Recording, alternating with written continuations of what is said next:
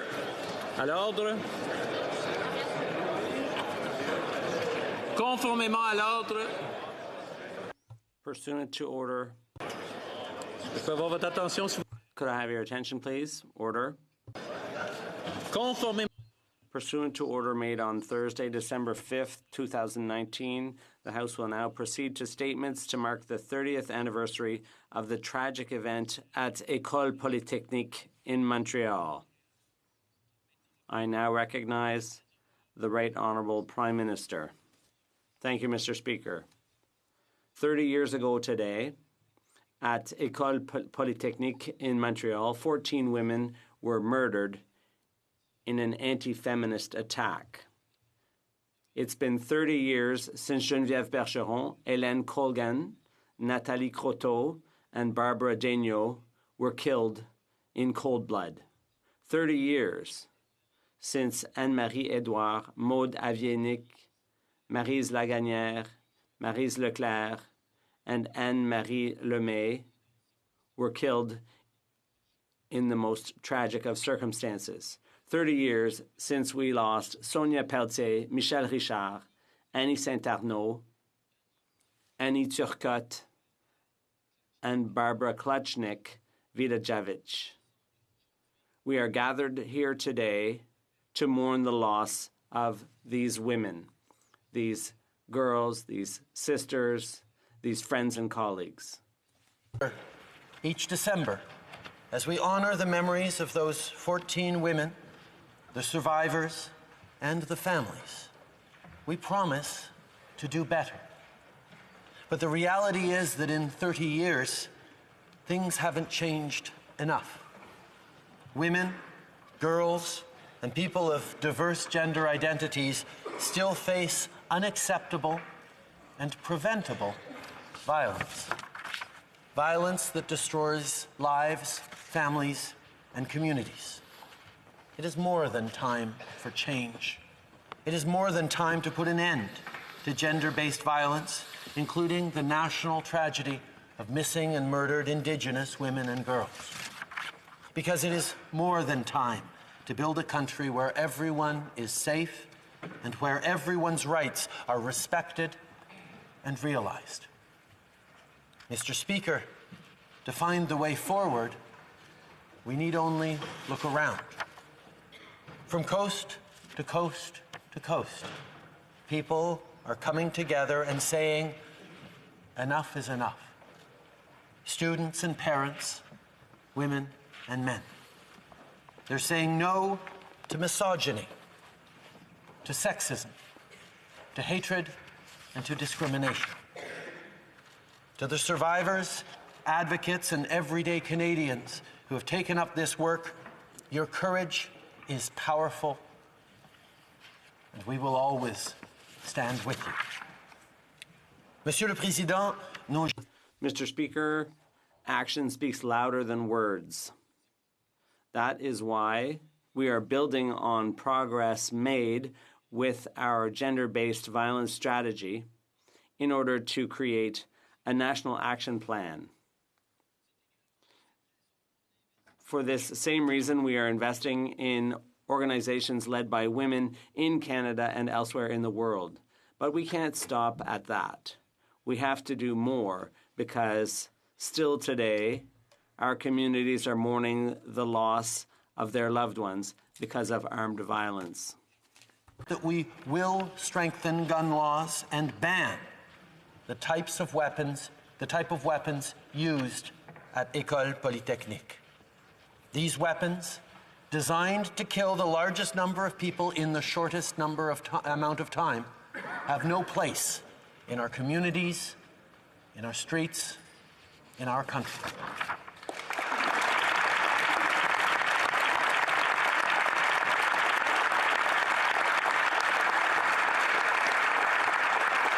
Too many lives have already been lost, and thoughts and prayers won't stop another tragedy.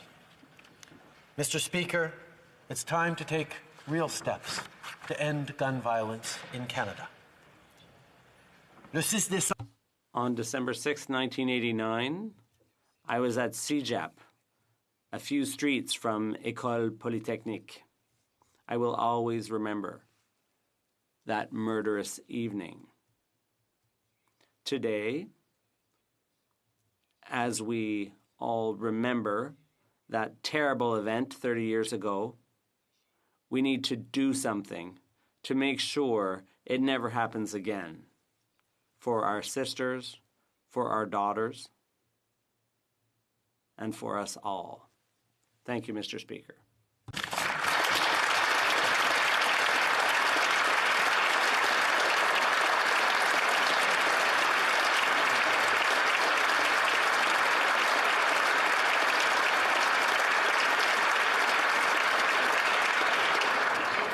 I now recognize the Honourable Leader of the Opposition. Elle était 14. There were 14 of them, 14 intelligent and ambitious young women who had a promising future. They had their whole lives in front of them. No one knows when their time will come. And those young women could never have guessed that one man's cruelty would bring their lives to an end. Exactly 30 years ago today, they went to university. For many of them, it was the last day of class. Normally, a day of celebration. What were they thinking when they woke up that morning?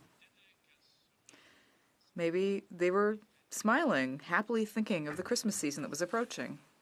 In just a few days, they would be able to see their families and loved ones again. Maybe they were even humming a Christmas tune. They were undoubtedly nervous, thinking of the exams that they would have to take later that day. Maybe they were dreaming of other projects for the future. There were 14 of them, 14 smart young women filled with ambitions. They had a promising future. They had their whole life ahead of them. They deserved to have their whole life ahead of them. And those young women could never have guessed that a man's cruelty was about to rob them of what was most precious to them, their lives. Exactly 30 years ago today, they were heading to university. For several of them, it was the last day of school. It should have been a happy day. When they got up that morning, what were they thinking about? Maybe they were smiling, thinking of the holidays that were coming. In a few days, they would see their families and loved ones. Maybe they had a Christmas song stuck in their head. They were probably a little nervous, thinking of the exams they would have to write soon. Maybe they were daydreaming about their future, dreaming of what they could become. Tous ces espoirs et ces rêves. Those hopes and dreams were brutally ended that afternoon when a man committed a violent and horrific crime. On December 6th, 1989, at the Polytechnique, he separated the men and the women and began to shoot the women, murdering 14 and wounding many others. Geneviève Bergeron, Hélène Colgan, Nathalie Croteau, Barbara Degnaud, Anne-Marie Edward, Maude Havernick, Barbara Kutznik-Vidavidzic, Maryse Lagagnère, Maryse Leclerc, Anne-Marie Lemay, Sonia Pelletier, Michel Richard, Annie Saint-Arnaud, and Annie Turcotte lost their lives that day. Their 14 names deserve to be read and honored. The victims of the Polytechnique massacre were murdered or wounded by a man who targeted them simply because they were women. 30 years later, we pause on this day, December 6th, to mark the National Day of Remembrance and Action on Violence Against Women. Those hopes and dreams were brutally ended that afternoon when a man committed a violent and horrific crime. On December 16th at the Polytechnique, in an unthinkable act of hatred and spite, he separated the men and the women and then began to shoot the women, murdering 14 and wounding many others. The names of those killed deserve to be read and honored. The victims of the Polytechnique were murdered or wounded by a man who targeted them simply because they were women. 30 years later, we pause on this day, December 6th, to mark the National Day of Remembrance and Action on Violence Against Women. En tant que père de... As a father of 3 wonderful young girls, as a brother to 2 brilliant sisters, and as a husband of an amazing wife, it pains me to think that these women that I love, and all women today, are still concerned by their own safety, simply because they are women. It is completely unacceptable that violence against women remains an issue to this day. That is why I resolve not to be content with simply respecting women, but I call on all Canadians to be proactive and demonstrate with our actions how much we value the safety, the dignity, and the value of every life of every woman. 30 years later, let us honor the memory of those victims. As a brother to two brilliant sisters, and as husband to an amazing wife, it pains me to think that these women I love, and all women today, are still concerned for their own safety simply because they are women. It is unacceptable that violence against women remains an issue to this day. That is why we must all resolve not to be content with simply respecting women, but we must call on each other, on all Canadians, to be proactive and demonstrate with our actions how much we value the safety, dignity, and value of every life of every woman. Let us consider the messages we send about the value, worth, and dignity of women in our speeches, in our actions, in the examples we set for our sons and daughters. May we each decide that we will each do our part to make Canada a safer place, and in this way, 30 years later, let us honor the memory of the victims of the Polytechnique. Thank you, Mr. Speaker.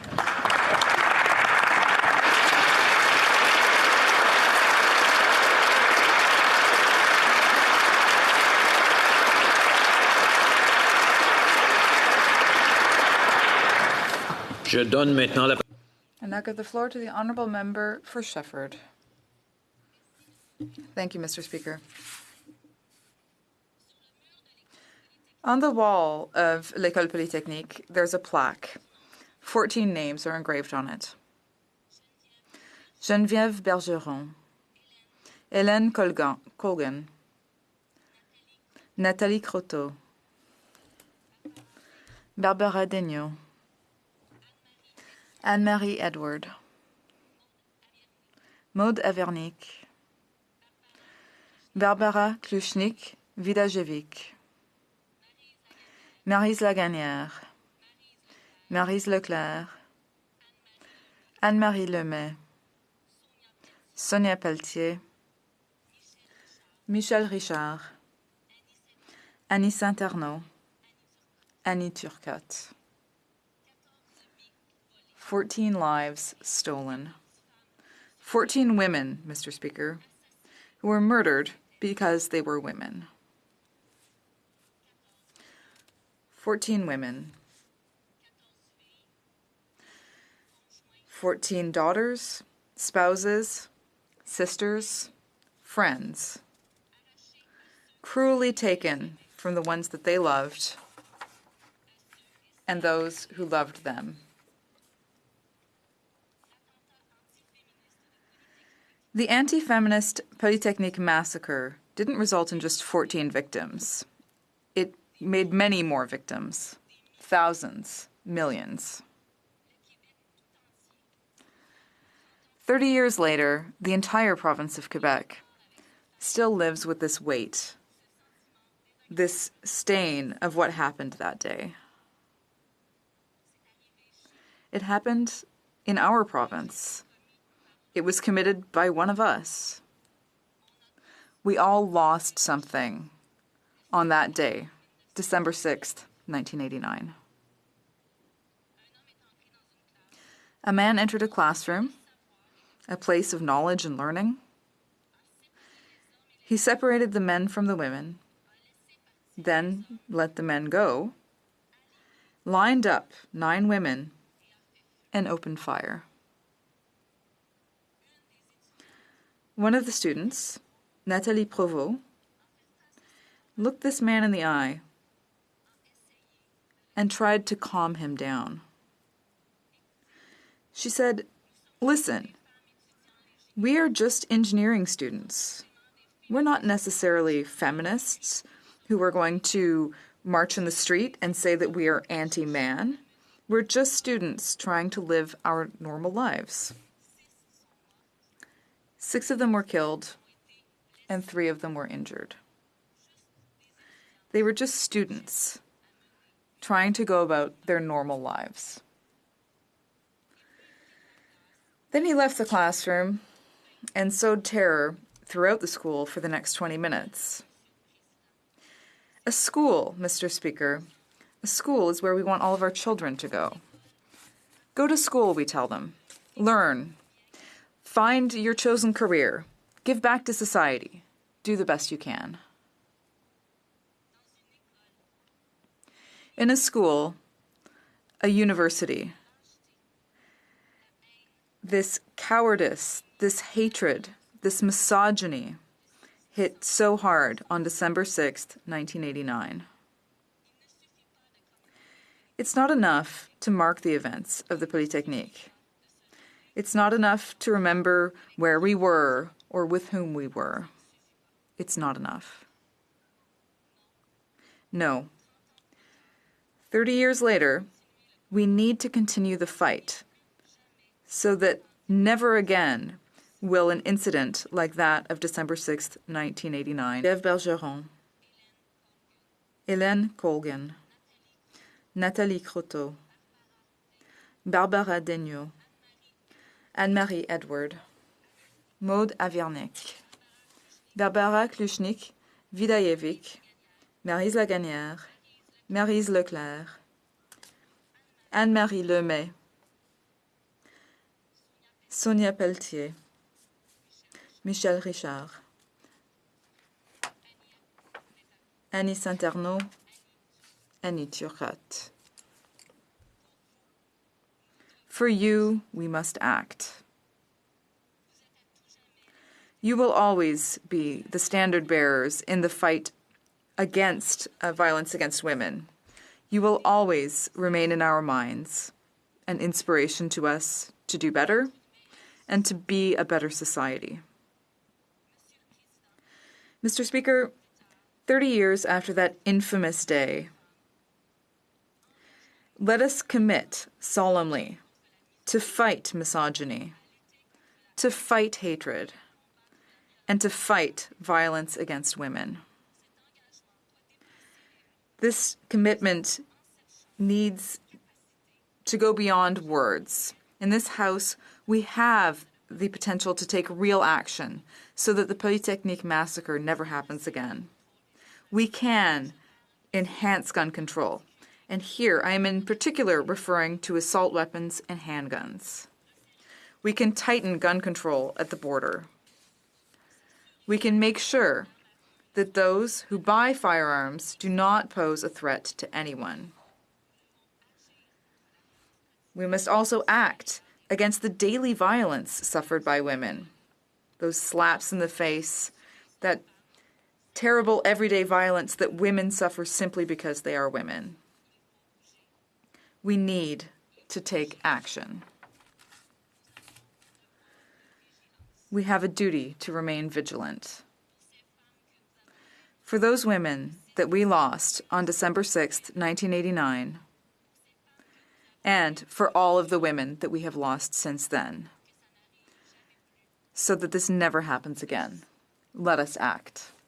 Merci, Monsieur. Thank you, Mr. Speaker.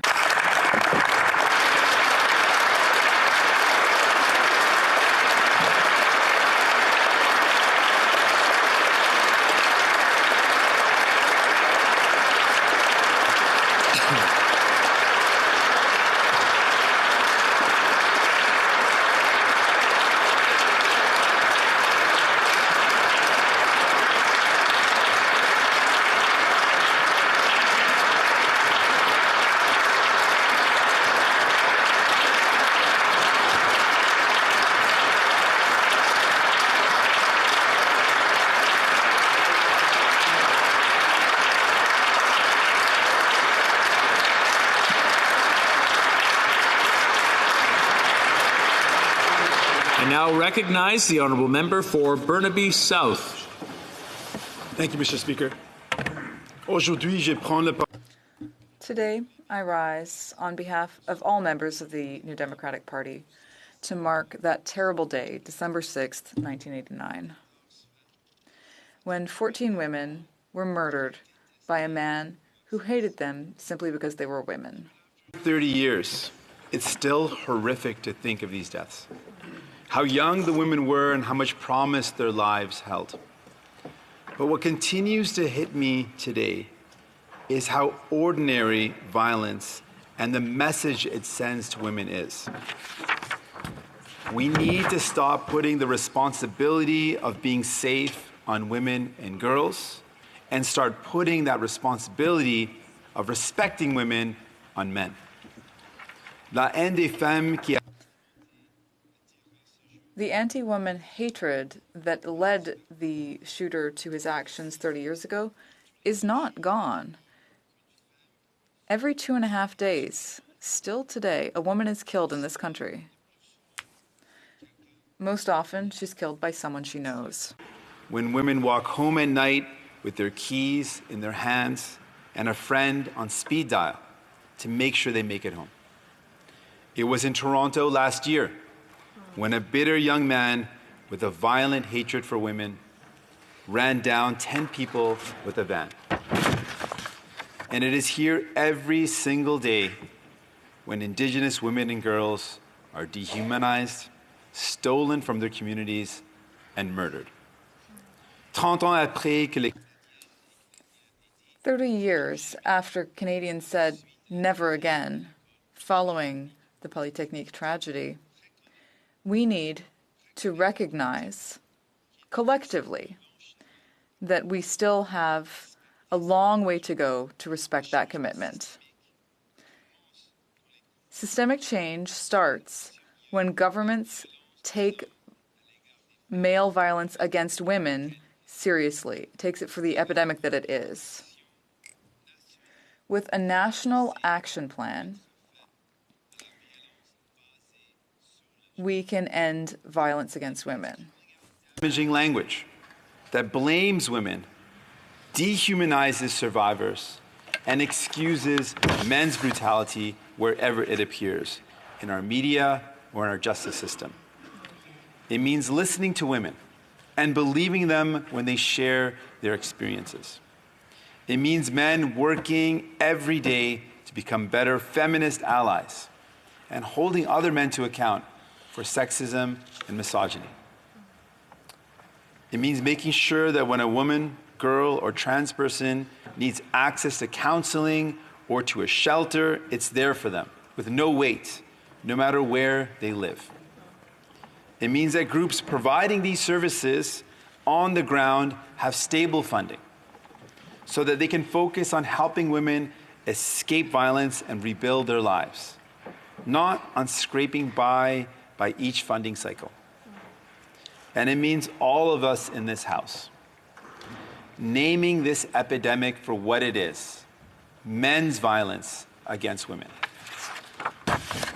Aujourd'hui, 30 ans après, Today, 30 years after that horrible day, we remember the 14 young women who were killed because one man hated feminists.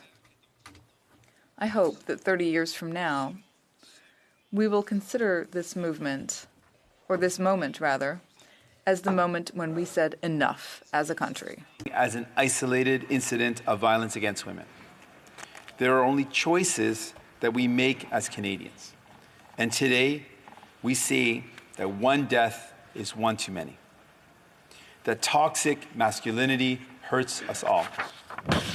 Que toutes les femmes et les filles That all women and girls have right to humanity, dignity, respect, freedom, and ambition.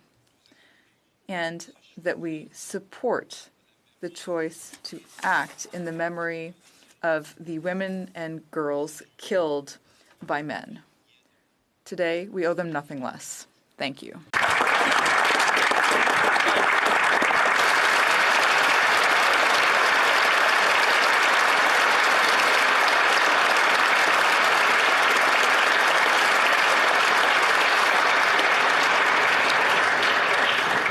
I now recognize the honourable member for Fredericton. Mr. Speaker, honourable members, I would like to acknowledge the unceded, unsurrendered homeland of the Anishinaabe and Algonquin nations on which we stand. Aujourd'hui, c'est la journée Today is the National Day of Commemoration to remember the massacre at the Polytechnic School on December 6, 1989. It was an unconscionable anti-feminist act. It was not a single isolated incident, but the direct consequence of rampant misogyny in our society.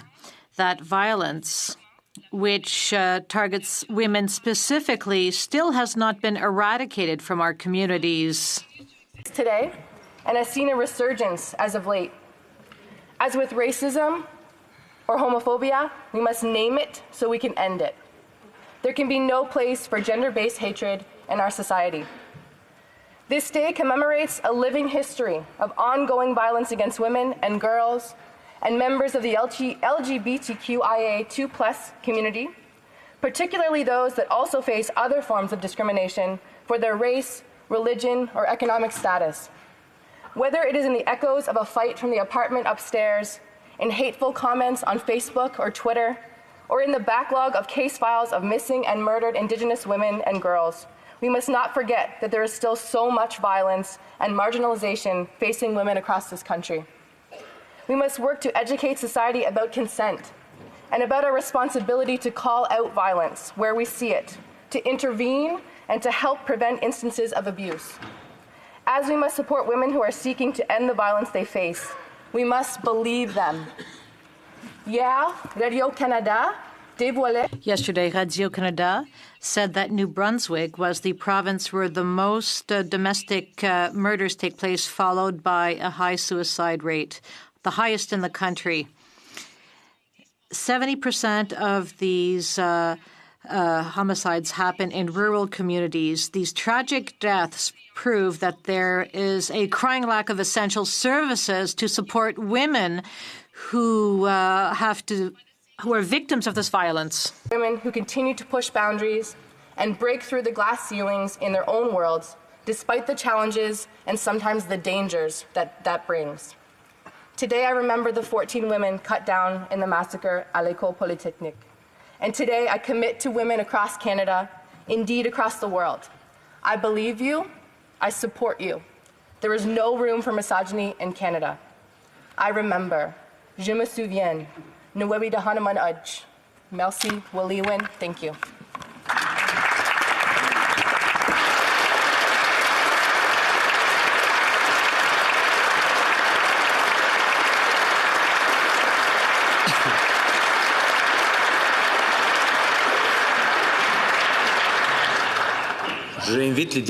I would invite members to rise and to observe 1 minute of silence in memory of the victims of the tragic incident which occurred 30 years ago at the École Polytechnique of Montreal.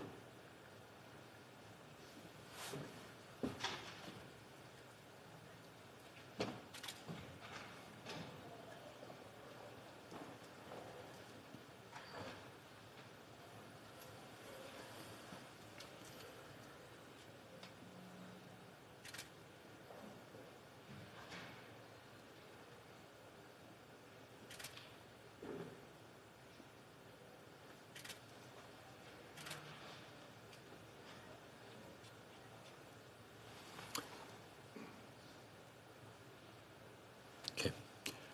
Orders of the day. Ordre du jour.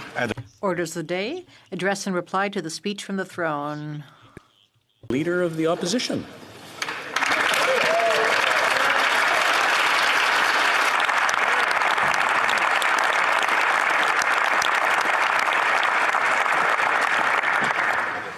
Appreciate some of the applause from the other side, but they haven't heard what I'm about to say yet, so they might want to retract it in a few moments. I appreciate that. Thank you. Thank you very much, Mr. Speaker. And as we take our seats and take up the people's business in this chamber, We all share in a privilege of protecting the hopes and dreams of our neighbours and communities and our fellow Canadians through the work we do in this chamber.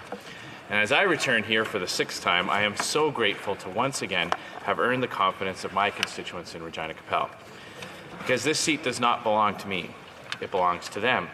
None of the seats in this chamber belong to any of us, including the Prime Ministers. Instead, these seats all belong to the people who sent us here. And they sent us here to get to work.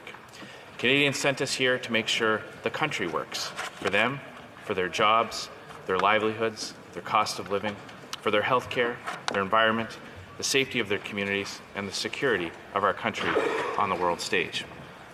Monsieur le Président. Mr. Speaker, it's clear that we have a lot of work ahead of us, and regardless of which party we belong to or the region we come from, we all must listen and learn, grow, and improve. We all together on both sides of this chamber, we must expect more of each other and of ourselves. In light of the results of the last election, in which the people sent a clear message to all of us that the status quo had failed, that the approach of the previous 4 years just wasn't good enough. Canadians want better, and as the strongest opposition in Canadian history, we are going to make sure that they get better. Hear, hear.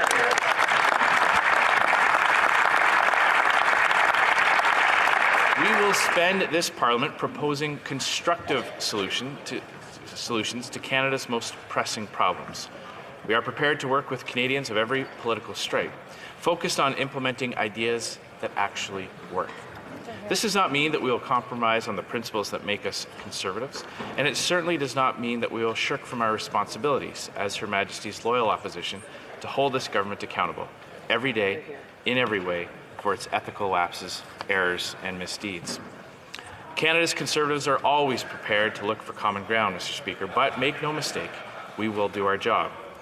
It is just as important to recognize that when Canadians voted in the fall election, when they passed judgment on the previous 4 years, they were rendering a verdict on a 4-year stretch in which the Liberal Party wielded virtually unchecked power. And while the talking heads and pundits have been working overtime to spin the election results as anything else, the facts of this election are clear. The Liberal Party lost votes and seats in every region of the country. They lost the popular vote, and they were reduced to a minority government with the weakest mandate in Canadian history. La population a... Canadians sent a clear message to the Prime Minister that, as he said, he needed to think about. To act like he got a promotion. Woohoo! Here, here.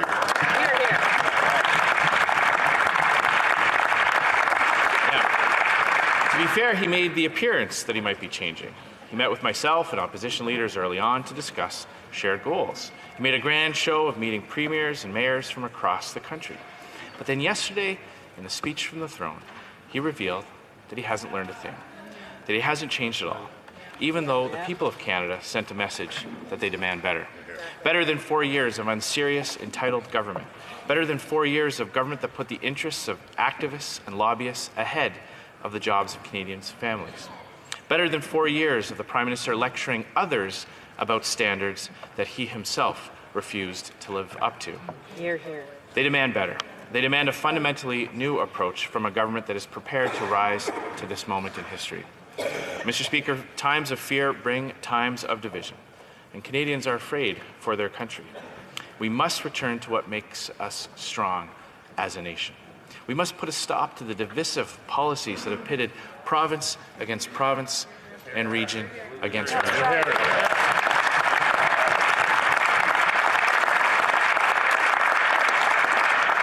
Canada was built on the idea that we are stronger when we work together, when we dream together, when big nation-building projects were seen not just as possible, but necessary. And I believe that we can build that kind of Canada again, and that is what we came to this House prepared to work with. Hear, hear.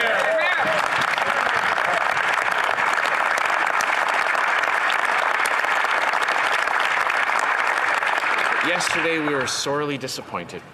This throne speech was supposed to be the first real part of the Prime Minister's new approach. That's what these speeches are all about. It's a statement of intent, about how the government has changed, how it will learn, how it will improve. And so I listened to the Governor General, Mr. Speaker. That was what I was waiting to hear. Some humility. Still waiting. If this Liberal government ends just like the last one, then an opportunity to learn and to grow will have been missed. And the message Canadians sent to the Liberal Party on October 21st will have truly been ignored. One of the most important roles of the official opposition is always be ready as a government in waiting to provide an alternative to the status quo. And this is doubly true in a minority parliament. Monsieur le Président. Mr. Speaker, this is what I want to talk about today, the challenges and opportunities our country faces and the leadership required. Leadership that all Canadians should expect from all parties in this parliament. First, by supporting Canadian families that are struggling with a rising cost of living. Second, by keeping Canadians safe in an increasingly unstable world. Third, by creating and sustaining good Canadian jobs in a time of economic uncertainty. Fourth, by protecting the environment and fighting climate change at home and around the world. And fifth, by preserving national unity and healing the divisions between provinces, between regions, and between all of us as Canadians. So let's begin by talking about what should be the top priority for us all. Supporting Canadian families who are struggling with a rising cost of living. But too many of the political games being played by the political classes are far removed from the real hardships facing real people. Plus de la moitié des Canadiens. Over half of Canadians are $200 away from not making ends meet at the end of the month. They are vulnerable to a rise in interest rates and are on the edge of bankruptcy. Number of personal bankruptcies since the Great Recession, and the middle class is struggling. Over the past 3 years, the number of food bank users with jobs has gone up 27%. More and more hardworking people are not getting by. People are struggling to pay the mortgage, pay the rent, or pay the bills. More Canadian families are finding it harder to put food on the table or to fill up the car. Studies show that for an average Canadian family earning $117,000 of combined income, 44.7% of that income, or $52,000, goes just to pay taxes. Wow. 53% of that goes to pay federal taxes. And yet, Mr. Speaker, over the past several weeks, there's been a chorus of voices from elite corners of Canadian high society demanding that our party endorse the carbon tax. Well, let me be clear, Mr. Speaker. We will always oppose a carbon tax because we know the real cost it imposes on the Canadian people.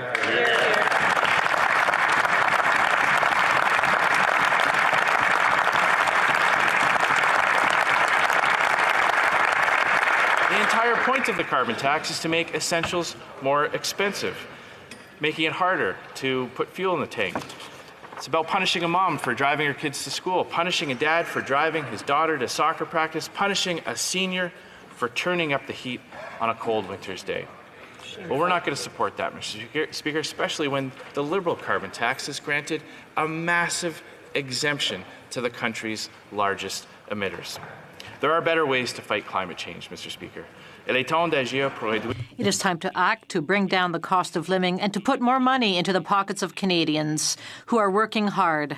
Canadians, we're looking to this government for leadership is how we are going to keep them safe in an increasingly unstable world. Now, let's not sugarcoat it. The world has become a much more dangerous place. The government of China continues with an expansionist agenda that is threatening Hong Kong's vibrant democracy and indeed the safety and security of the people of Hong Kong themselves. Just as important to Canadians, the same Chinese dictatorship continues to hold 2 innocent Canadians hostage as a retaliation of Canada fulfilling our legal obligation to arrest and extradite Huawei executive Meng Wanzhou.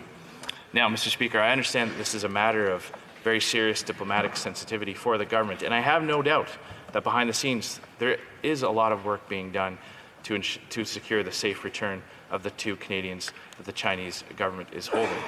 But what is incomprehensible to Canadians is that in the face of this blatant attack, the Minister of Small Business still traveled to China and posed for photo ops to promote China as a place for Canadian investment. Wow. Canadians are asking why this government is still giving $256 million to the Asian Infrastructure Bank so that China can develop infrastructure in other parts of the world. In fact, we found out just recently that this Asian Infrastructure Bank, being funded by Canadian tax dollars at a time when Western Canadian energy companies are struggling to get their product to market, this Asian Infrastructure Bank funded not one, but 2 pipeline projects in other countries, Mr. Speaker.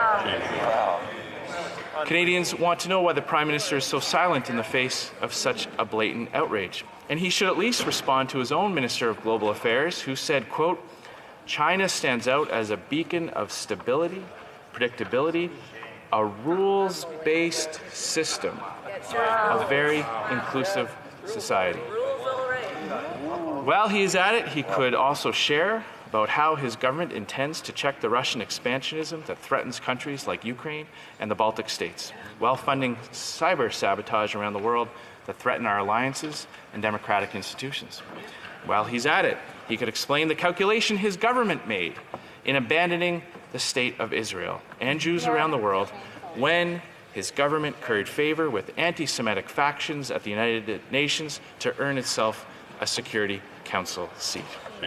But most of all, we would really appreciate hearing the Prime Minister talk about Canada's deteriorating relationship with the United States, one that was only exacerbated by his own conduct at this week's NATO summit.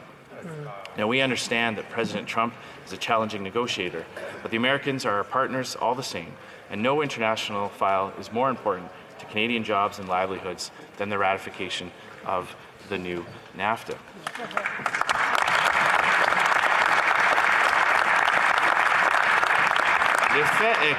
The fact is that 80% of our GDP depends on trade. We must have an effective foreign policy to ensure that our allies and trade partners continue to trust us and to trade with us. We are talking about our steel industries in Ontario, aluminum industries in Quebec, our forestry industry in BC, our agriculture and agri-food industries, including our supply managed sectors, the auto sector, aerospace sector, or the hundreds of thousands of workers who depend on our energy sector. Canada's economy, Canadian workers, and Canadian jobs depend on having a government that will stand up for our country no matter what. Hear, hear. Hear, hear.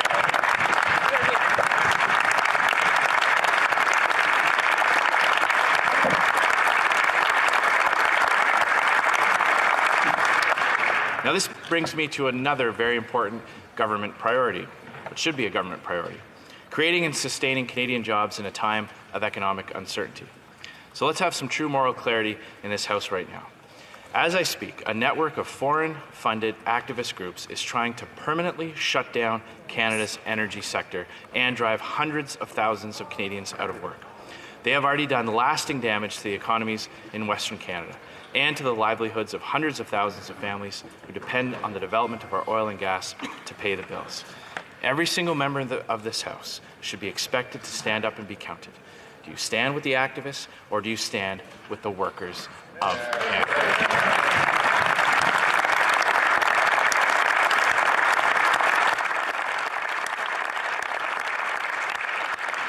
These groups take foreign funding and interfere in our discussion around energy and pipelines in this country. It has never made any sense to me why there are loud voices in this country, including many in the government benches, who want to ban and block the exportation of Canadian energy to foreign markets. And meanwhile, they do nothing when tanker after tanker of foreign oil comes in to Canadian markets.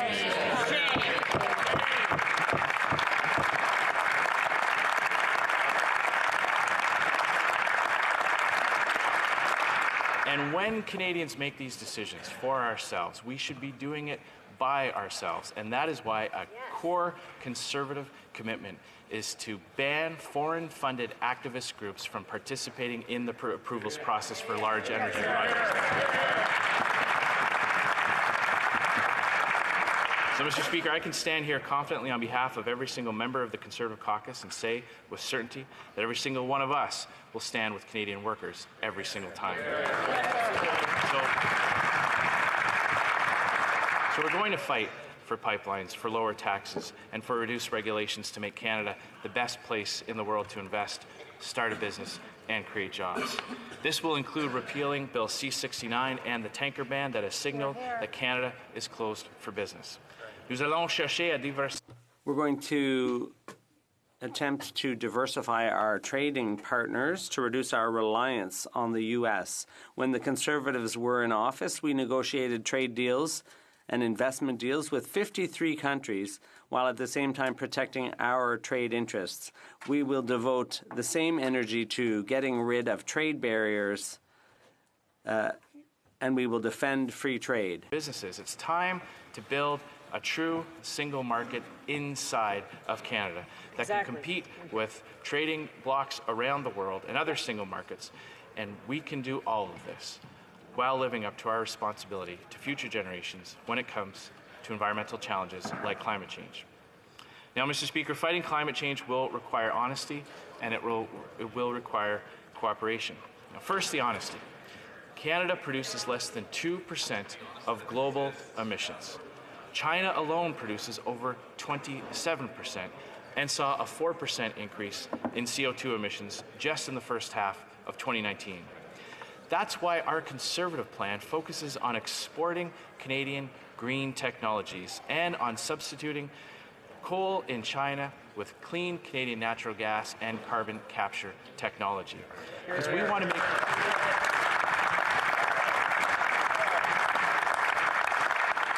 Because we know that Canada can make a real difference by taking the climate change fight global. Imposing a carbon tax on seniors won't do that. Even if it were possible to drop Canada's emissions to zero, it would not make a dent in our shared global obligation. And if you do take climate change seriously, why would you rely so much on imposing taxes on things like essentials that are known to be unresponsive to price increases? It's time to stop targeting Canadian commuters and seniors and instead focus on innovative, market-based policies that prepare Canada for the future and can ensure we make a real impact on global emissions. A real plan must offer a global vision for fighting climate change. Nous pouvons lutter. We can fight climate change without taxing parents bringing their children to school.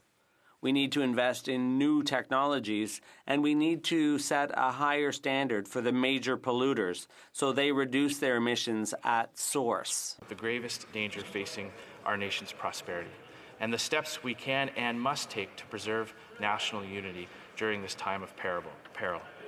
We are facing a time when our country is being divided between East and West, between English and French, between urban and rural. And even the divisions between generations continue to grow. No Canadian can afford to be oblivious to this threat, least of all members of this House. Mr. Speaker, as a proud MP from Saskatchewan, I would caution all of our colleagues from across Canada to not underestimate the deep alienation and anger that the people of my province, along with our neighbours in Alberta, currently feel about their deal in Confederation. The damage done over the past 4 years is significant. Today, 175,000 Albertan energy workers are unemployed. Proud Canadian companies like TransCanada and Encana are moving their businesses to the U.S. After just 4 years of Liberal government, the Bloc is back in force with 32 separatist members of Parliament. Premier Legault had specific demands. None of those demands was considered by the Liberal government. But members of the Bloc have decided all the same to support the throne speech. During the campaign, the Bloc said it was the voice of Premier Legault, and now we see the result. Only Conservative members will defend the interests of Quebec, not the Bloc.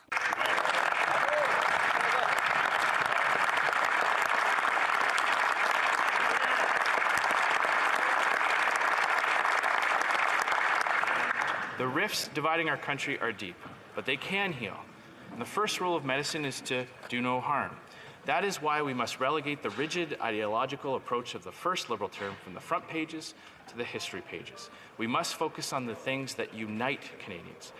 Mr. Speaker, I still believe that Canada can be a place of big dreams, and that the same spirit that built the Canadian Pacific Railway, the Trans-Canada Highway, and the St. Lawrence Seaway still exists today. And we can still achieve big things together. This country can work for both the West and the East and all provinces in between, but only a Conservative government has the vision to do just that.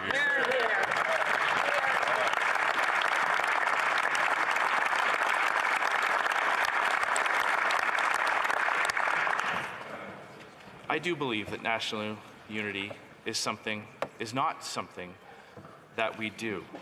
It is something that happens when we get the big things and the little things right. Our role as an official opposition is to fight for Canadians who, inadvertently or not, are hurt or left behind by the government's agenda. So we will show up every day. We will be ready to do our job. Nous allons utiliser We will use every tool at our disposal to oppose the parts of this government's agenda that may do harm to Canadian men and women. Constantly be at the ready with better policies and a better plan to replace this government when it falls. Hear, hear. Canadians can no longer afford a government that gets the big questions wrong. We know we have a better program that will help unite Canada, that will create jobs, help Canadians make ends meet, and allow more Canadians from all races, regions, genders, religions, sexual orientations, languages, pursue their dreams and build a better life right here in Canada, right here at home. And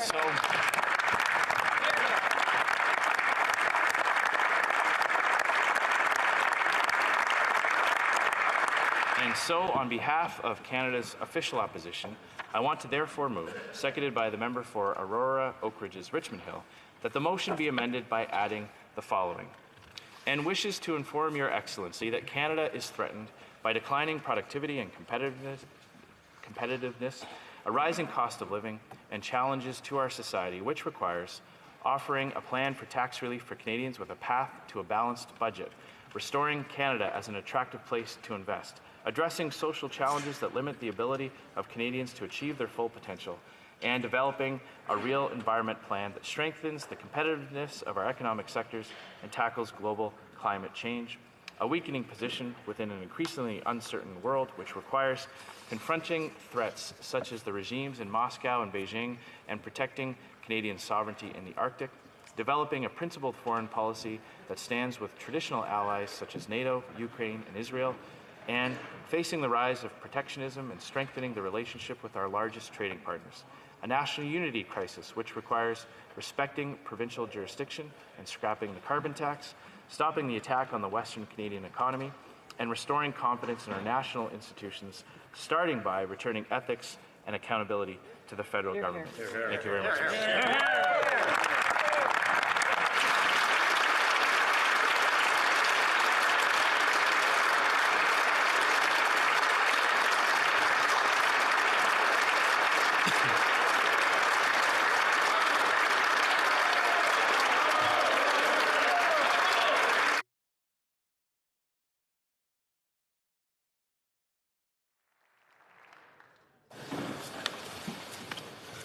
Mr. Scheer, seconded by Ms. Alisev, move that the following amendment and wishes to inform Your Excellency that Canada is threatened by declining productivity and competitiveness, a rising cost of living, and a challenge to our society which requires offering a plan for tax relief for Canadians with a path to a balanced budget, restoring Canada as an attractive place to invest, addressing social challenges that limit the ability of Canadians to achieve their full potential, and developing a real environment plan that strengthens the competitiveness of our economic sectors and tackles global climate change. A weakening position within an increasingly uncertain world, which requires confronting threats such as regimes in Moscow and Beijing and protecting Canadian sovereignty in the Arctic. Developing a principled foreign policy that stands with traditional allies such as NATO, Ukraine, and Israel, and facing the rise of protectionism and strengthening the relationship with our largest trading partners, a national unity crisis which requires respecting provincial jurisdiction and scrapping the carbon tax, stopping the attack on Western Canadian economy, and restoring confidence in our national institutions, starting it by returning ethics and accountability to the federal government. The amendment is in order. I'll take this one here. I'll take the colored one. There we go. Questions and comments. Questions et commentaires. The honourable member for Winnipeg North. Yes, thank you, Mr. Speaker. It should be.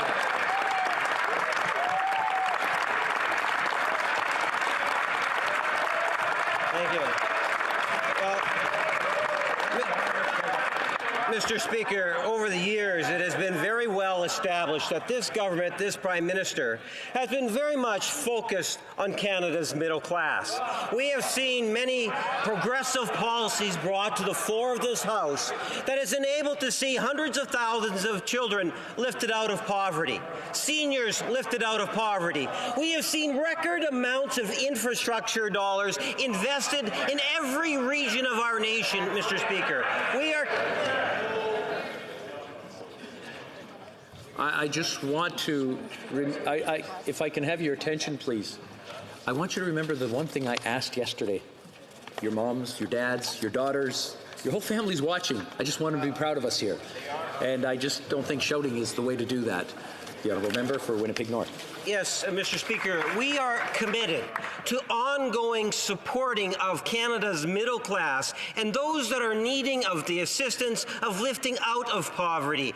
The throne speech embodies many progressive measures, such as a continued commitment to tax breaks for Canada's middle class. Now, I'm sure the Leader of the Official Opposition will recall that many of those progressive measures, including the tax break, the Conservative Party voted against. My question to the Leader of the Official Opposition: will he put actions to his words when he says that he will support Canadians from coast to coast and support this government's initiatives that will continue to lift Canadians out of poverty and provide tax breaks for Canada's middle class? The Honourable Leader of the Opposition. Well, Mr. Speaker, Conservatives always support tax reductions. What we were voting against were the tax hikes that this Liberal government included in their budget. The cancelling of the Children's Fitness Tax Credit, the cancelling of the Public Transit Tax Credit, and we were voting against the tens of billions of dollars of new debt that this government has piled on to the backs of future generations of Canadian taxpayers, Mr. Speaker. He wants to talk about infrastructure dollars. The Parliamentary Budget Officer said that the Liberal plan, quote, did not exist. He wants to talk about jobs, Mr. Speaker. November saw the biggest job decline in Canada in recent years. He wants to talk about the middle class. They are paying more taxes under this government. Almost 45% of their income is going just to pay the taxes. Now, if he wants to see concrete proposals, he will find it in our plan to make life more affordable for Canadians by lowering taxes on all Canadians, by bringing back those popular tax credits that made life more affordable, and by a responsible plan to get back to balanced budgets so that less money from Canadians' taxpayers is going just to pay the interest on the debt. I'd invite him to vote for that plan. Questions and comments, questions et commentaires. The honourable member for James Bay.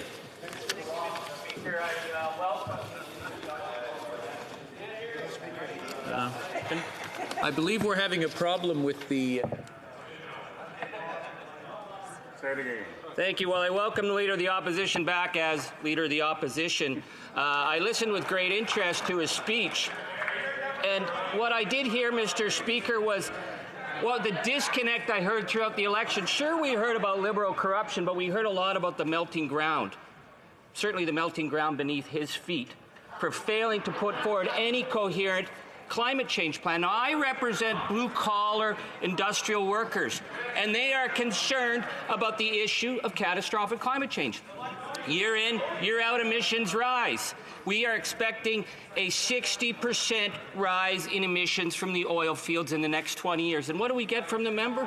We get the conspiracy theory of foreign radicals who are trying to undermine our industry. Nobody buys that. we don't have any coherent plan other than grr carbon tax, but what I find deeply offensive is the fact that he's telling our House that if Jason Kenney doesn't get his way to massively expand the oil fields, that they will put the issue of the future of our country on the table. That is unacceptable. That a member there stands without any coherent credibility on the single biggest crisis facing our planet and tells the rest of Canada that they have to go along with his conspiracy theories and have no credibility on environmental change, or they will break up our country. I would tell that member to drop that kind of language, because the ground is certainly melting beneath his feet very quickly at this point. The Honourable Leader of the Opposition.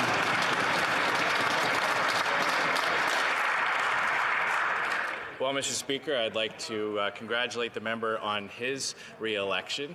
I know that he's got a new seat in the House of Commons. He's being returned to this party as a member of the fourth party. So I hope he enjoys the new perspective that he has over there. But, you know, I can understand why the member doesn't believe that there are foreign radical groups trying to destroy jobs in our economy, because in the NDP, they're all domestic. They're all over there.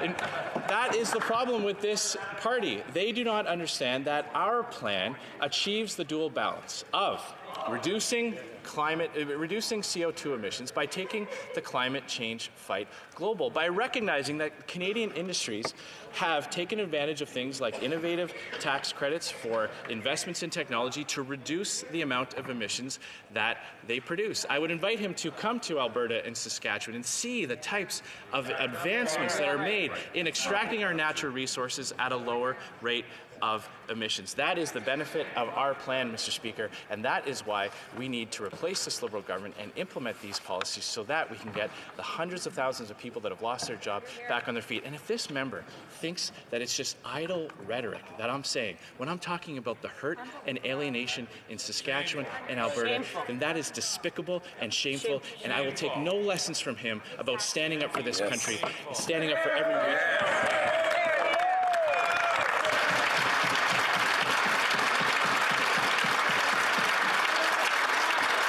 Questions and comments. Question et commentaires. The Honourable Member for Nanaimo, Ladysmith. The Honourable Member for Timmins James Bay. We'll stop the clock. The Honourable Member for Timmins James Bay has a point of order. Thank you. Mr. Speaker, I know it's your first day and you're going to make an amazing speaker. However, for the Leader of the Opposition to accuse someone who's representing their... I'm sorry, I can't... We can't hear the, it's not working. It's debate. It's debate. I can't hear to make out whether it is debate. If I can have order in the House for a second so I can hear the Honourable Member for Timmins James Bay. The light is now on. The Honourable Member can... I ask you, Mr. Speaker, that it is very unparliamentary for the Leader of a party to accuse someone of being despicable for asking a question. That is the antithesis of democracy in the House. I'm sorry, I really... get a better tone. If I can interrupt again. We're having a real technical problem here. I cannot hear what's happening. And I... Do we have a technical problem? Okay.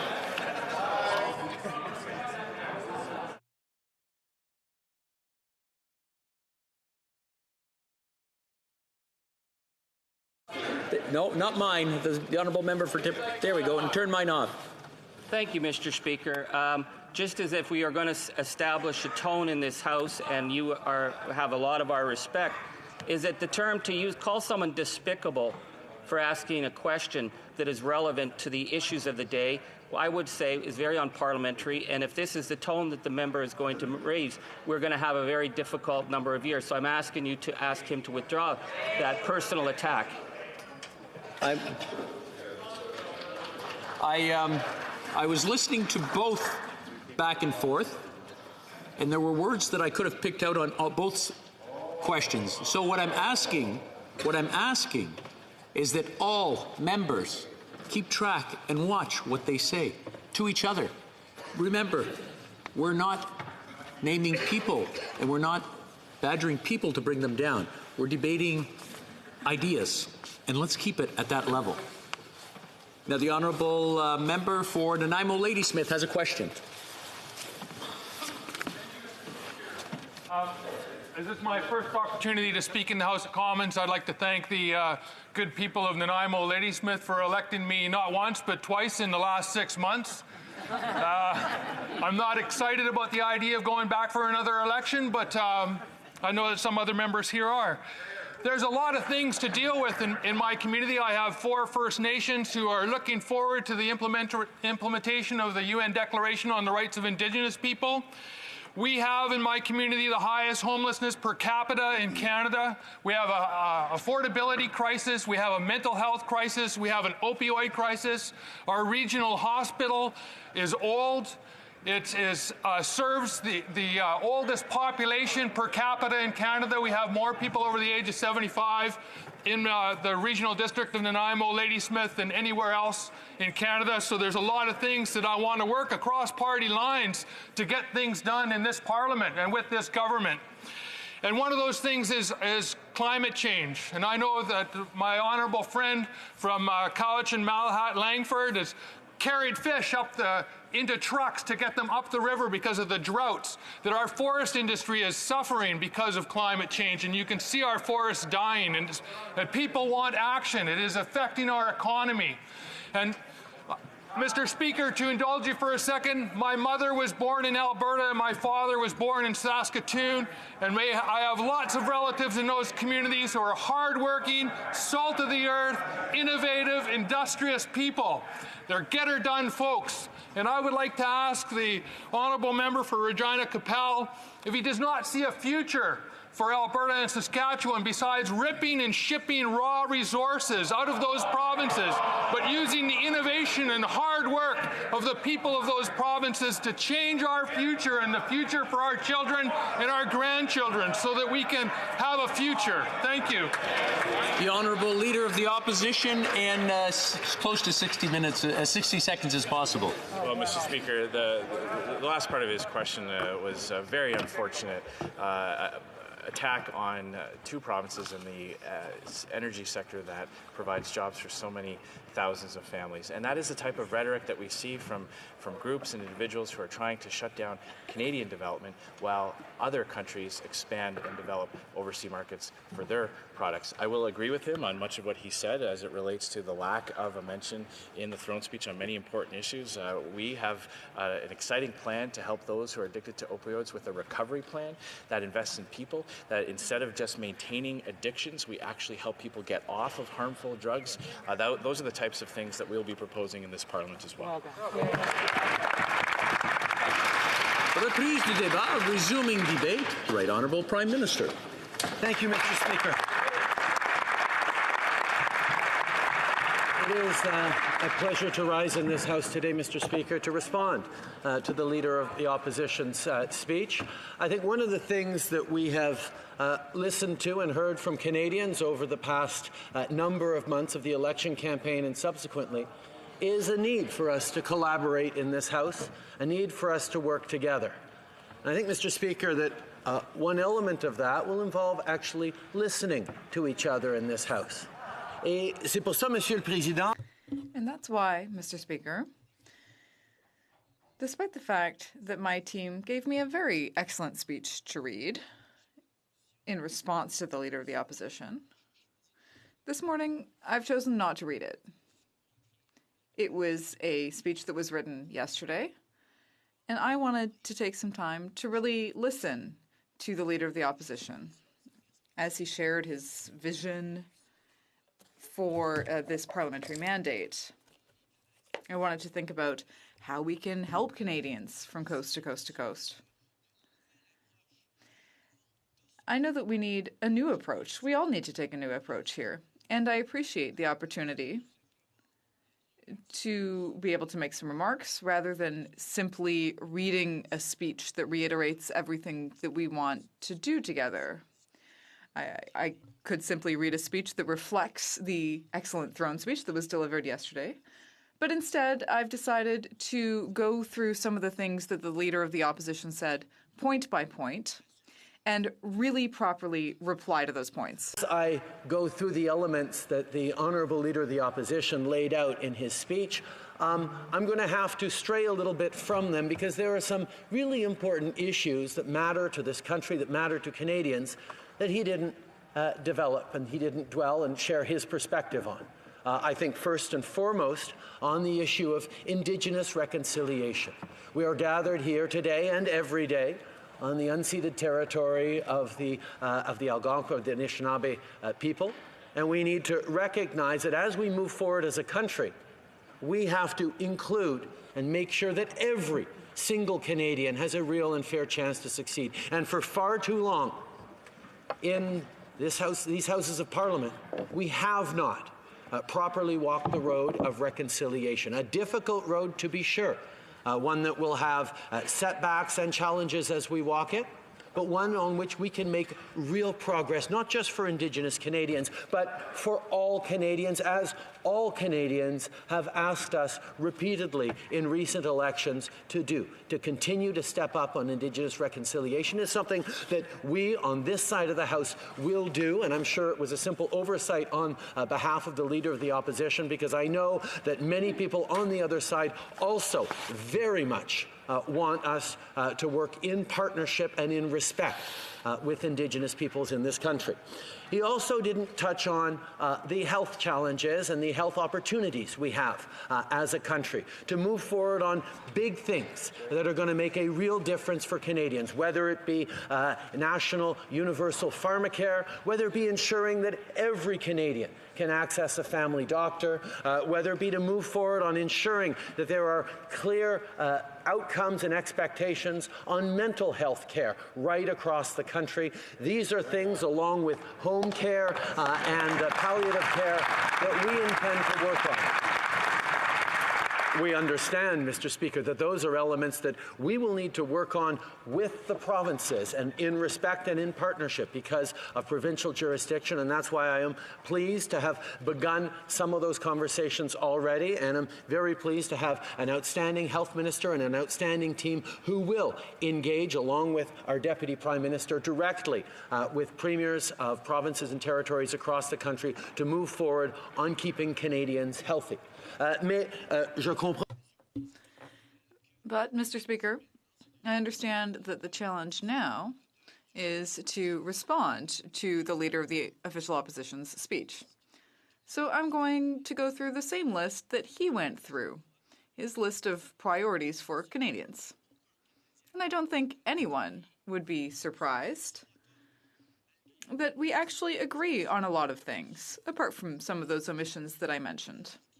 There are a lot of issues that he presented as being significant issues for Canadians, and I agree. So the cost of living, affordability, keeping Canadians safe around the world, ensuring that Canadians have good jobs, fighting climate change, and finally, ensuring national unity.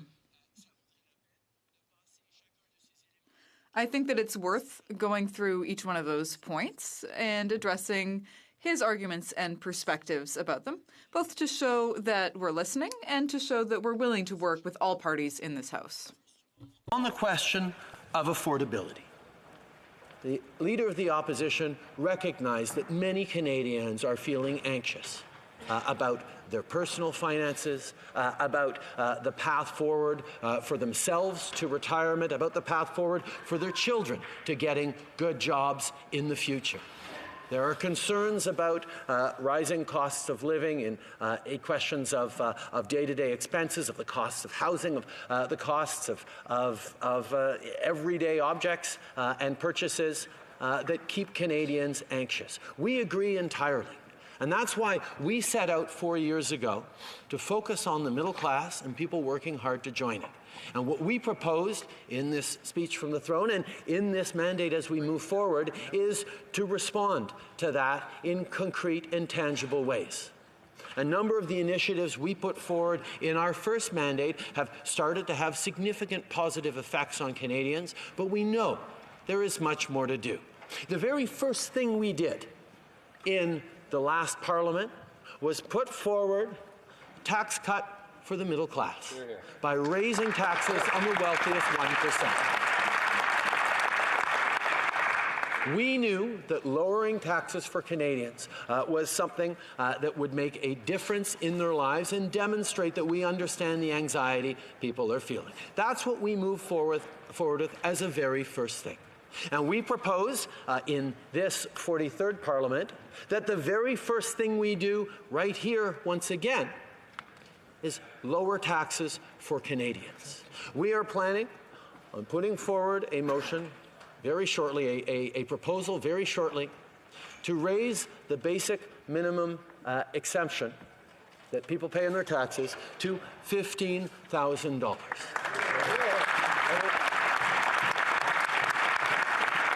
That means that thousands of Canadians will no longer have to pay taxes at all because they make less than $15,000, and many more will see their tax burdens decrease significantly.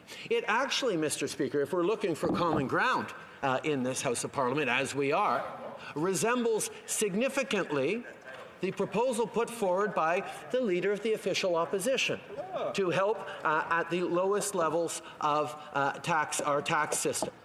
The Leader of the Opposition put forward a proposal that would help Canadians. We only had one small issue with it that I think our proposal actually meets and fixes, and I don't think it's a proposal that the Leader of the Opposition or his team will be preoccupied with. I think they can support it because the change we made is we made sure that as we lower taxes for low-income Canadians and the middle class, we don't actually give any extra advantages to the wealthiest Canadians. And the small hiccup in the proposal that the Leader of the Opposition put forward was that it actually would benefit someone who is making $400,000 a year under his plan than someone making $40,000 a year. So we just ensured that the help we are giving to Canadians by lowering taxes really goes to those who need it most. That will help with affordability, Mr. Speaker. Mais la deuxième grande chose que nous avons The second big thing that we did as a government 4 years ago was to introduce the Canada Child Benefit. So first, we stopped sending checks to millionaires, like mine and that of the Leader of the Opposition. And instead, we decided to give the most money to those who needed it the most, low-income and middle-class families. That measure allowed us to lift over 300,000 children out of poverty in Canada. But we recognize that there's more to do. And I don't want to spend my whole speech talking about what we did 4 years ago. I want to talk about what we're going to do. And that's why, and again, I think this is a proposal that I think people in this House will be able to accept. We are proposing to increase the Canada Child Benefit for families that have children under the age of 1 year. We know that the cost of having a newborn is higher than having a child who is 3 or 13 years old. So this measure should really help families. And it's something that we know will help reassure people about their future and the future of their children. And it will also reduce the anxiety that we know a lot of Canadians have. We also recognize that housing is a huge concern for many Canadians. That's why over the last few years, we developed a national housing strategy that would help with affordability, that would help ensure secure housing for Canadians. Although, of course, we recognize that there's a lot more to do. Municipalities and provinces to respond to the very real needs for housing. We recognize that there is more to do, and that's why we're continuing to invest in infrastructure and why we look forward to bringing in the Canada Housing Benefit, which will be a portable benefit based on the family, going to the family rather than going to a specific apartment or location, which will give them a broader range of choices to be able to afford the housing that they need in order to build the future for themselves and their families they need. We also recognize that far too many young Canadians, far too many first-time homebuyers are seeing greater barriers to buying that first home as housing prices rise across the country. Even with economic growth, even with more jobs, we know people are facing anxiety, and any delays in millennials or others buying their first home ends up accumulating in missed opportunities to build that equity throughout their lives to be able to afford them a good retirement. That's why we put in place the First-Time Homebuyers Initiative a number of years ago, which provides money to first-time homebuyers that will lower their mortgage costs and make buying their first home more affordable. However, that's something we did already. What we're proposing to do as a next step around housing affordability is to make sure that people in high-cost markets like Vancouver and the Lower Mainland, like Victoria, or like the GTA, have a larger benefit that means more people can buy their first home, even in places where the costs of housing and homes are significantly higher than other places. Our focus on affordability, our focus on supporting the middle class and people working hard to join it goes through everything we did. What was interesting about the member opposite's, the leader of the opposition's comments on this is he talked about the carbon tax as being a significant cost for Canadians. And that is where, if he is serious about reducing people's anxiety about the future, if he was serious about reassuring Canadians in their ability to tackle new challenges and support their families, it would be good if we were able to lay out the actual facts of what our plan of putting a price on pollution means for Canadians across the country. First of all, we wanted to work with provinces to ensure that they could create a price on pollution to prevent pollution from being free anywhere in the country in a way that suited their province, suited their realities.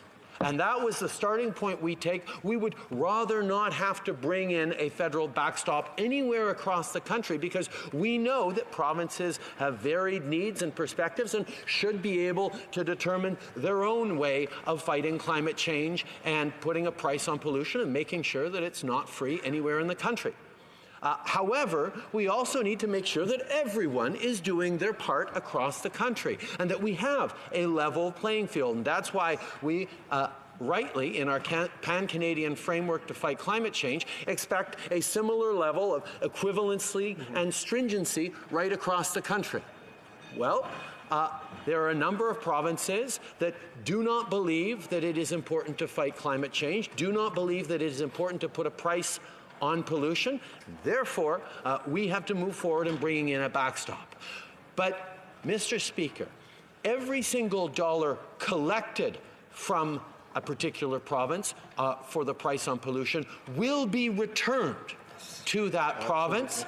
And most importantly, average costs for an average family across that province will be less on the price on pollution we added than the climate action incentive we return to them at tax time before the full year is up. So, Mr. Speaker, very simply and clearly put, in the provinces in which there is a federal backstop, that is New Brunswick, Ontario, Saskatchewan, soon to be Alberta and Manitoba, the average citizen of those provinces will be better off with this price on pollution than they would be had there been no price on pollution. Indeed, in a province like Saskatchewan, where the Leader of the Opposition is from, I can point out that families will be hundreds of dollars better off every year with this price on pollution. And if one wanted to truly bring down the temperature and the anxiety in the West, pointing that fact out might actually help.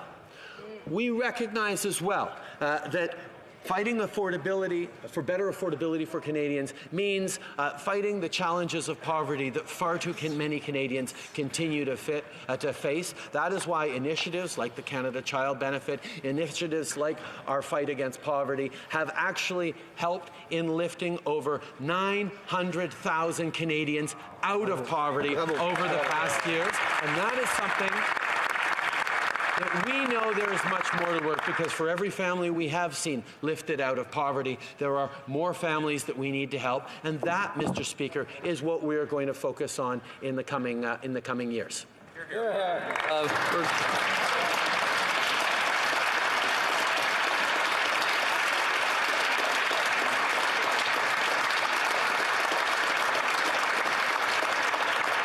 I was just going to suggest a break. I'm not sure, so that we can go to question period. I'm not sure if the Right Honourable Prime Minister is going to continue his speech afterwards. I just wanted to clarify. Yes. Yes. Mr. Speaker, I have still 4 points to make based on what the Leader of the Opposition said. That's what I figured. I just wanted to clarify that. After question period to respond to the Leader of the Opposition. Thank you. That was for my clarification. The Honourable Member for not Whitby, I'm sorry, Durham. I was in the right part of the province. The Honourable Member for Durham has a point of order, I believe. Thank you, Mr. Speaker. I had a point of order, but I wanted to give the Prime Minister the ability to finish the bulk of his remarks, so I waited to bring it. My point of order relates to the general practice of the House that before the government talks about the provisions that are going to be contained in a bill, that they table the bill with this House. So the Prime Minister in his remarks gave a specific reference to a tax measure and the exact change he's going to bring in a bill that has yet not been tabled in this House with respect to the basic personal exemption. So we're talking about collegiality. I would ask the Prime Minister to table that bill that he's referenced specific tax measures in his remarks, so that Parliament can review what he's talking about as per the normal course of this House. The Right Honourable Prime Minister. The initiatives I proposed are spelled out in our platform, Mr. Speaker, and that is there for everyone and every Canadian to see.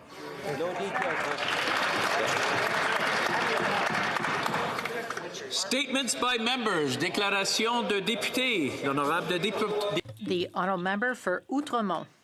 Thank you, Mr. Speaker.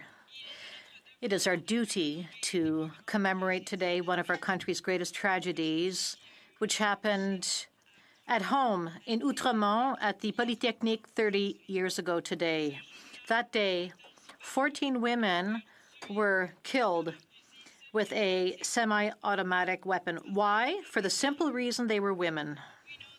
Before us, it is to legislate stronger gun control, like for the gun used to kill those 14 young women.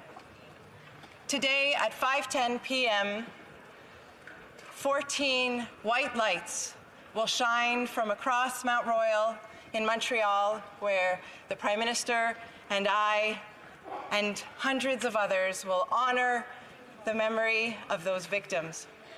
But as I look around this chamber at the women here and in my community, I know how deeply that act of cowardice has failed to silence women.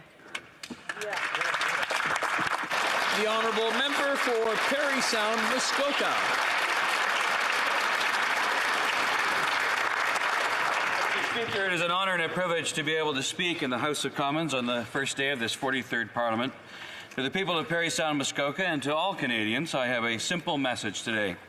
It is time for all of us to start working together.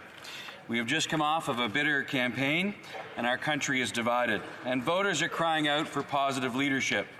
In this minority parliament, I hope we will tone down the rhetoric, turn up the positivity, and take up the good work of nation building.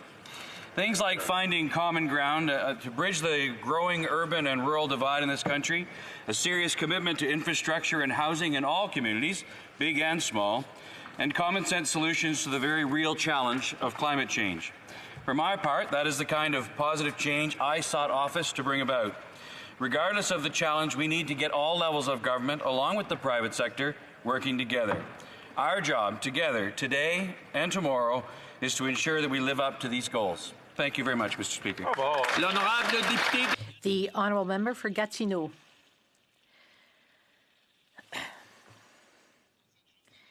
On this National Day of Commemoration and Action on Violence Against Women, I would like to highlight the work carried out by fantastic organizations in the Outaouais. For example, let's point to the Maison Univers Femmes of Gatineau and the essential services which the staff provides to victims of domestic violence and their children since 1979. Mr. Speaker, in the campaign Open Your Eyes to Violence Against Women of this organization, we've noted that according to a 2014 study by Statistics Canada, the city of Gatineau has the second highest rate of domestic violence in Canada. So it is our responsibility. We must all denounce violence against women. We cannot close our eyes, Mr. Speaker. And I would invite all those living in Gatineau to look at the series of short videos put online by the organization to be part of the awareness for this issue. Thank you. The honourable member for Thérèse de Blainville. Mr. Speaker, we will not forget today, on December 6th, we are commemorating the 30th anniversary of the Polytechnique massacre, this tragic incident in which 14 young women were murdered in their classrooms because they were women. Today, there is still violence against women. We can still read it in the headlines. So for those women, for our daughters, for our sisters and mothers, this violence must stop. Not forgetting means that we must continue to walk, to march, to denounce, to put in place concrete measures and to take real action to eliminate gender-based violence in all its forms. This is work for all of us to carry out. This is work which we are called to do. We must speak the words and take the measures, especially the measures which will bring all of society on board for this cause. Thank you. L'honorable député de Lac Saint-Louis. We have lost the great Canadian.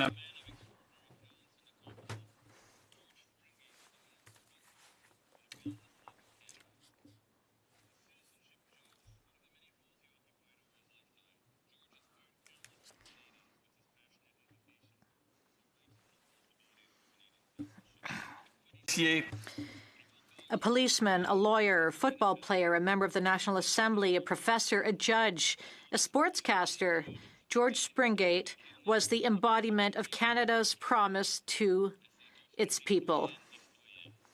George was larger than life. He was a friend to all. He touched our lives by his friendship and his philanthropic work, which benefited so many wonderful causes and organizations. On behalf of all members of this House, I offer his wife of 35 years, Dr. Judy Gill, our most heartfelt condolences on this profound personal loss that is shared by so many. The honourable member for Central Okanagan, Similkameen Nicolau. Mr. Speaker, when the Canada-U.S. free trade deal was first announced over 30 years ago, many BC grape growers feared it would mean tearing out the whole valley full of crops, tearing out vineyards out of fear that they couldn't compete with the giant California wine industry. But there was a man, a visionary man, who believed BC could grow and produce the best wines in the world, and his name was Harry McWaters, also known as the grandfather of British Columbia wine. Harry's accomplishments are far too many to mention, but suffice to say he was a visionary, his thinking was bold, and his passion and commitment to excellence were traits he happily shared with those in the industry. More importantly, he was a loving husband, father, and a grandfather. This summer, we sadly said farewell to Harry, who passed away at his home in Summerland, British Columbia. Mr. Speaker, I would ask this place to join me in recognizing an outstanding Canadian, a man who in his own endeavors demonstrated that Canadians can succeed and can compete in an industry once thought impossible. God bless you, Harry McWatters. May you rest in peace. Yeah.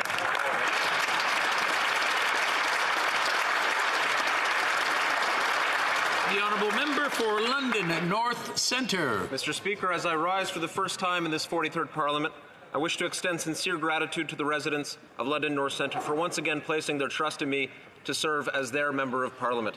I'm honoured and humbled by their ongoing support. I'll continue working hard to advance priorities that improve their lives while also ensuring London is well represented. This includes building upon accomplishments from the last Parliament, historic investments for better transportation, improved infrastructure, support for affordable housing, research, job creation, tax cuts for those who need it most, and much more. Finally, Mr. Speaker, none of us would be here without our support networks. To my campaign volunteers, thank you so much for helping return me to this House. To my family and friends, your support is beyond appreciated. To my wife, Katie, your love and unwavering dedication mean so much. Thank you for always being by my side. Thank you very much, Mr. Speaker. The honourable member for Malpeque. Mr. Speaker, I rise today to recognize and celebrate the life of Jean Leahy, who passed away in August. Jean, who hailed from Fort St. John, was a tireless champion for women's rights, farmers, seniors, and the environment. As a farm activist, she served as women's president of the National Farmers Union and was instrumental in developing more equitable farm property ownership for married women, and was a driving force behind legislation to allow farm women to contribute to the CPP. Jean worked passionately as a member of the Peace Valley Environmental Association to protect farmland in the Peace Valley. Recognized as Fort St. John's Citizen of the Year, Jean was seen as a pillar of her community. She served as president of Save Our Northern Seniors on the Affordable Housing Committee and others. Jean would say, "I want to make sure that my grandchildren grow up in a better world." Jean, the world is certainly a better place thanks to your life's efforts, and we salute you. The honourable member for Edmonton Manning. Mr. Speaker, I would like first to take the opportunity to thank the constituents of Edmonton Manning for once again placing their trust in me as their Member of Parliament. It is an honour and a privilege to serve my constituents in this 43rd Parliament. This summer, I knock on every door in my constituency. What I heard that Albertans are struggling to get by, and this Liberal government is not making it any easier. I heard stories from past engineers in our oil and gas sector who lost their jobs and are still struggling to make ends meet. To my constituents of Edmonton Manning, I will not stop fighting for your livelihood and your ability to support your families. I will be your voice in Ottawa, not Ottawa's voice in Edmonton Manning. Thank you. The honourable member for Brampton North. Let me start by saying thank you to the people of Brampton North for returning me to this place for another term. I'm grateful for their trust in me to move forward on our community's top priorities. I'm beginning this work today by speaking on a critical issue to both my constituents and many Canadians: the increase in violent domestic crime in our communities. Over the past 10 years, 22 women and children have been murdered in Brampton as a result of domestic violence. Their names include Lucy Watalski, Maria Gorisby, Christian Gorisby, Laura Grant, Ria Rajkumar, and many more. Too often they died at the hands of someone they knew well, like a spouse or a parent. No one should fear for their lives at home. We need our community and all levels of government to keep working together to prevent these horrific crimes before they occur. We must keep building on the work we started in 2015. We must do more. The honourable member for Aurora Oak Ridges, Richmond Hill. Mr. Speaker, on December 6, 1989, a tragedy struck the entire country. 14 young women who had a bright future ahead of them were brutally shot in cold blood. Why? Simply because they were women. 30 years later, after tears and anger, well, we still can't believe what happened, and we're still sad about what happened. How can we tolerate, as a society, that simply being a woman condemns you to the worst fate? The pain of their disappearance will never leave us. We must never forget the strategy, and each of us has the responsibility to continue to build a society in which all women feel respected and free to follow their passion and not feel limited simply because they are women. We owe those 14 women, but we also owe to work for our daughters, sisters, mothers, and ourselves, because we are all Canadians. Thank you. Mr. Speaker, I'd like to thank the members of Sarnia-Lambton for sending me back to represent them in this 43rd Parliament. Today, I rise to honor and remember the victims of the tragic massacre at École Polytechnique 30 years ago. As the first female engineer in the House of Commons, it is fitting for me to pay tribute. These women were my sisters. I name them now to respect them for the strong women they are and they were. Geneviève Bergeron, Hélène Krogan, Nathalie Crotu, Barbara Daignon, Anne-Marie Edward, Maude Haviarnik, Maryse Lagagnère, Maryse Leclerc, Anne-Marie Lemay, Sonia Pelcher, Michel Richard, Annie Saint-Arsenault, Annie Turcotte, Barbara Kluzek-Wijawik. We must each do more to prevent such acts of violence in our country, especially those that specifically target women. May we never forget them.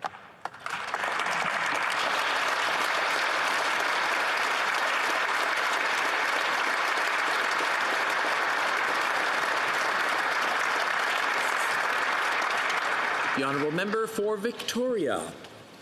Mr. Speaker, young people have been taking to the streets calling for action on the climate crisis. Yes. They are worried about our future. They don't need more pretty words. They need action now. They want ambitious targets, a Green New Deal, and for the government to wake up.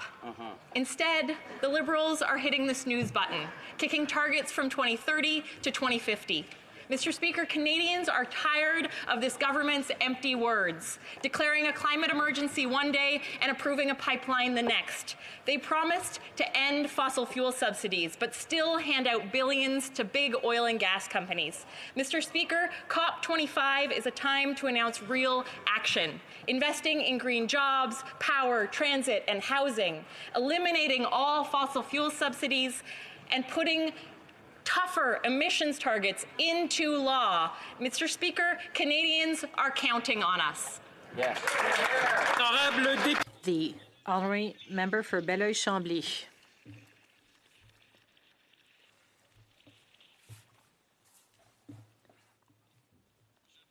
Mr. Speaker, today I would like to remember a great Quebecer, Mr. Claude Bélan, who left us on November 24th last at the age of 87.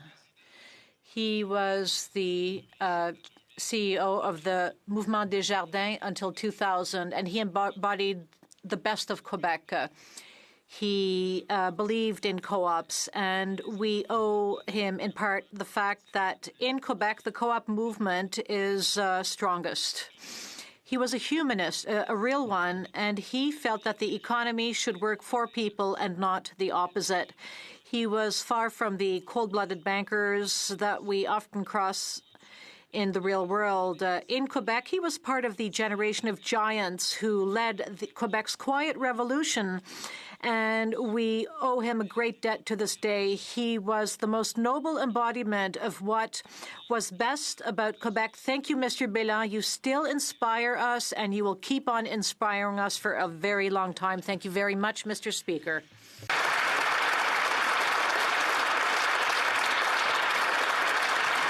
The honourable member for Elgin, Middlesex, London. Mr. Speaker, today we mark the National Day of Remembrance and Action on Violence Against Women. This day has been set aside to commemorate the deadliest mass shooting in Canadian history that occurred at Montreal's École Polytechnique, where 14 women were murdered. Today marks the 30th anniversary of this tragedy. It reminds us of the daughters, sisters, and friends who lost their lives. These victims were all women with bright futures whose families will never have the opportunity to see them flourish. Throughout Canada, communities and organizations are joining together to commemorate this day and to continue our efforts to fight for a world free from violence against women. I would like to finish with an excerpt from a poem written by Wadea Samdi titled Finding Freedom. My makeup does not cover my bruised face. My smile does not hide my haggard visage. Yet no one comes to help. They say, it will get better. They say, don't talk about it. They say, this was my fate. They say, a woman must tolerate. Don't air your dirty laundry, they say. When will this end? Thank you, Mr. Speaker.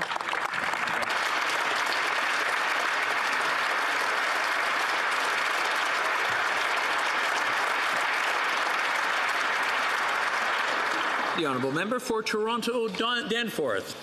Il y a 30 ans, j'étais une étudiante à 30 years ago, I was a student in Montreal, and I still remember the shock I felt when I heard about the shooting at the Polytechnique and that the violence specifically targeted women. An action on violence against women. It's a day of remembrance, but it's also a day of action. Prenons l'action pour... So let's take concrete action to end violence against women.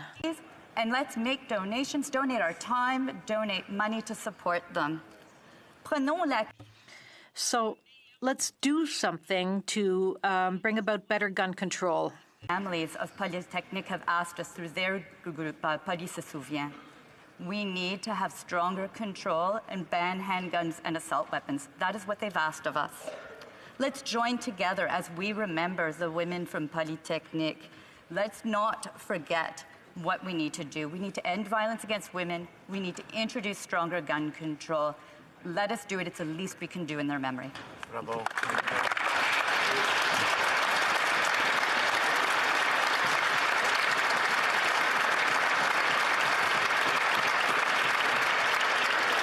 Oral questions, question orale. The honourable leader of the opposition.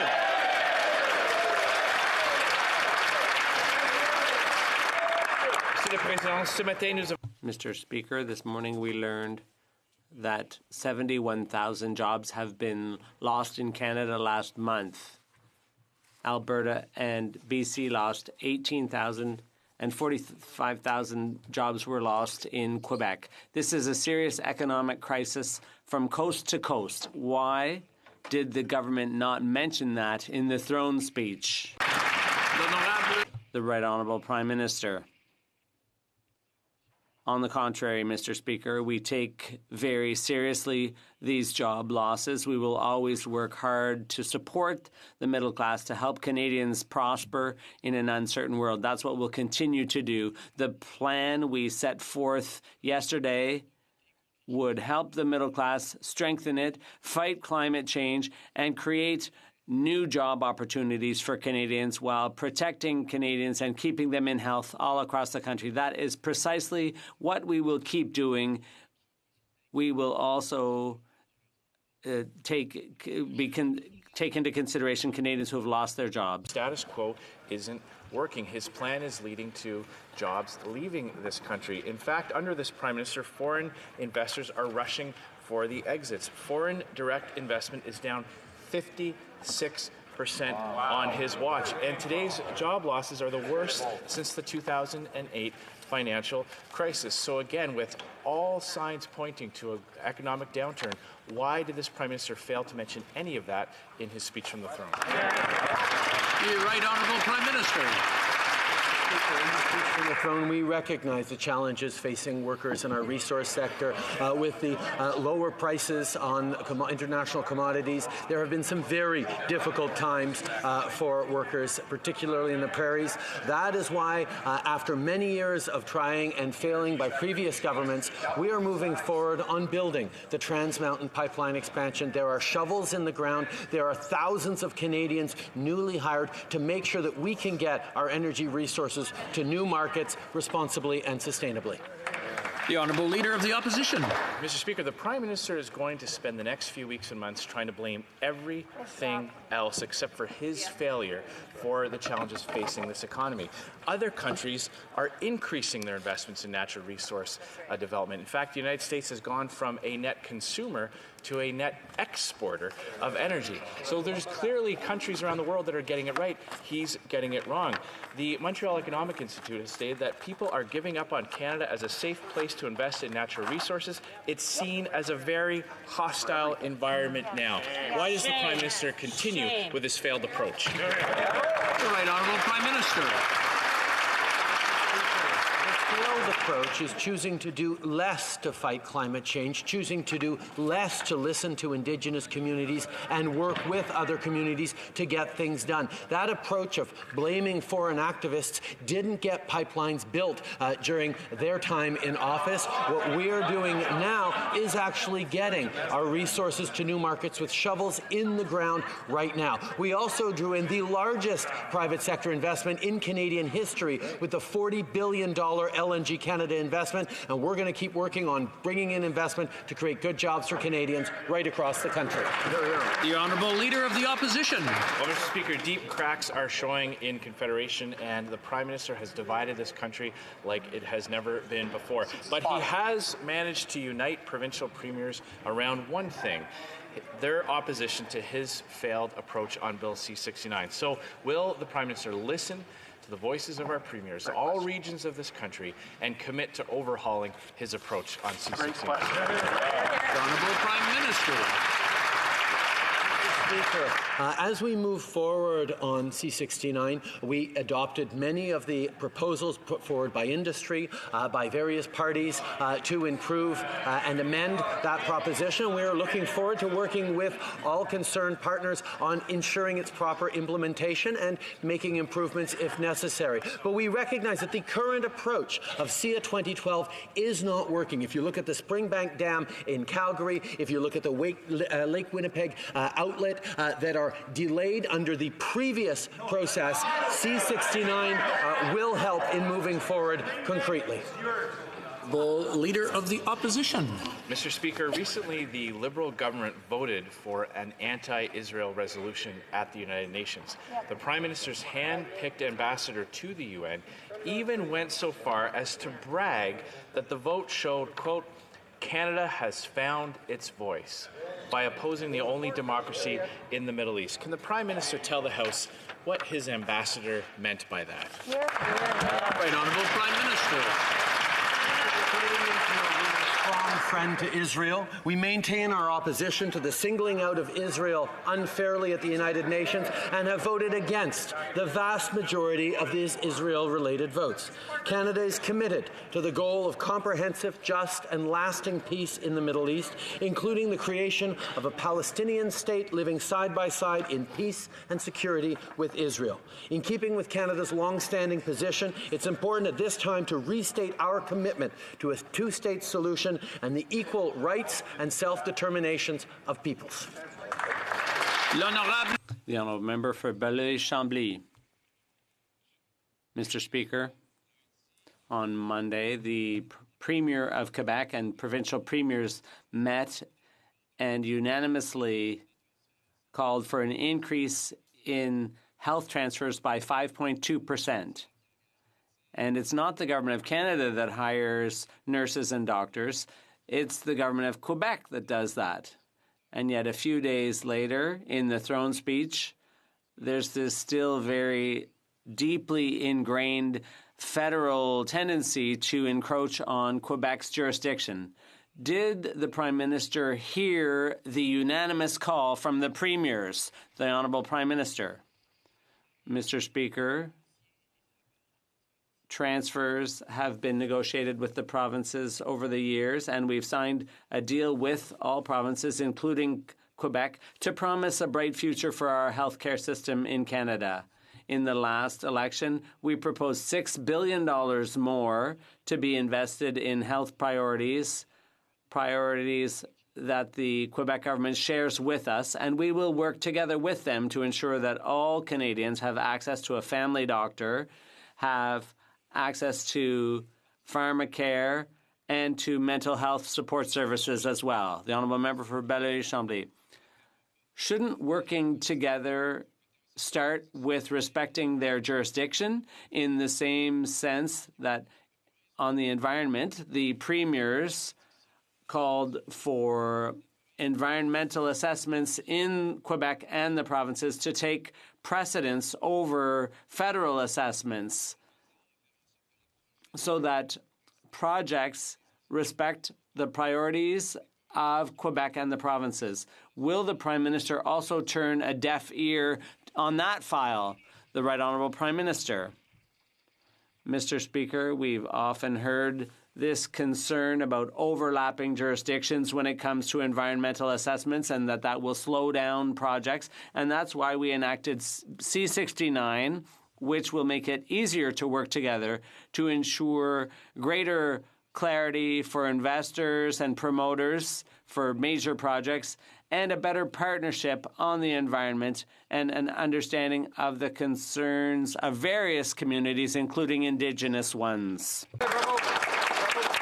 Mr. Speaker, across Canada, people are making difficult choices every day about cutting their pills in half or going without the life-saving medication that they need. Les gens méritent des leaders qui ont le... People deserve leaders who have the guts to stand up to the major pharmaceuticals and to fight for pharmacare. For the Prime Minister to keep his word and to deliver pharmacare that covers all Canadians.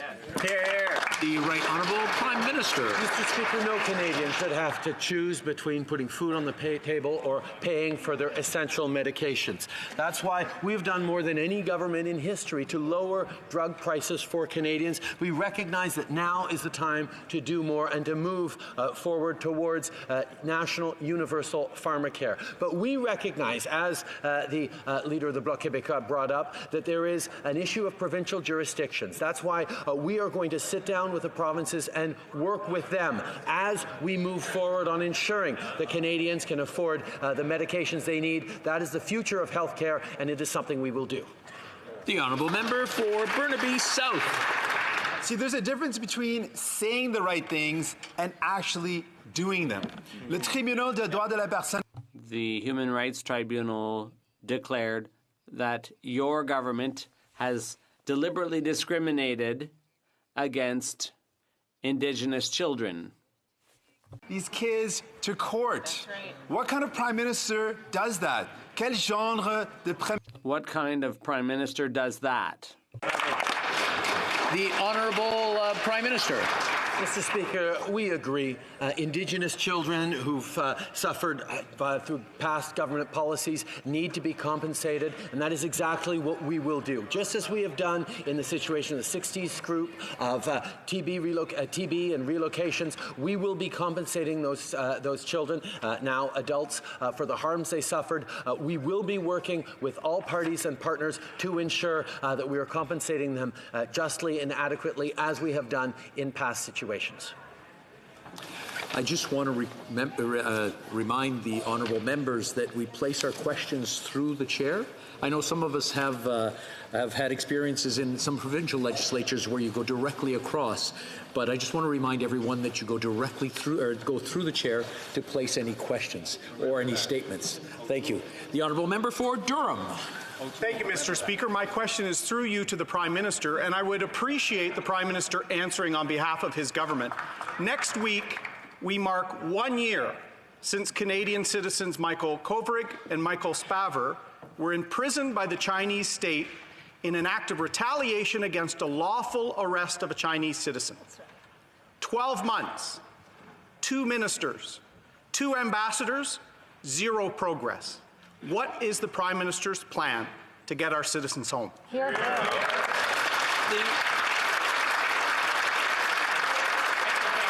Honourable Minister for Foreign Affairs.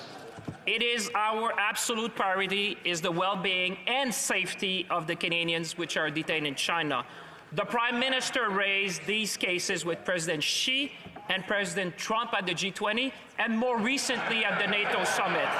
On my 3rd day as Foreign Minister of Canada, Mr. Speaker, on November 23rd, I raised these cases directly with my Chinese counterpart. We have rallied an unprecedented number of partners around the world in support of Canada's position, and we will continue to raise these cases at every opportunity. We will always defend Canadians around the world, Mr. Speaker. The honourable member for Charlesbourg, Haute-Saint-Charles. Thank you, Mr. Speaker. Another thing the Foreign Affairs Minister said to Chinese media was that in an uncertain world, China is a model of stability, predictability, rule of law, and an inclusive society. We know the Chinese Communist regime has illegally detained 2 Canadians, and the Chinese ambassador dares suggest that what we do here could be viewed as foreign interference in Chinese domestic affairs. Can the minister tell us if the Chinese Communist regime is still such an inspiration to him?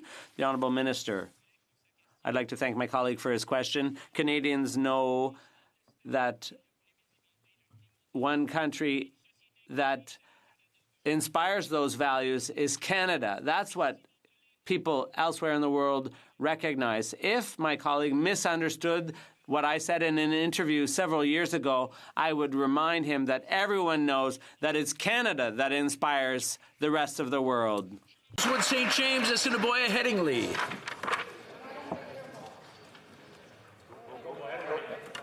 Mr. Speaker, since 2006, Canada has stood on principle against the annual Israel bashing at the UN.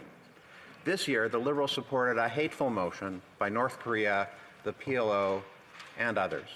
Worse still, our ambassador bragged that Canada had, quote, found its voice.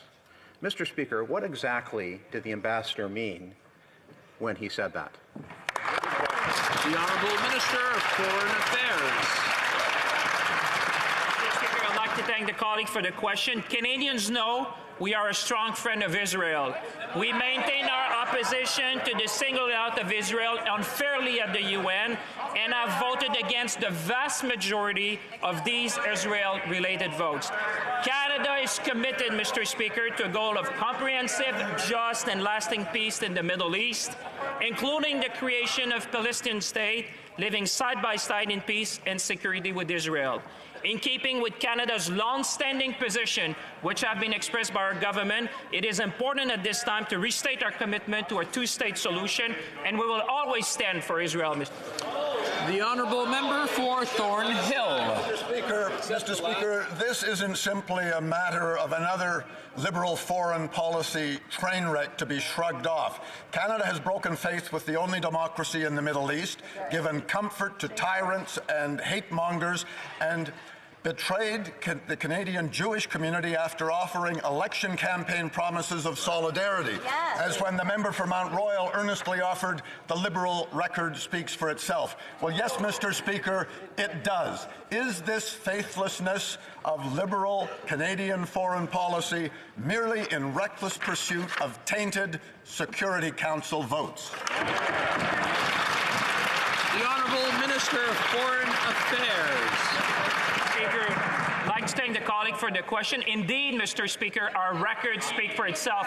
Canadians and the Jewish community which are watching, Mr. Speaker, know that we're a strong friend of Israel, that would have stood up for Israel, and I would say, Mr. Speaker, we maintain...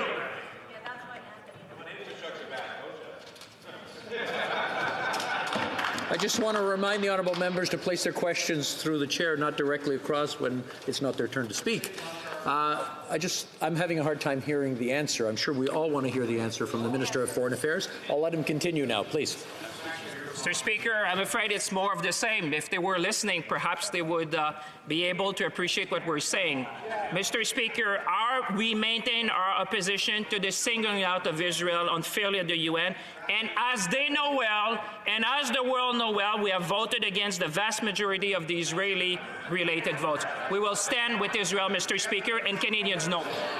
I just want to remind honourable members on both sides of the House that respect is a two-way street, and it has to go both ways. So blaming someone for something that really isn't right when you're doing it yourself doesn't go over well. The honourable member for Aurora Oak Ridges, Richmond Hill.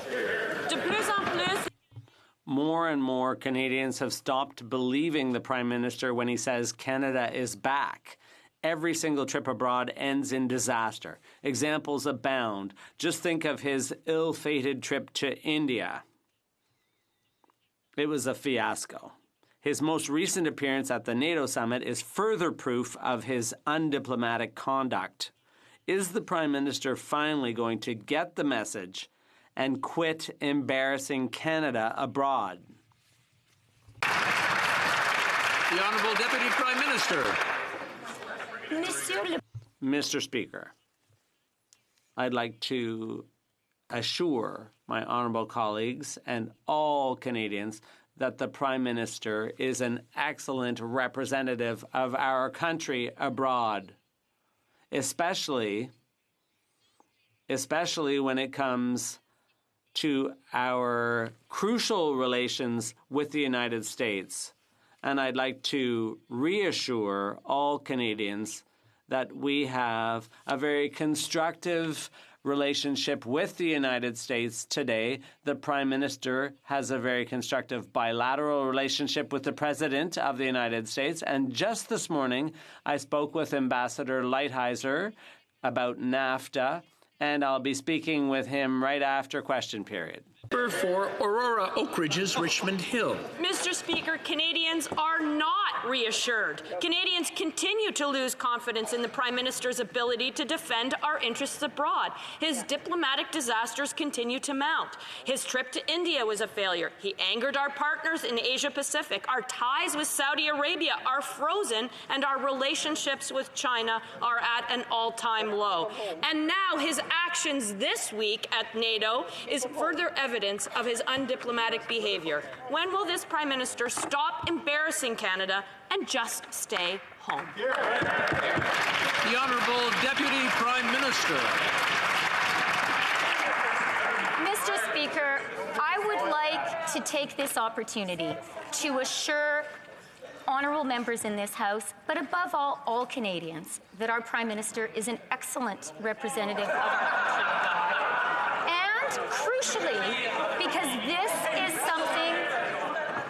And crucially, because this is something that Canadians care about, because it affects their daily lives, that we have an excellent relationship with the United States, led by the relationship the Prime Minister has, the excellent working relationship he has with President Trump. Thank you.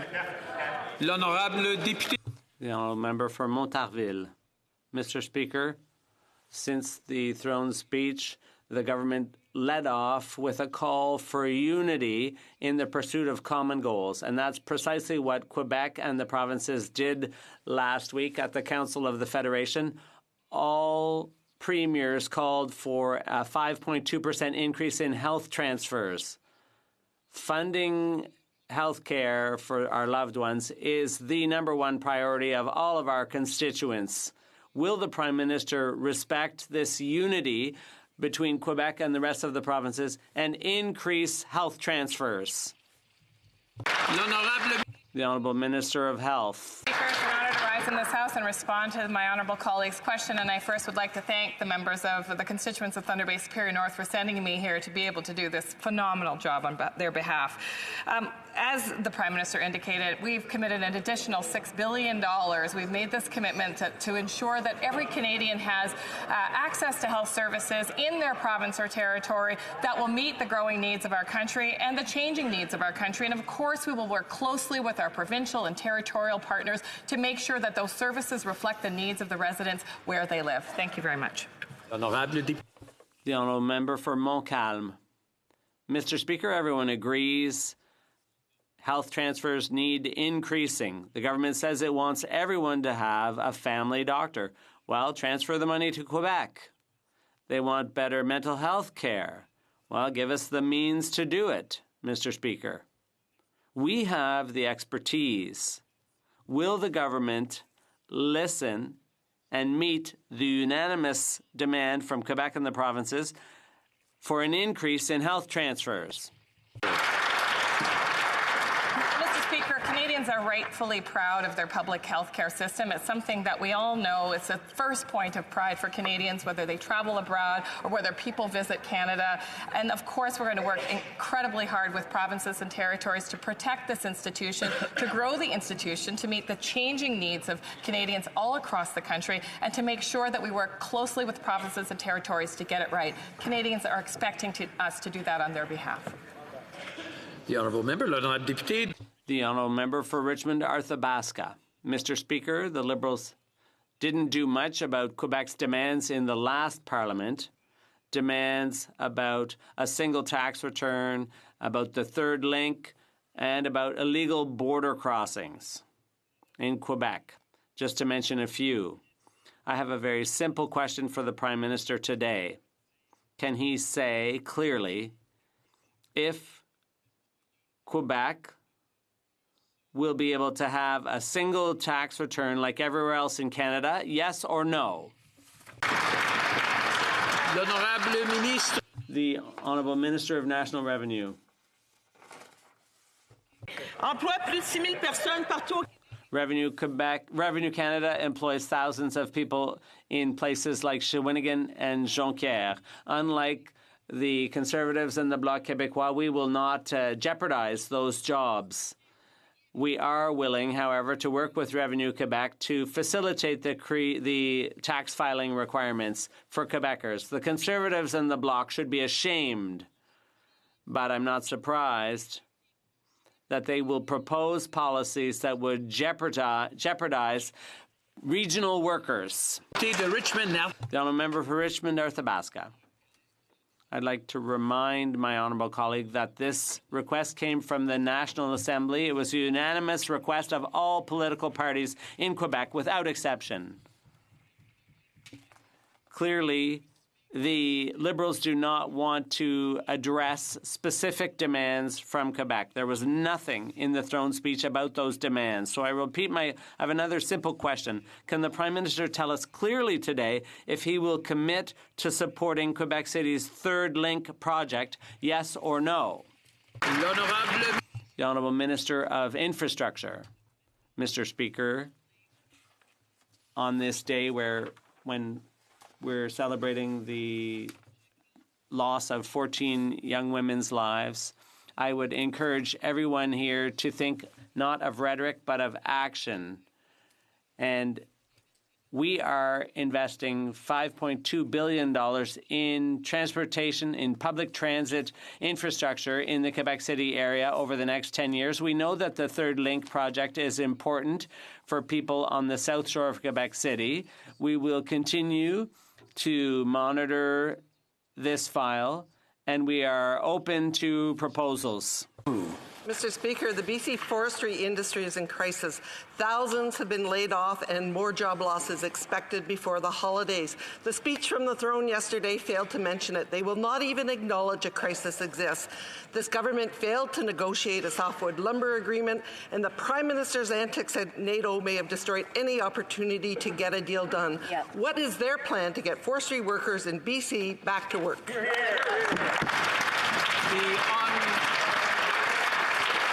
The Honourable Deputy Prime Minister.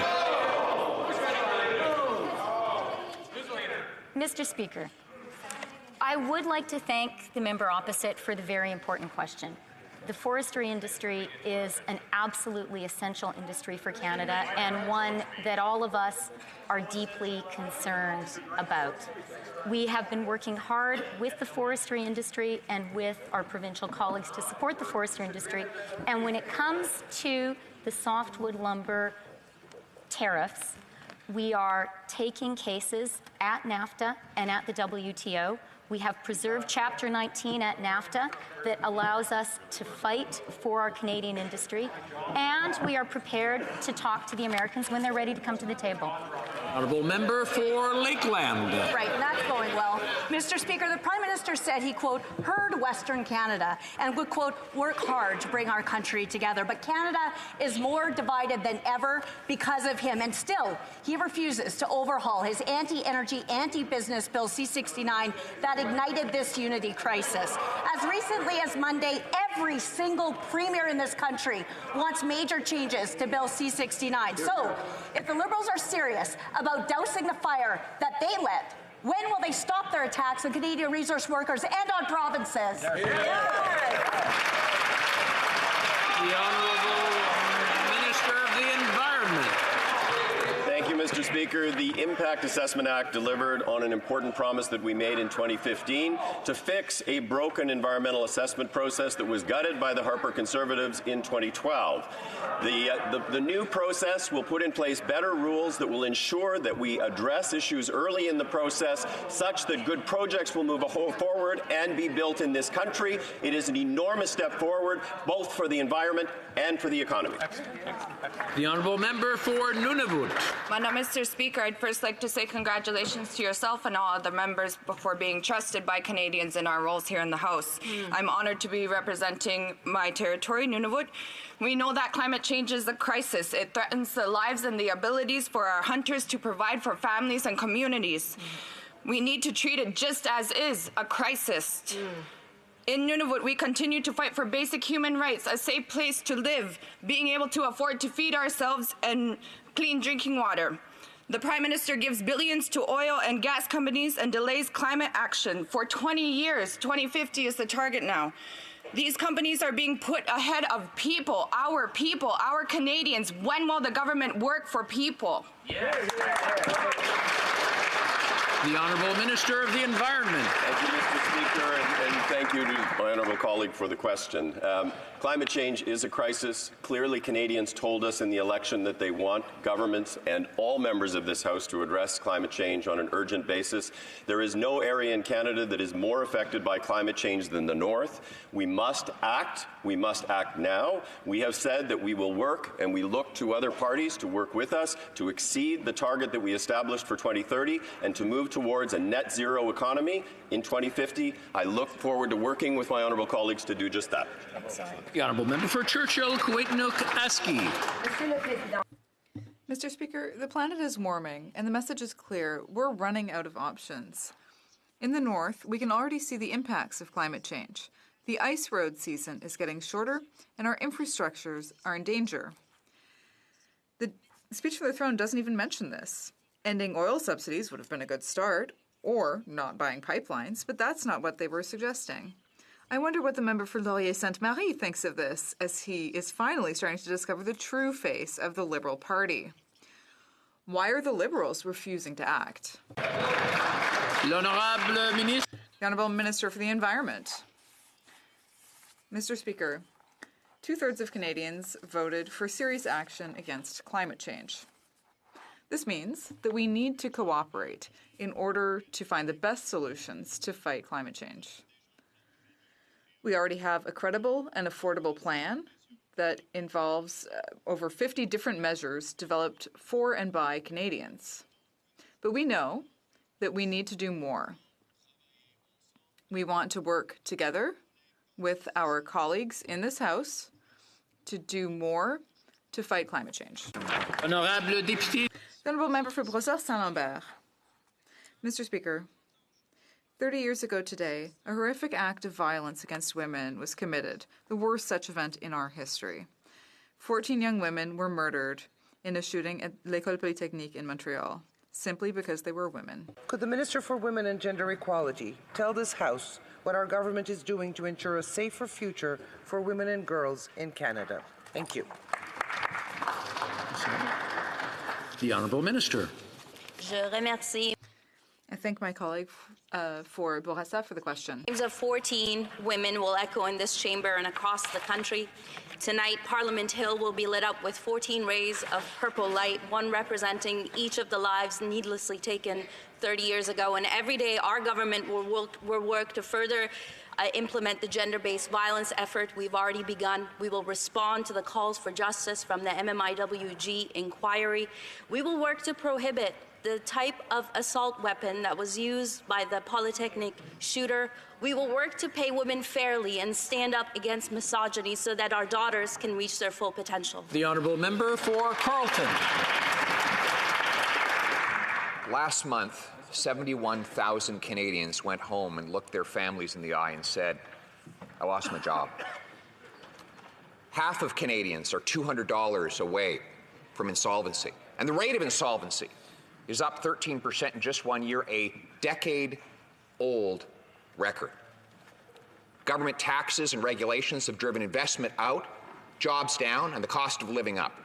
When will they reverse course, get off the backs of Canadian workers and businesses, and let our economy get back on track? The Honourable Minister of Finance. We, in fact, will continue on the course of investing in Canadians. We know that what we've done over the last 4 years in creating jobs has been important. We also need to recognize that as the economy goes through changes, that we need to continue making those sorts of investments. The first action of our government will be to recognize some of the challenges that Canadians face by reducing taxes for middle-class Canadians and ensuring that people actually have more money in their pockets. So I'm looking forward to the member of Carleton voting for that, recognizing that Canadians do need more money and the tax reductions are in order. Honourable member for Carleton. Mr. Speaker, the minister just congratulated himself, but he should have spoken directly to the people who lost their jobs. There were 71,000 Canadians who lost their jobs recently. The rate of insolvency is the highest it's been in a decade. It's up 13%, Mr. Speaker. When will the Minister of Finance stop living in this dream reality and face actual reality? Honourable Minister of Finance. Mr. Speaker, the reality is that we need to consider how we can improve our economy, how we can improve things for Canadians. That's our job, and that's our approach, making investments in the future and investments in families. It's very important that we continue with that approach. We have had successes in recent years, but it's true, there are still a lot of challenges that we need to consider. That's why we are thinking about how we can reduce taxes, benefit families, and help them in the future. Member for Leeds, Grenville, Thousand Islands, and Rideau Lakes. Mr. Speaker, the Prime Minister was found guilty by the Ethics Commissioner of politically interfering in the criminal prosecution of his friends at SNC-Lavalin. Absolutely. He blocked an investigation into his own corruption at the Justice Committee and again at the Ethics Committee. Now the Prime Minister is continuing to block the RCMP by refusing to cooperate with their investigation. Will the Prime Minister do the right thing and end his cover-up? The Honourable Government House Leader. Mr. Speaker, it is the responsibility of any Prime Minister to stand up for jobs across the country while upholding the rule of law. And we have accepted the Ethics Commission's report taking full responsibility. And we have already begun to implement the recommendations made by former Attorney General Anne McLaren. I'm sorry, maybe the speaker's getting old and his hearing's going, but I'm having a hard time hearing the Government House Leader. So I'll just ask him to maybe continue so I can maybe hear it. Thank you. Thank you very much, Mr. Speaker. So we want to ensure that going forward, governments never face this type of situation again, Mr. Speaker. The Honourable Member for Lévis-Lotbinière. Mr. Speaker, I'm back before a minority government, and this government is being very closely watched. Mr. Speaker, it's not just members on this side of the House who are keeping a close eye on the Prime Minister. The RCMP is too. The Prime Minister is preventing the RCMP from accessing documents about his political interference in the SNC-Lavalin affair. When will the government finally cooperate and give the RCMP access to those documents? Canadians want the truth.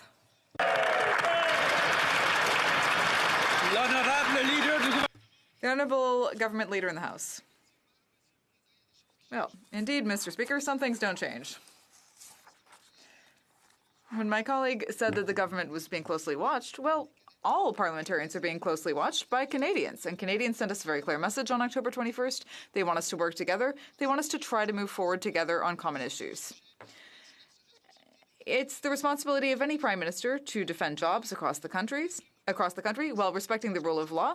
We accepted the Ethics Commissioner's report, we've accepted responsibility, and we've already started implementing the recommendations of Anne McLellan. Honourable Member for Shefford. Honourable Member for Shefford. Mr. Speaker, In yesterday's speech from the throne, the government reaffirmed its commitment to strengthen old age pensions. That's a good thing, and it's something that we were calling for throughout the election campaign. But one thing is unclear, and I want to give the government the chance to clarify it. Does the government want to increase old age pensions starting at the age of 65, or will it create two classes of seniors?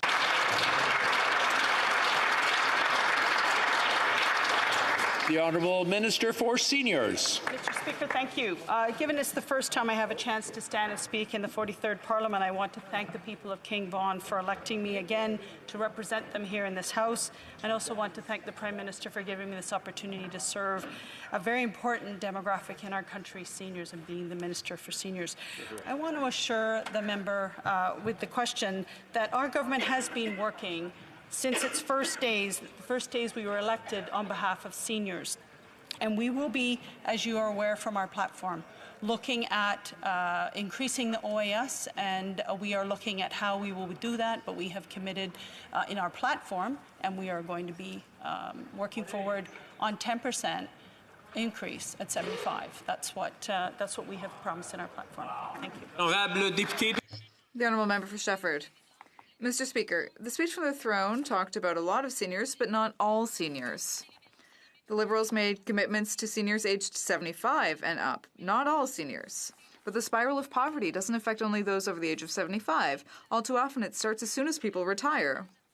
Will the government commit to increasing old age pensions for all seniors starting at the age of 65, or will it create two classes of seniors? The Honourable Minister for Seniors. Thank you very much, Mr. Speaker. I did hear the question and I did answer the question, so I wanted to make sure that I reiterate the work that we have been doing on behalf of seniors, and we were focusing earlier in our mandate on the more vulnerable seniors. So we have, as you know, restored the age of eligibility for old age security and guaranteed income supplement to 65, and that kept 100,000 seniors out of poverty. More recently, we supported low-income seniors who work by increasing their earnings exemption for the GIS from $3,500 to $5,000. We raised the guaranteed income supplement for single seniors, helping 900,000. The Honourable Member for Foothills. Mr. Speaker, agriculture was not even mentioned in the throne speech, but why should we be surprised? This Prime Minister is responsible for Canadian farmers losing their most important canola market. Liberal failures are crippling Canadian farm families, and it is only getting worse. 3 million acres of canola are buried under the snow. And because of the Liberal carbon tax, the cost of drying grain is skyrocketing. That's right. When is this Prime Minister going to stand with farmers, stand up to China, and regain market access for our canola? The Honourable Minister, Honourable Minister of Agriculture. Thank you, Mr. Speaker. We are standing with our ranchers and farmers. This is very important. We are working with them through a working committee with the provinces, with the industry. We are doing different things to support them and to reopen the market in China. We have started conversation through the WTO. We are having technical discussions with Chinese officials. We have our Ambassador Barton who's working hard in the field, and we keep working with the industry here in Canada as well. Honourable Member for Lambton, Kent, Middlesex.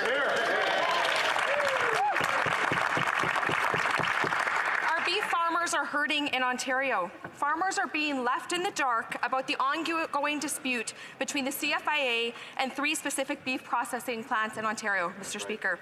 The shutting down of these plants has caused many farmers to go into crisis.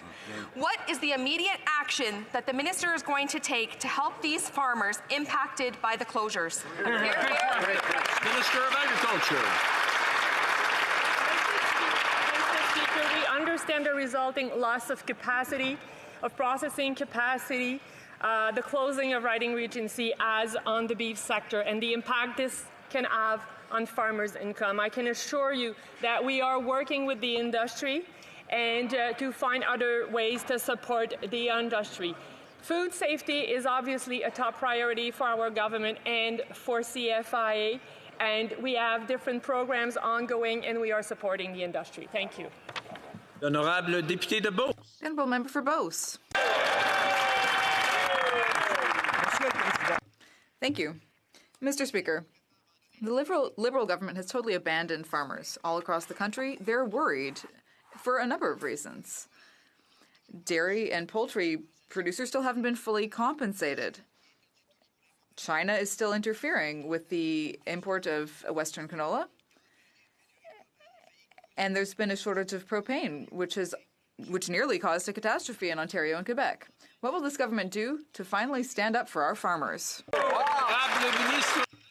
The Honourable Minister of Agriculture. Mr. Speaker, the agricultural sector is extremely important to our government, and we are working with all stakeholders. For example, with supply management, we committed to give $1.75 million to our dairy farmers, and the first checks have already been received. The system is working, and I invite all farmers who haven't yet filled out the necessary paperwork to make their request as soon as possible so that they can receive their money. We are continuing discussions with China about canola as well. Member for Bonavista Buren Trinity. Mr. Speaker, first of all, let me express my gratitude to the residents of Bonavista Buren Trinity for re-electing me as their Member of Parliament. Mr. Speaker, the offshore industry provides many opportunities for Newfoundlanders and Labradorians to stay in the province and find good, well-paying jobs. It is an industry that builds our communities and has turned our province into a hub for the creation of new technologies and innovation. With recent news of an expected uptake in exploration activity, including multi-billion-dollar investments, can the Minister of Natural Resources please inform the House on his priorities for Newfoundland and Labrador's offshore industry? Honourable Minister of Natural Resources.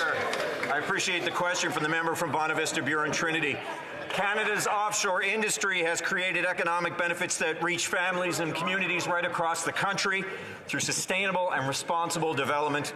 We do this through strong investments, regulatory stability, and meaningful relationships with stakeholders. Mr. Speaker, we are ensuring that Newfoundland and Labrador's offshore remains an attractive place to invest and create good jobs. Thank you. The Honourable Member for Calgary, Nose Hill. Mr. Speaker, today Canadians pay the same amount for 5 gigabytes of data as an American pays for 12 gigabytes. And the difference is even more stark when you compare what a European pays. It isn't fair to Canadians who are struggling to make ends meet, and it makes us uncompetitive.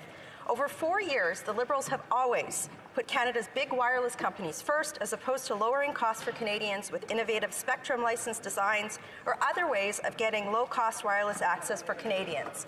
Why? The Honourable Minister for Innovation. Mr. Speaker, I'd like to thank the member opposite for a very thoughtful question on an issue that we campaigned on. We were very clear that we're going to actually reduce cell phone bills by 25%, and this is above and beyond the actions we have taken to help consumers. We brought forward a policy directive that makes it very clear for CRTC to make affordability front and center. We've also dealt with consumer-related issues when it comes to high-pressure sales tactics, which has led to a new wireless code of conduct, internet code of conduct as well, Mr. Speaker, and we're going to remain committed to making sure that we use spectrum in a strategic way to help consumers. Excellent. Honourable Member for New Brunswick Southwest. Mr. Speaker, U.S. Customs and Border Patrols continues to open and review Canada Post mail going to Campobello Island.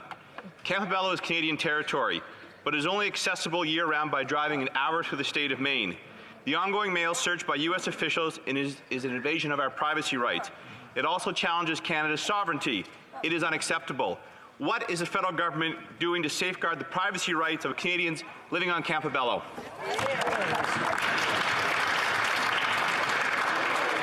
The Honourable Minister for Foreign Affairs. Mr. Speaker, I'd like to thank the member for the very important question he asked. This is something, obviously, that he brought to my attention yesterday.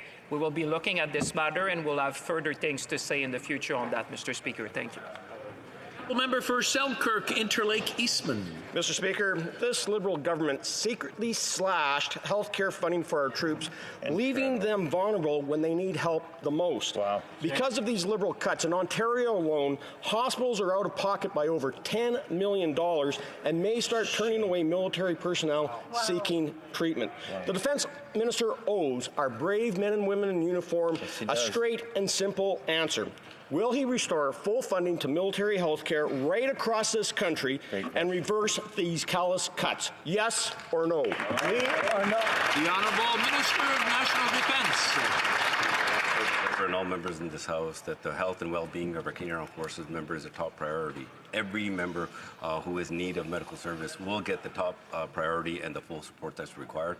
We are in discussions with the province when it comes to how members are charged, but we will work with the province. But one thing we'll make sure, Mr. Speaker, that every single member, if there's a need for any type of healthcare service, it will be to the top priority and the top class. Thank you. The Honourable Member for Kitchener-Conestoga. Mr. Speaker, I'd like to take the opportunity to thank the residents of Kitchener-Conestoga for allowing me the privilege to serve here in Ottawa. Mr. Speaker, there are many students in my riding in Kitchener-Conestoga who are excited to work about the work on making post-secondary education more affordable.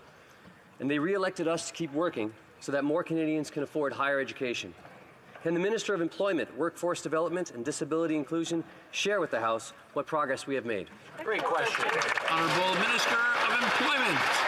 I'd like to thank the member from Kitchener-Conestoga for his question. Mr. Speaker, we know that education is vital to succeeding in our workforce. We're investing in Canadians so they reach their full potential. We started by giving students more support through Canada Student Grants. We expanded the eligibility for student loans and grants. We introduced a 6-month interest-free and payment-free grace period, and we lowered the interest rate on student loans.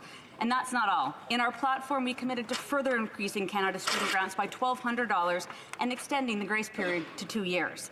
This is how we're making sure that every Canadian has the opportunity to succeed. The Honourable Member for London, Fanshawe. Talks about the importance of equal access to university and college, but it is only that, talk. Action is needed to ensure fair access to education based on your desire to learn, not your ability to pay. So why, while provinces are raising tuition fees and the government has happily written off billions in debt owed by big corporations, why is this government still gouging students and charging interest on federal government loans? The Honourable Minister of Employment. I thank the Honourable Member for her question. I repeat, we know what a burden student loans put on Canadian students as they enter the workforce, and we're taking steps to make sure that we lessen that burden. That's why we're committed to increasing the grace period for repayment until 2 years, and we're increasing the amount of money an individual has to be making before they even start making these payments from $25,000, which was an increase in our past mandate, to $35,000 this year. Thank you very much, Mr. Speaker. And that ends question period for today. C'est la fin des questions pour... This is the end of question period for today. Give them a chance to clear out.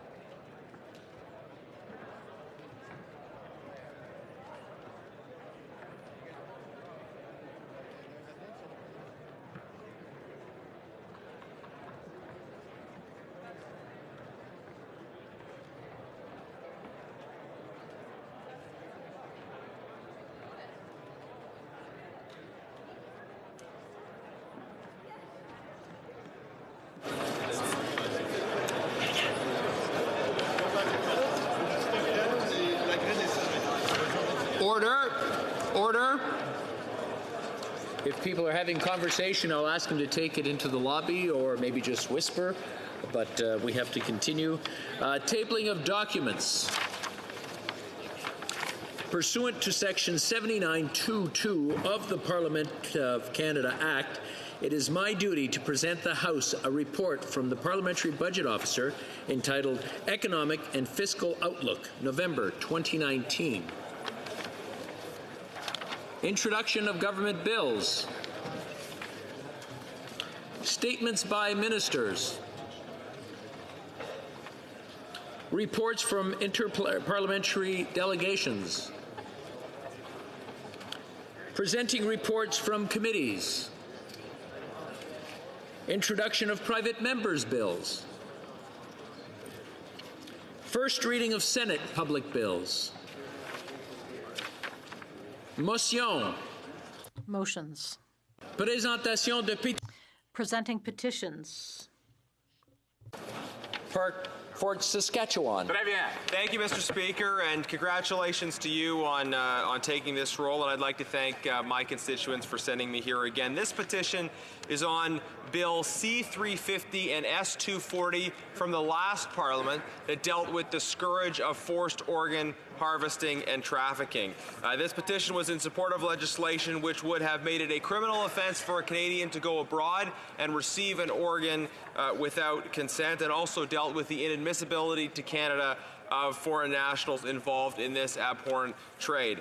No doubt petitioners would hope that this issue is taken up in the 43rd Parliament and that we finally are able to get legislation passed to address this terrible situation. Thank you very much. Presenting petitions. Présentation de pétition. L'honorable député, the Honourable Fredericton. Thank you, Mr. Speaker. This petition calls on the House of Commons to recognize that violence against women remains a critical problem in Canada and disproportionately impacts Indigenous women, as reflected in the crisis of missing and murdered Aboriginal women. That striving for pay equity and equal participation for women in leadership roles must be political priorities for all members of Parliament, and that shifting a cultural attitude towards women and gender minorities in our society requires structural changes to education and socialization. Thank you. Presenting petitions. Présentation de pétition. The Honourable Member for Courtenay Alberni. Mr. Speaker, I also would like to extend congratulations to you on your election as chair, and also, Mr. Speaker, thank the people of Courtenay Alberni for sending me back here. Mr. Speaker, I'm tabling this petition on behalf of constituents from Port Alberni, Courtenay, and Vancouver Island. They're citing that there's an estimated 235,000 people in Canada that are experiencing homelessness in every riding in this House, Mr. Speaker. They're calling on the government to follow through with their commitment to reduce homelessness, but they're citing that, Mr. Speaker, the government's plan to reduce homelessness by 50% over 10 years falls short. That would still leave 117,500 Canadians homeless each year, and that's unacceptable. They're calling on the government to officially recognize that housing is a human right and to develop a plan to end and prevent homelessness in Canada once and for all. Petitions. The Honourable Member for Calgary, Rocky Ridge. Thank you, Mr. Speaker, and I too want to take my first opportunity speaking in the House to thank my constituents and all of the volunteers from my campaign. But I rise to table a petition signed by a number of my constituents as well as other individuals from actually many different parts of Canada. And they call upon the government. They're concerned about veterans being able to access medical care for PTSD, and they are concerned about a change to the medical form that has made it more difficult for Canadians or veterans to access this type of care. And so they call upon the government to either revert back to the old form or to amend the existing version of the form. Petitions. The Honourable Member for New Westminster, Burnaby. Thank you very much, Mr. Speaker. And on this first regular day of Parliament, I'd like to thank the voters in New Westminster, Burnaby, for returning me to this place to work on their behalf. And to this end, Mr. Speaker, I'd like to present several dozen names of constituents and also representatives in cities like Chilliwack, Surrey, Langley, and Abbotsford, who've joined with activists from the Elizabeth Fry Society, calling on the government to change the way that they actually provide funding for children. As you know, Mr. Speaker, we haven't met the standards that have been set by the United Nations to recognize the barriers within our current government services for their own direct payments to family systems. And so funded services like the Homelessness Partnering Initiative do not provide support to all children, particularly children who are living in irregular family situations where their parents are homeless or in prison. Mr. Speaker, all of these constituents join their names to the thousands of people across the country who have already called on the government to regularize the system in Canada so that every child in this country can benefit from the funding system that is in place and funding supports that exist for Canadian families. Thank you, Mr. Speaker.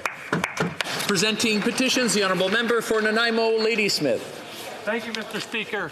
On this day when we remember the lives of women who were murdered in a heinous terrorist act of misogyny, I'd like to bring this petition forward to oppose gender discrimination and violence against women.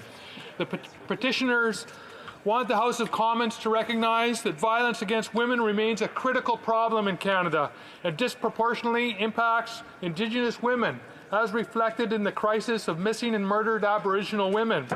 That striving for pay equity and equal participation of women in leadership roles must be political priorities for all members of Parliament, and that shifting cultural attitudes towards women and gender minorities in our society requires cultural changes to our processes of education and socialization.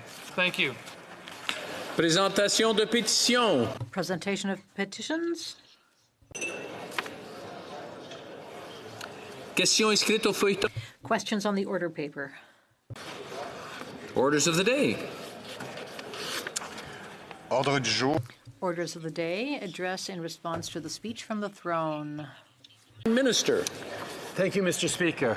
As I said, it's extremely important that we engage substantively in this House in robust debates, and that's why I am pleased to be responding to the Leader of the Opposition's speech in response to the throne speech. And I've structured my speech to follow through the various points that the Leader of the Opposition made, highlighting a few omissions in the first part of the speech. But now I want to continue, as I think we touched on all the things that we're doing, many of the things we're doing to improve affordability for Canadians, to the Leader of the Opposition's second point, which was keeping Canadians safe. Évidemment, c'est une priorité pour Obviously, this is a priority for any government to provide for the safety of citizens, and that's what we've done and what we'll keep doing. The Leader of the Opposition talked about China. And yes, indeed, we will continue to stand up to defend the interests of Canadians. And obviously at the top of that list is ensuring the return of the 2 Canadians who are currently detained in China. We will continue our diplomatic and other efforts to ensure that the pressure is kept up in order to bring those Canadians safely home. We also recognize that we're there to defend human rights and to express our concerns about the Uyghurs and people in Hong Kong. We hope there will be a resolution of that prolonged dispute.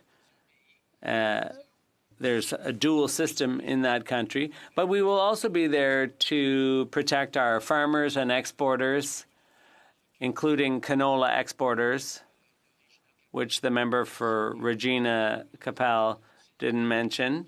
And we will continue to defend the interests of our exporters in order to ensure that we continue to have access to the Chinese market. When it comes to Russia, the member mentioned Russia. Yes, we will be there to keep defending Ukraine and protecting their sovereignty.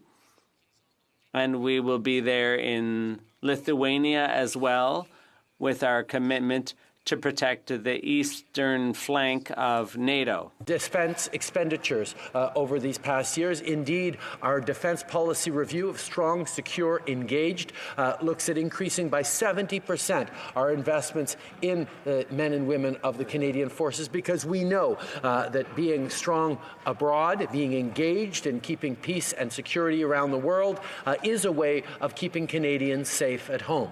But when we do talk about keeping Canadians safe in an uncertain world, we also talk about working in partnership with our most important trading partner, that is the United States, and that we were able to renegotiate a new and improved NAFTA is extremely important for Canadians, and that also keeps Canadians safe. But when we talk about keeping Canadians safe, particularly on the 30th anniversary of the Polytechnique massacre, we also need to talk about what we're doing here at home to keep Canadians safe. And that involves moving forward on fighting gender-based violence, including a strong response to the National Public Inquiry on missing and murdered Indigenous women and girls. And it means moving forward on gun control, Mr. Speaker, strengthening gun control, which is what Canadians expect and need. We will be banning the type of assault weapons that was used in the Polytechnique massacre 30 years ago. We will continue to move forward on strengthening gun legislation, including by giving cities the opportunities to work with their provinces to ban and restrict handguns even further. We know that keeping Canadians safe in their communities continues to be a priority for Canadians, and that's why on this side of the House we are resolutely determined to do just that. The third point that the Leader of the Opposition made was around jobs. And we recognize how important it is for the economic security of families and individuals to have a good job. That's why we're proud that Canadians have created over 1 million jobs in the past 4 years. But we also recognize that there's still a lot of work to be done, and we will continue to do that, whether it's through international trade. And because of our action, Canada is now the only G7 country with a free trade deal with all other G7 countries.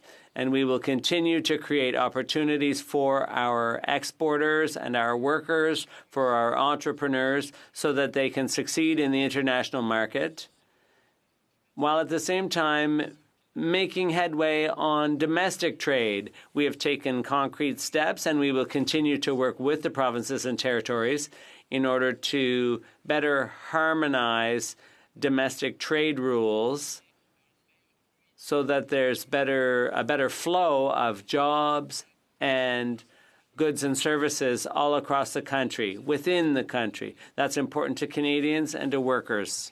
We demonstrated when the United States brought in punitive and unfair 232 tariffs on steel, Canadian steel and aluminum, we responded with countervailing measures that ended up in lifting entirely the steel and aluminum tariffs for Canadian workers. That is standing up for workers right across the country. Part of standing up for workers, and I'm happy to point this out to the Leader of the Opposition, means respecting trade unions, respecting the labor movement in this country. And we have been a solid partner to labor over these past years, and we will continue to. And a very timely example on that is the fact that we believed in the collective bargaining process and were able to see the CN rail strike come to a rapid conclusion without having to take on any of the measures that members opposite suggested around legislating against workers in that situation. We know that working with labor unions is an essential part of moving forward. On top of that, we recognize that the workplace is changing, that new skills are always needed, which is why we're introducing the Canada Workers Benefit, or the Canada Training Benefit, which will allow people to actually take courses to upgrade their skills, whether they're in small businesses or larger industries. They will be able to take time covered by EI and direct grants to be able to upskill and be able to stay competitive in a transforming world. That's about reassuring people in the anxiety they feel about whether their jobs will carry them through to retirement. We have heard people worried about their path forward in a changing world, and these are concrete measures that actually help people out as we move forward into a world where there are going to be new types of jobs created, new abilities, new responsibilities, new capacities to succeed. But at the same time, Mr. Speaker, we need to recognize that innovations in technology and advances in environmental protections will require new skills to be developed, and that's why we're going to work with energy resource industries to ensure that people do have those opportunities as we move forward. We recognize that people are looking and expecting a lower carbon economy, and we need to be there for workers in the energy industry, not just to support them, but to have them able to support this movement towards a brighter future. We know that the solutions that Alberta and Saskatchewan energy workers have put forward over the years in improving energy efficiency, in improving energy technologies, in developing the kinds of future that we're living in now and need to keep moving forward will be essential. We look forward to partnering with workers right across the country as we build a better future, not just for workers and their families, but for all Canadians and indeed the entire world. We recognize as well, and unfortunately, when we heard from the Leader of the Opposition, who was talking about the approach against climate activists and foreign activists, we see that the Conservative Party is choosing to double down on an approach that failed to get resources to new markets under previous governments. It is not something that we can do to build pipelines without recognizing environmental responsibilities, recognizing the partnerships necessary with Indigenous peoples, and recognizing the very real concerns that communities across the country have about how we're moving forward. That's why we've put in place measures that are actually allowing us to get the Trans Mountain Pipeline expansion built. As we speak right now, there are shovels in the ground and thousands of workers being hired to work on that Trans Mountain expansion to get resources to new markets.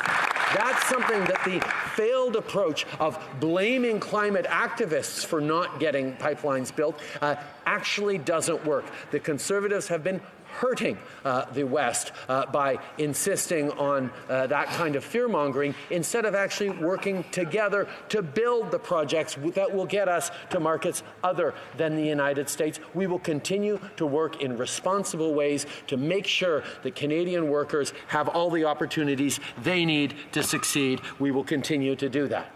But yes, it brings us to the fourth point that the Leader of the Opposition brought up, the impact of climate change and the protection of the environment. We are feeling right now across the country the impacts and the costs of climate change, whether it be forest fires, whether it be floods, whether it be changing temperatures and infestations of our forestry areas. We know that we're going to be facing more extreme weather events. We need to both support Canadians and prevent further climate change, prevent further extreme weather events. And that happens by having a responsible plan to fight climate change. Ce que nous avons. Il faut être... Which we have. You have to be ambitious in fighting climate change, and that's precisely what 60% of Canadians have asked us to be more ambitious in the fight against climate change. And another 60% of Canadians asked us to ensure that our resources can be responsibly brought to other markets. That's important for everyone in this House to listen to Canadians and take concrete steps to fight climate change. Yes, we put a price on pollution across the country, and we've ensured that ordinary Canadians will benefit from that price on pollution. We'll be better off because we've put a price on pollution in affordability and the cost of living, because we have to help families in this transition towards a cleaner, greener world. We also have to take the concerns of nature into concern in combating climate change, and that's why we're going to be presenting millions of trees over the next 25 years and protecting 25% of our ocean floors, because the oceans have an important role to play in the fight against climate change. We also recognize that investing in green industries, zero-emission vehicles, and so on, that those things are essential, and that's why we're making Canada a global hub in zero-emissions technologies, with proposals to reduce taxes on companies that are innovating in that industry. So we are very happy to keep working with all parties here in the House on an ambitious plan that will protect the environment and at the same time create economic growth. Finally, Mr. Speaker, the Leader of the Opposition talked about the importance of Canadian unity, and clearly I couldn't be any clearer in supporting that concern. And that is why we are working with the various premiers and parties, with all members here in the House, to address the concrete concerns people have about their future, their economic situation, their concerns for their children and grandchildren, their concerns about their communities, and the future that we are building for them. One of the most important things will be reviving the intensity of or calming the intensity of the debate. And their families' future in various regions across the country. We need to work to allay those fears. We need to do things like point out that the Trans Mountain Pipeline is being built as we speak, which many people in the prairies still don't know about. We need to move forward on getting those resources to new markets and talk about the investments we're making. We need to talk about the fact that the price on pollution will actually leave families in Alberta, Saskatchewan, and elsewhere across the country better off than before we put in the price on pollution. Hundreds of dollars more per year for average families in Saskatchewan, Alberta, Manitoba, and Ontario. We know there is much more to do to listen to people's concerns and work with them on reassuring them that this place works hard for them. But anyone who is worried that minority governments aren't perhaps places where things get done concretely for Canadians need only to look at the history of what minority governments have been able to deliver for Canadians. Things like universal health care, things like official bilingualism, things like the Canada Pension Plan, things like the legalization of same-sex marriage, all happened in minority parliaments, Mr. Speaker. So there is no reason for us in this place to not be extraordinarily ambitious in our desires to serve Canadians. And on that point, I'd like to wrap up. I think it's important to work together with respect. There will be a number of good ideas coming from various parties, and we will work together. Canadians have asked us in the last election to work together in order to serve them well, and that is precisely what we intend to do here on this side of the House. And I think we want to get into debates where we listen to members opposite, we listen to the speeches, and we address those concerns directly. That's a step in the right direction. And so I'm really looking forward to working with you, Mr. Speaker, and all other members of the House in order to ensure a brighter future for all Canadians, a more prosperous, safe future, and a more confident future about what the future holds in this magnificent country called Canada. Questions and comments? Honourable Member for Durham. Thank you, Mr. Speaker. I'd like to thank the Prime Minister for his remarks. I have a comment and a very important question based on them. The Prime Minister seems to believe that with respect to the steel and aluminum tariffs, that his decision to impose retaliatory tariffs against the United States somehow led to their removal.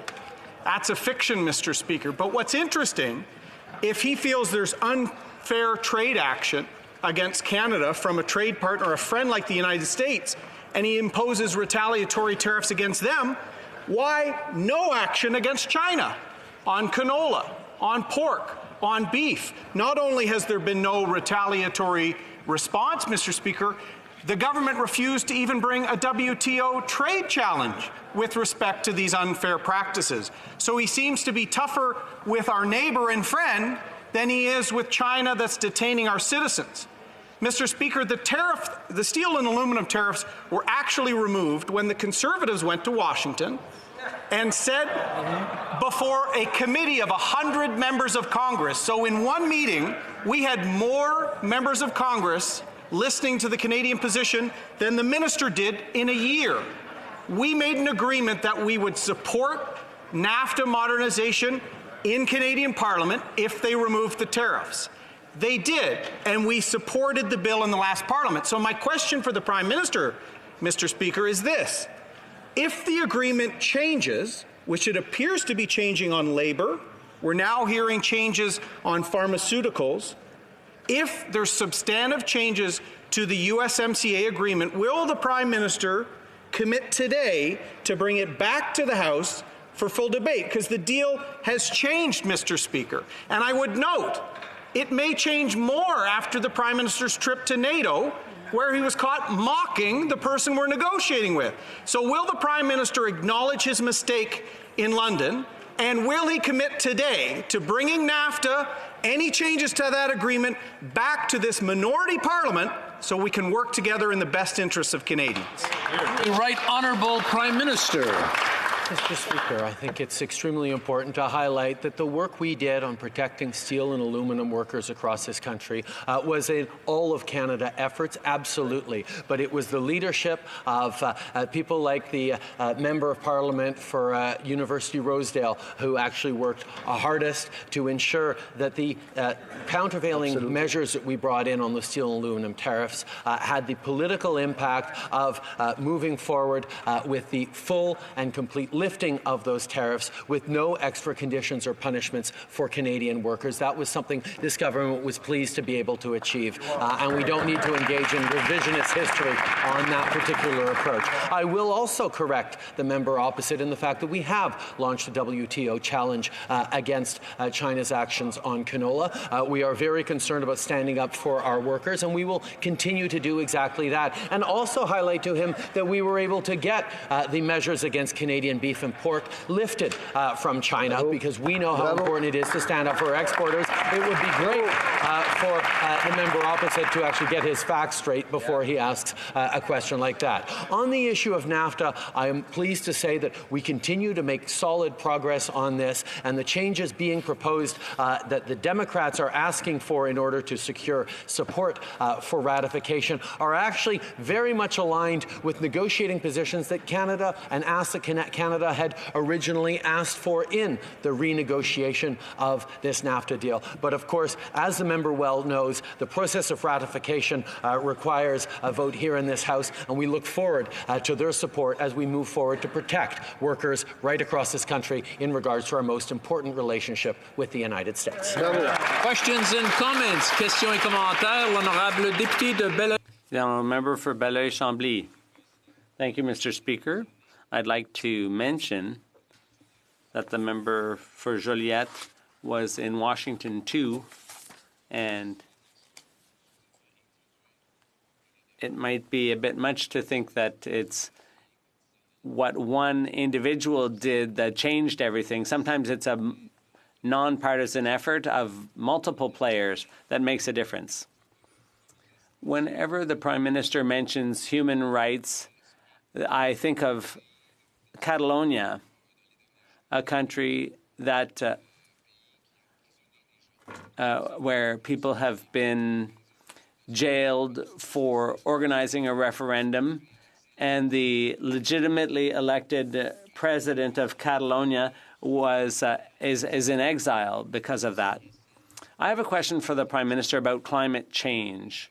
There, in the throne speech, there are a number of statements of intent that can only be well received on the surface. There are things that can be done to reduce our environmental impact, the effect of GHGs emanating from Canada. This is something that all Quebecers, all Canadians, and First Nations are all concerned about. But saying it is not enough. So there's a challenge here. Now, I'm not one of those people who would say, oh, we should try and make the government fall by voting against something that everyone wants. But sometimes there are internal machinations in different parties. I think that we're going to have to work with what we have. That's undeniable. Unfortunately, in the speech from the throne, I mean, there are some good measures. For example, it makes it a lot easier for people to buy zero-emissions vehicles. And there are 2 electric bus factories in Quebec, which could be very useful in that regard.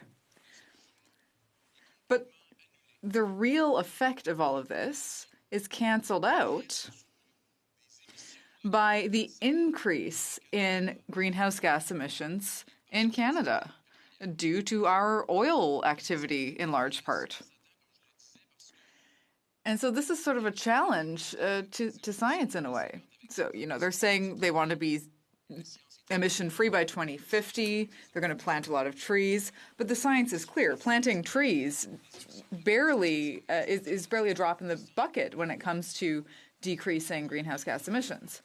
So I'd like to ask the Prime Minister if he believes that the stated intentions in the throne speech will be sufficient to overcome all of the scientific data showing that what's happening in the oil sector now is only going to increase greenhouse gas emissions, and his measures won't do anything to decrease that.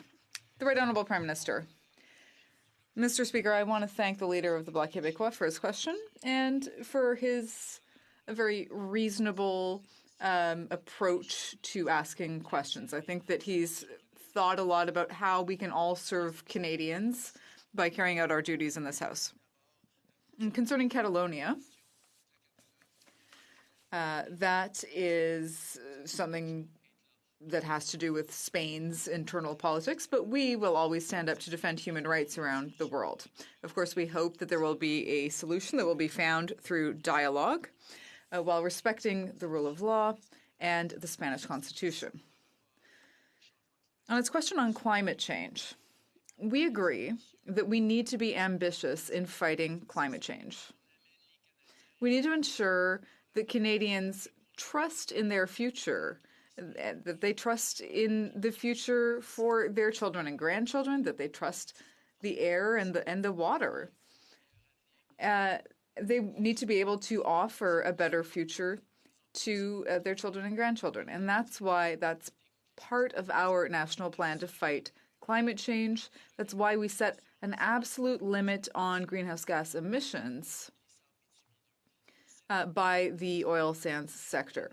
And that absolute limit will allow us to be certain that we will meet our 2030 targets, and we may even exceed some of our targets.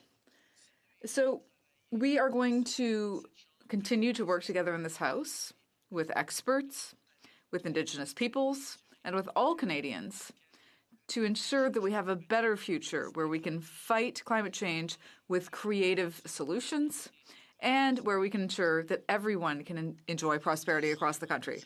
Resuming debate. The Honourable Member for Belleuil-Chambly.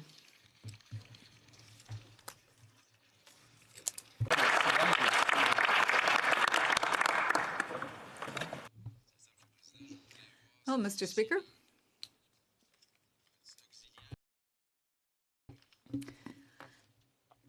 I will have a little bit of paper to read from this time. I hope I'll have your indulgence in that regard. So, Mr. Speaker,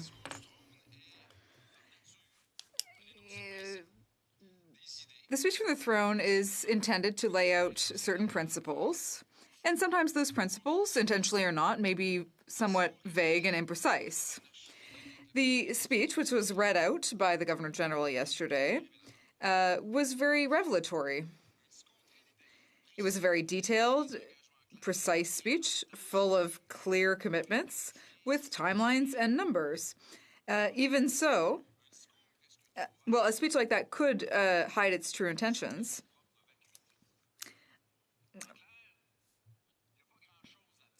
So, in short, there wasn't a lot in that speech, at least nothing that was very clear. Yesterday I met with the media and I raised issues that had to do with seniors, farmers, and provincial demands, particularly Quebec's demands. Today, Mr. Speaker, I'd like to start with the most gaping omission of that speech. I'm going to say, and I think that when I say this I represent many Quebecers, that the voice of artists was not heard at all. There was nothing said about arts, culture, or the unprecedented crisis facing the media sector in Quebec. Well, what can I say about this? Not that long ago, only the Bloc Québécois, like France, was calling for a 3% levy on internet giants. One by one, each Canadian party came around to our position, eventually. But just a few months ago, the Liberals and the Conservatives compared this levy to a tax against the middle class. The Liberals and even the Conservatives later said that they were open to the idea of such a levy. So just that shows how relevant the Bloc Québécois is. We have supported artists and media workers in Quebec, yes, and we're happy to also have been useful to media workers and artists all across Canada. And in fact, many people are affected by this, Mr. Speaker. A levy on Google, Amazon, Facebook, and Apple wouldn't constitute a tax, but a levy. A levy is an amount that you pay when you commercially operate a product that does not belong to you. Now, content creators are vulnerable when their creations are marketed and ad revenues go elsewhere. And so it's up to the state to step in and set the terms for what amounts to a license. The Bloc Québécois added 2 criteria to this approach. First, we said that any money collected should be set aside for the arts and entertainment sector, and that 40% of that money should be set aside for the Francophone media, entertainment, and content creation sector. These are criteria that we believe in strongly we're not going to give up. The fact that culture was not mentioned at all in the speech from the throne is sadly revealing. Language was not mentioned either. There are many Franco-Canadians and Acadians who have turned to the Bloc Québécois to have their voices heard, so that their language can be heard in Parliament. That should have been a clue to the government. They were right to turn to the Bloc, Mr. Speaker. Francophones of North America are all brothers and sisters, and we support them. Whatever happens in the future, whether Quebec becomes a country or not. As far as culture is concerned, many people criticize the fact that the member for Laurier-Sainte-Marie was not called upon to make Canada a little bit greener. Personally, having worked for over 20 years in the arts, entertainment, and news sector, I don't blame the government for that, or for the fact that Heritage Canada wasn't mentioned in the throne speech. Of course, for us, we care more about Heritage Quebec than Heritage Canada, but I would sincerely invite the member for Laurier-Sainte-Marie to work together with us so that together we can focus on the issues that are important to artists and creators. However, he'll have to forgive me if, when we talk, I will remind him that he used to climb towers to raise awareness about environmental issues. And there's another aspect of this speech that deserves some attention. You'll probably notice that this speech referred to, quote, the regions of Canada. Not to the provinces or territories or to Quebec, but to the regions. So let's make something clear. Quebec is not a region of Canada. Quebec is the land that the Quebec nation shares with a number of First Nations. Canada, as it stands, is made up of various provinces, territories, and Quebec. This speech from the throne seems to refer to regions, which would include the provinces, the territories, and Quebec, each with its own parliament and government. And the speech aims to interfere in the jurisdiction of some of those provinces and territories. Canada is not hiring doctors, nurses, or personal support workers. Quebec is hiring doctors, nurses, and personal support workers. But all of the provinces and Quebec on Monday requested a 5.2% increase to health transfers. In the speech, you can see that the Liberal government faces the same temptation as the NDP does. In other words, to centralize things and trample on provincial jurisdiction. Ottawa did not listen to the Council of the Federation's unanimous request. But the Bloc will work to protect Quebec's jurisdiction. And if the other provinces are pleased with that, so much the better. The provinces and Quebec unanimously requested that provincial environmental assessments and Quebec's environmental assessment process take precedence over the federal process. Well, that's interesting, Mr. Speaker. At the end of the last Parliament, the Bloc Québécois tabled a bill which called for exactly that. Not surprisingly, the bill was voted down. Now this time, it's clear, and we will be coming back with another bill, as we promised we would. The Bloc Québécois here is representing not only the voice of the National Assembly of Quebec, but also the voices of the other provinces. And yet, Ottawa will not listen to the unanimous request from the Council of the Confederation. Another thing I'd like to make clear. The Bloc Québécois received a clear mandate. Many Quebecers can't identify with any federal party. They're not all sovereigntists, but they're nationalists. They remember the many years where people wanted to make us feel guilty about our language, our values, and, generally speaking, our differences. People tried to drown us in Canadian multiculturalism and to deny that we were a proud and legitimate nation. So many of those people have voted for us quite unequivocally. Because the Quebec nation has an urgent need. Because Quebec needs a voice, its own voice. And the Bloc Québécois agreed to be that voice. We won't prevent Parliament from working just to prove that it doesn't work. We will not try to make Canada even more dysfunctional than it already is, just to prove that it is.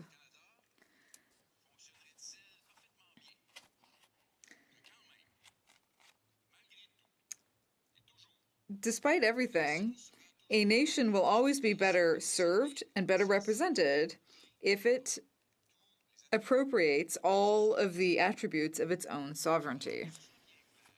So to make it clear, Mr. Speaker,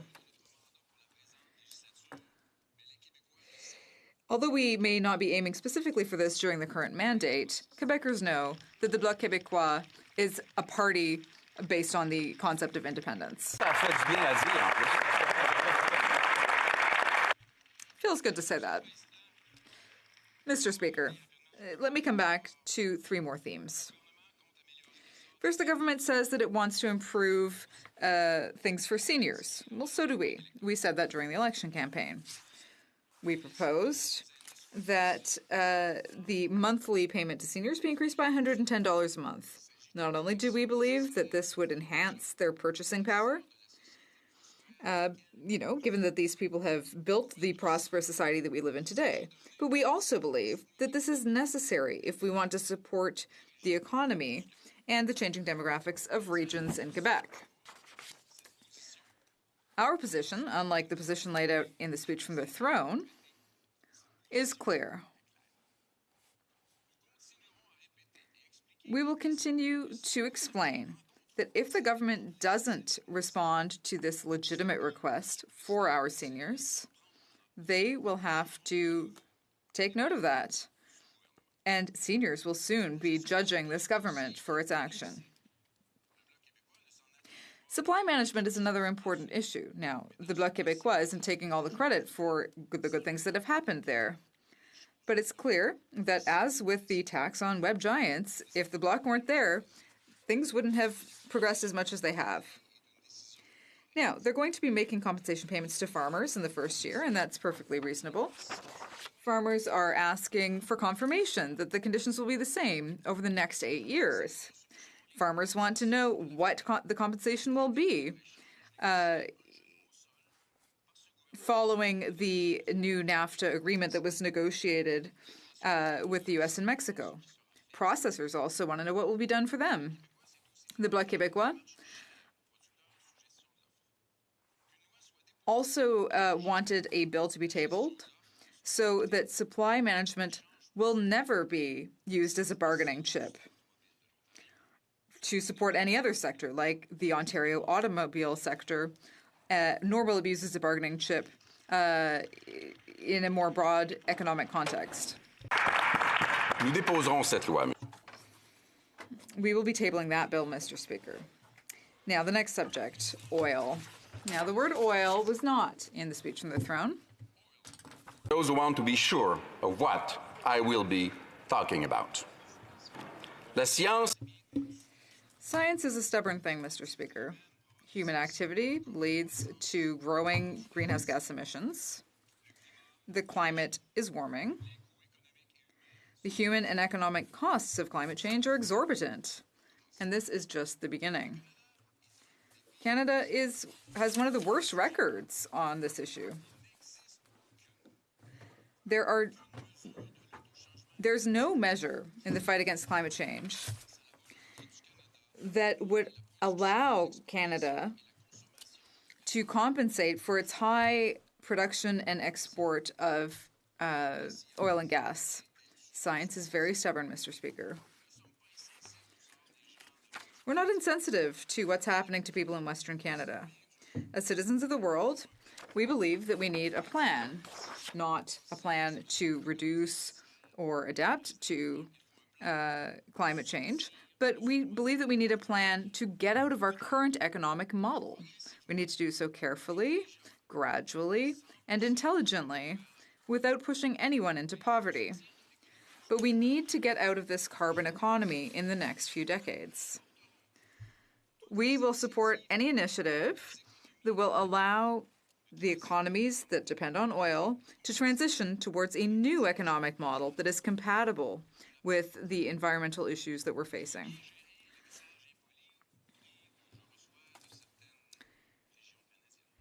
Now, sometimes I receive rude messages, but I want to take advantage of my opportunity today to address the people of Western Canada. Mostly that the Bloc Québécois, and for that matter, something like the old Quebec, offers to collaborate to a necessary transition toward an economy that will, in due course, not depend anymore on carbon, or on oil, or on gas. Investing in such a transition with an open mind and compassion is an extended hand from us.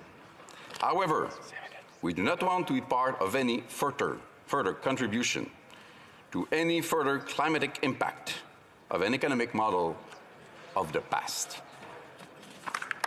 Monsieur le Président.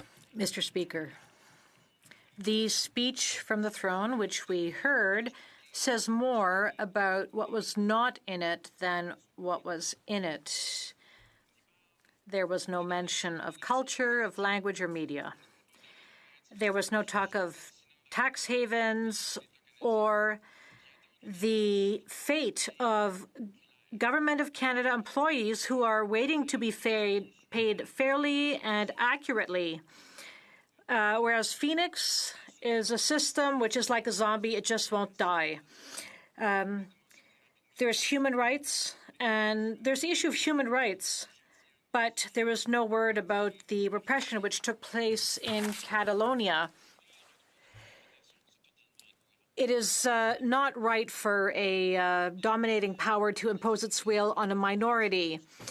The Prime Minister has boasted about his friendship with Mr. Sanchez and has sung the praises of Spain. That's embarrassing. In fact, the Catalonian president, who's in exile, Carles Puigdemont, should be able to come to Canada and Quebec and meet with Canadians, Canada's institutions, and Canadian media. I've met this man. He was inspiring, and he was an extremely peaceful man who loves culture and diversity. The speech from the throne also did not contain the word oil, when obviously this issue divides Canada. On the one side are people who see no alternative to exploiting it, and those who believe we cannot take it out of the ground anymore.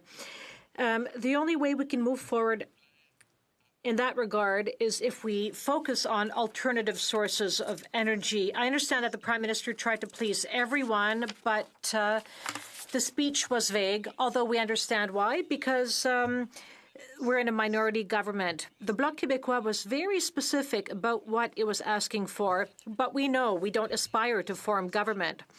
Quebecers and Canadians know exactly what our values are and our ideas are. We are not going to come up with any surprises.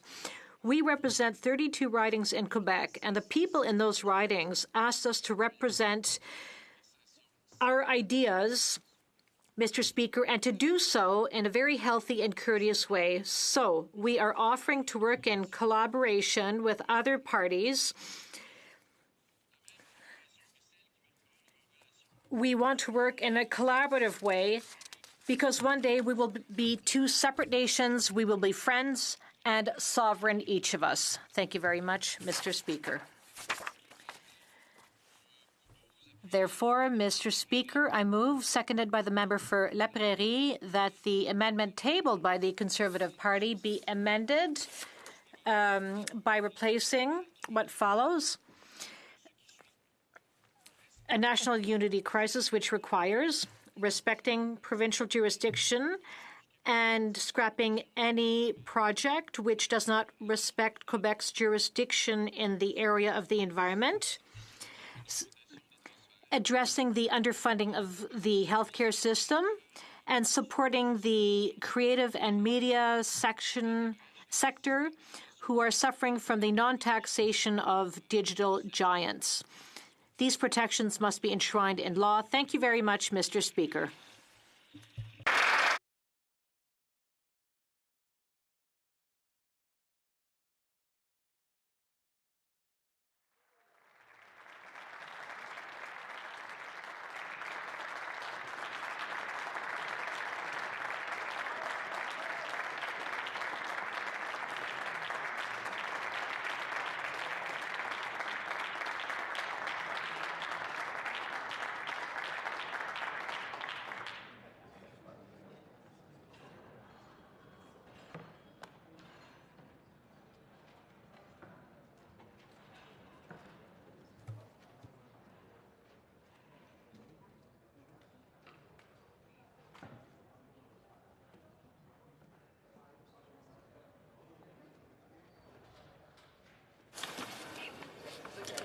Mr. Blanchet, seconded by Mr. Terrien, moves the following sub-amendments: that the amendment, or rather, that the amendment be amended by replacing the following: a national unity crisis which requires respecting provincial jurisdiction by not authorizing any project which does not respect the provinces and Quebec with regard to the protection of the environment. B, the underfunding of the healthcare system, which requires an increase in transfers. E, supporting the media and artistic sectors, which must be supported by imposing a tax on internet giants. And F,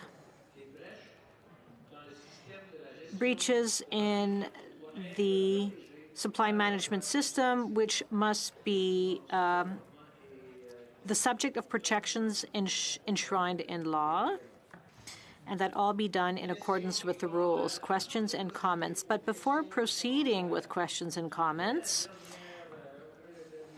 after the last speech, questions were fairly long, and there was a bit of a problem, because I would like every party to ask its questions and to also obtain an answer. So I would ask that members please keep their questions as short as possible, limit them to a minute and a half, and I hope I will not have to cut you off.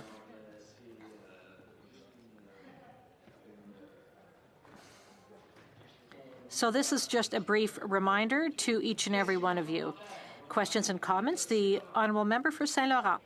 Thank you, Mr. Speaker. First, since this is the first time I rise in this chamber in the 43rd legislature, I would like to thank my constituents for, again, placing their trust in me so I may represent them in this chamber a second time. Volunteers who helped on my campaign, all of the donors who made this possible.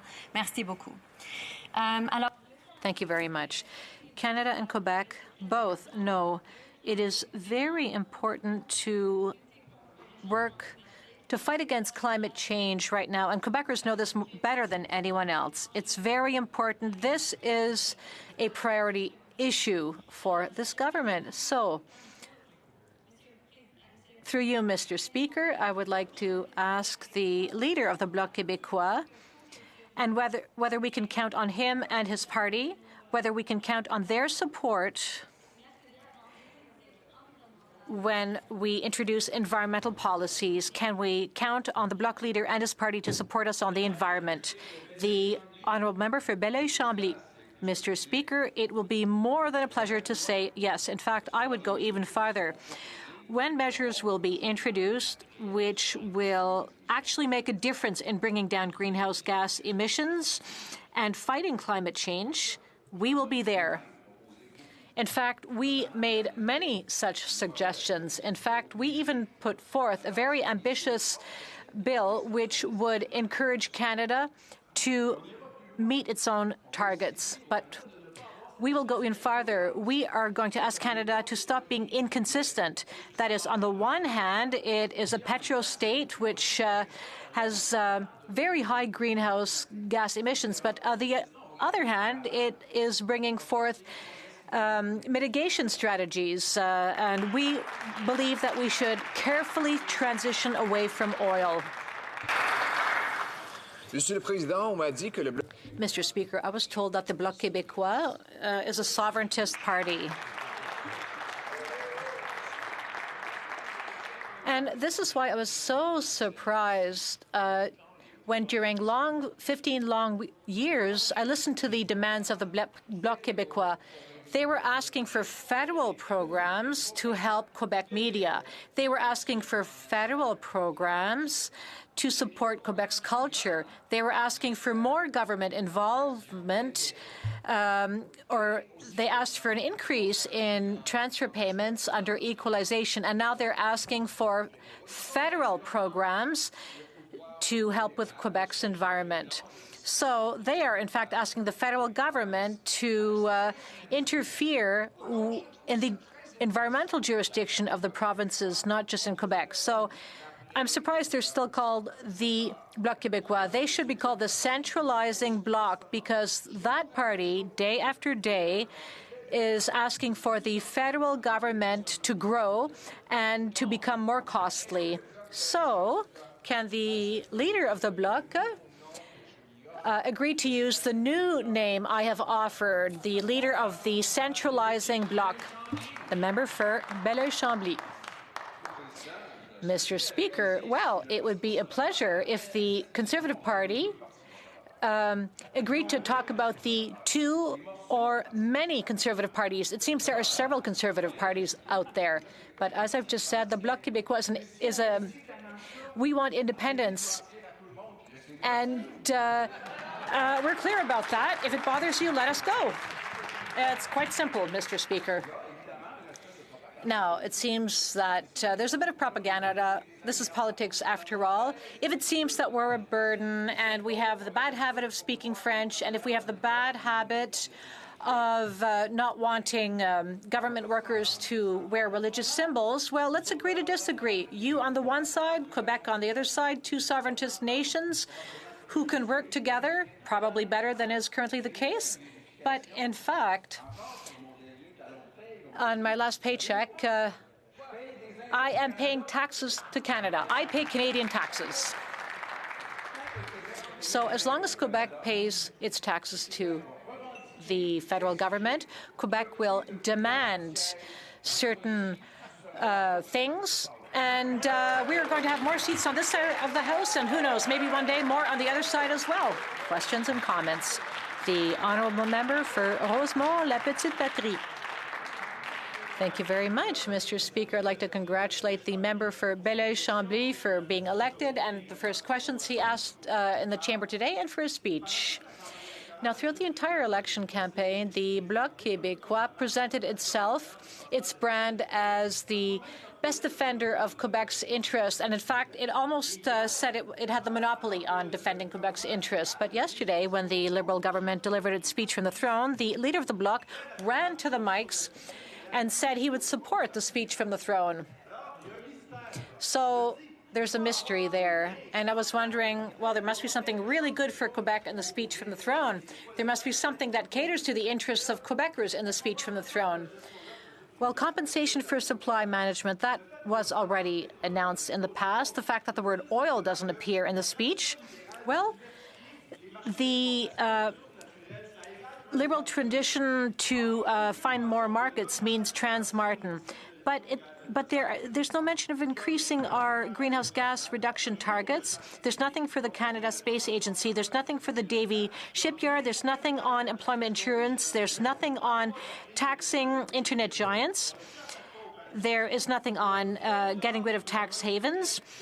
And there's nothing for the government of Quebec in the speech from the throne. So my question is simple. How can the leader of the Bloc support this speech, which does not mention the word Quebec at all, ever once?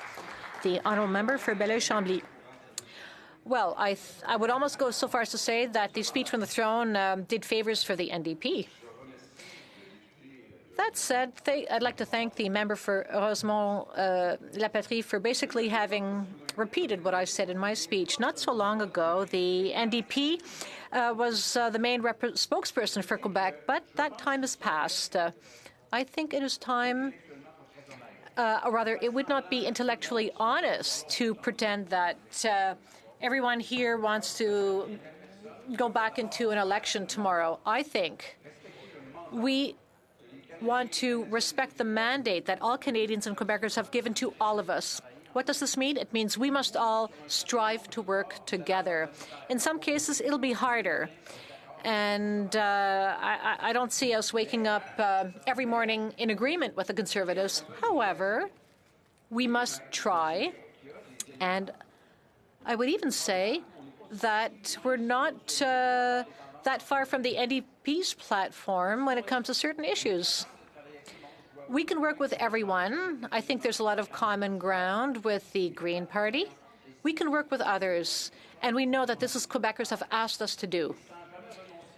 Of course, we will never give up on asking for, or rather, we will never stop representing Quebec's interests of being the voice of the Quebec National Assembly here, which unfortunately, up until now, has interfered in Quebec's jurisdiction. The honourable member for Gatineau. Please, 60 seconds for your question.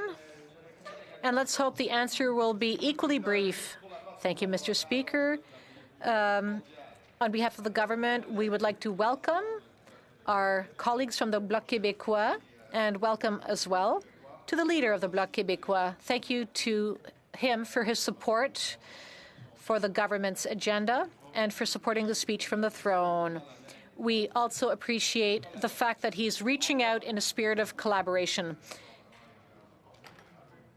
So, today is not a day for partisanship. There will be more time for that in future, but we would like to welcome him, and we also would like to say to him that on the evening of the elections, Quebec was also us. The honourable member for Belleuil-Chambly, 60 seconds, please. Well, how about 20? Well, the spirit in which we want to work is this. By leading by example in our comportment, even though I strayed a little bit, we want to lead by example by showing that, yes, we can work collaboratively in the House of Commons as we are doing now. We hope the spirit of collaboration continues when we are sitting on other sides, on opposite sides of a table, when we are putting forth our demands, and when we as friends can talk openly when, at this point here, we're sleeping in the same bed, one of us is snoring, we can't really hear what the other is saying, but in future we will still keep on working together when the situation has changed. Thank you, Mr. Speaker. Please, the debate. Resuming debate. The honourable member for Burnaby South. Thank you very much, Mr. Speaker. Thank you, Mr. Speaker. Prime Minister and the Liberal government touched on a number of important areas in the throne speech, but they just touched on them. They touched on the climate crisis, but they didn't include any new targets. They didn't include any new commitments to boldly tackle the crisis that we're in. Ils ont dit que oui. They said that, yes, the climate crisis is an important issue, but they did not put any ambitious goals to counter the coming climate emergency. Something that they promised to do in the past, which is to fully end all fossil fuel subsidies. No path to achieving something that they committed to. So they touched on climate crisis, but they didn't deliver on any sort of vision to achieving meaningful action to tackling it. Because we want to fight the climate crisis like we want to win it. For the kids that we met who were fighting in the streets, in the climate actions that took place across Canada, where thousands and thousands of people said we need and we demand more action. The government has not delivered. They touched on health. They touched on pharmacare. Very important issue. But again, they just touched on it. In fact, the way the throne speech rolled out, the government mentioned national pharmacare, which was a step back from what they proposed during the campaign, which was universal pharmacare. Now, to be clear, I don't expect a 15-point plan in the throne speech, but I do expect that the government would, at a minimum, accept their own report commissioned by the government, written by Dr. Hoskins, which states the way to move forward that will help out all Canadians is a universal, single-payer pharmacare for all, which means no matter where you live in this country, there should be no barrier for someone who needs medication. Si vous avez besoin de médicaments, if you need drugs from another country, there has to be a system where everyone has access to those drugs. If you need medicine, no matter where you live in this country, you should use your health card, not your credit card. This is something that we can achieve. We are the only country in the world that has a universal healthcare system that doesn't include access to medication. That's right. We know that by doing this, we can address some of the concerns raised by premiers. By having access to a universal medication program, if everyone could get the medication they needed, we would save money for the federal government, we would save money for provinces, it would also save money for businesses. It would make Canada more competitive, and it would help out millions of Canadians who some have coverage, but because the deductibles are so high, effectively don't have coverage. And for the millions of Canadians who don't have coverage at all, this would mean such a difference in their lives. I met so many people in the campaign who talked about those stories, who told me they spend thousands of dollars on medication a month. That means tens of thousands a year. I met people who said we can't afford the medication, so we take a gamble with our lives every day because we can't afford the heart medication we need. And we know what happens when you can't treat an illness. You get more and more sick, and you end up in the hospital, putting a further strain on our healthcare system. We could avoid all of this with a universal healthcare system that includes medication coverage. Now, the Liberal government, again, they touched on student debt. This is a very important issue, but they just touched on it. We know that students are continuing right now to be profited off. Their debt is being profited off by this government. And there's a question of offer, or there's a question of choices. The Liberal government chose last year to waive billions in dollars, as much as $7 billion in corporate debt. They waived that entirely. Shame. But on the backs of students over 4 years, they profited $3 billion in interest rates. So while they talked about student debt, a simple step that they could have taken is just to say, we will do what is right and we will waive the interest off of student debt at the federal level. Parce que c'est fini le temps pour les belles. Because the time for rhetoric is past. We need concrete action now. And I agree that those issues were mentioned, but that's not enough. At this point in time, the world needs concrete action to combat climate change.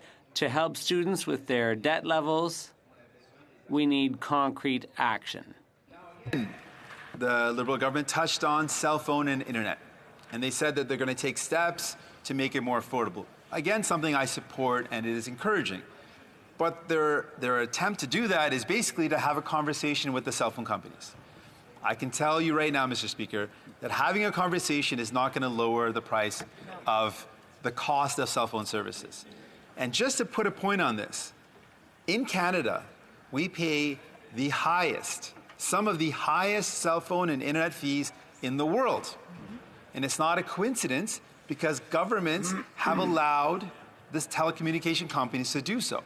So we proposed a solution that did not make its way into the throne speech, a very clear solution, something fully within the federal government's mandate. We have the power to do this.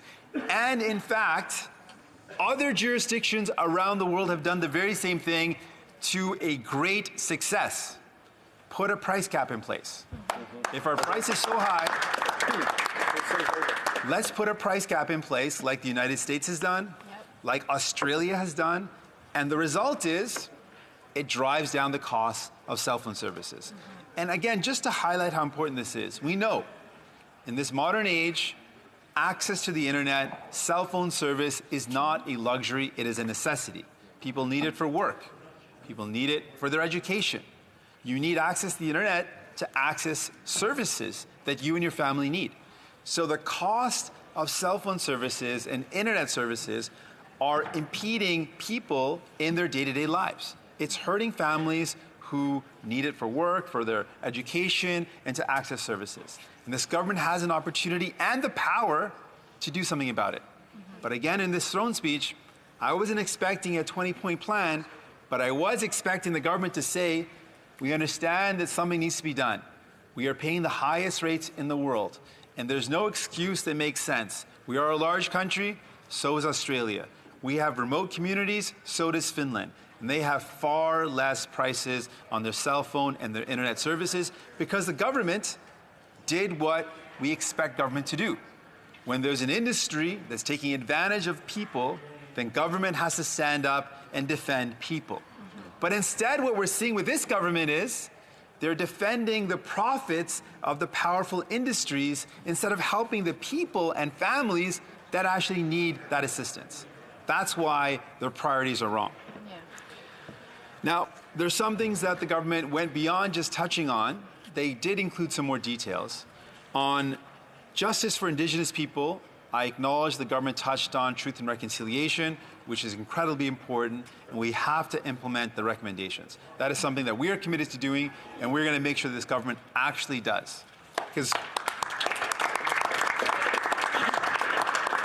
Because what we've seen for far too long is that the Liberal government is great at announcing things, great at making promises, but not so good at following through on those.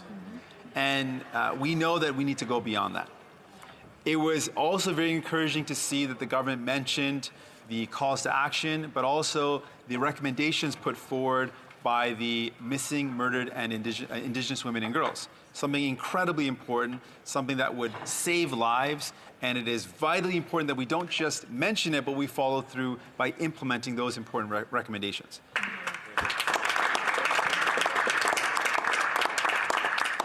But here's where I fail to follow the logic, where the government talks about the importance of following through on these really vital recommendations and these calls to action. At the same time, this government continues to take Indigenous kids to court. They continue to delay the funding that the Human Rights Tribunal points out wasn't just discriminatory, but it was willful and reckless. That's right. Le tribunal.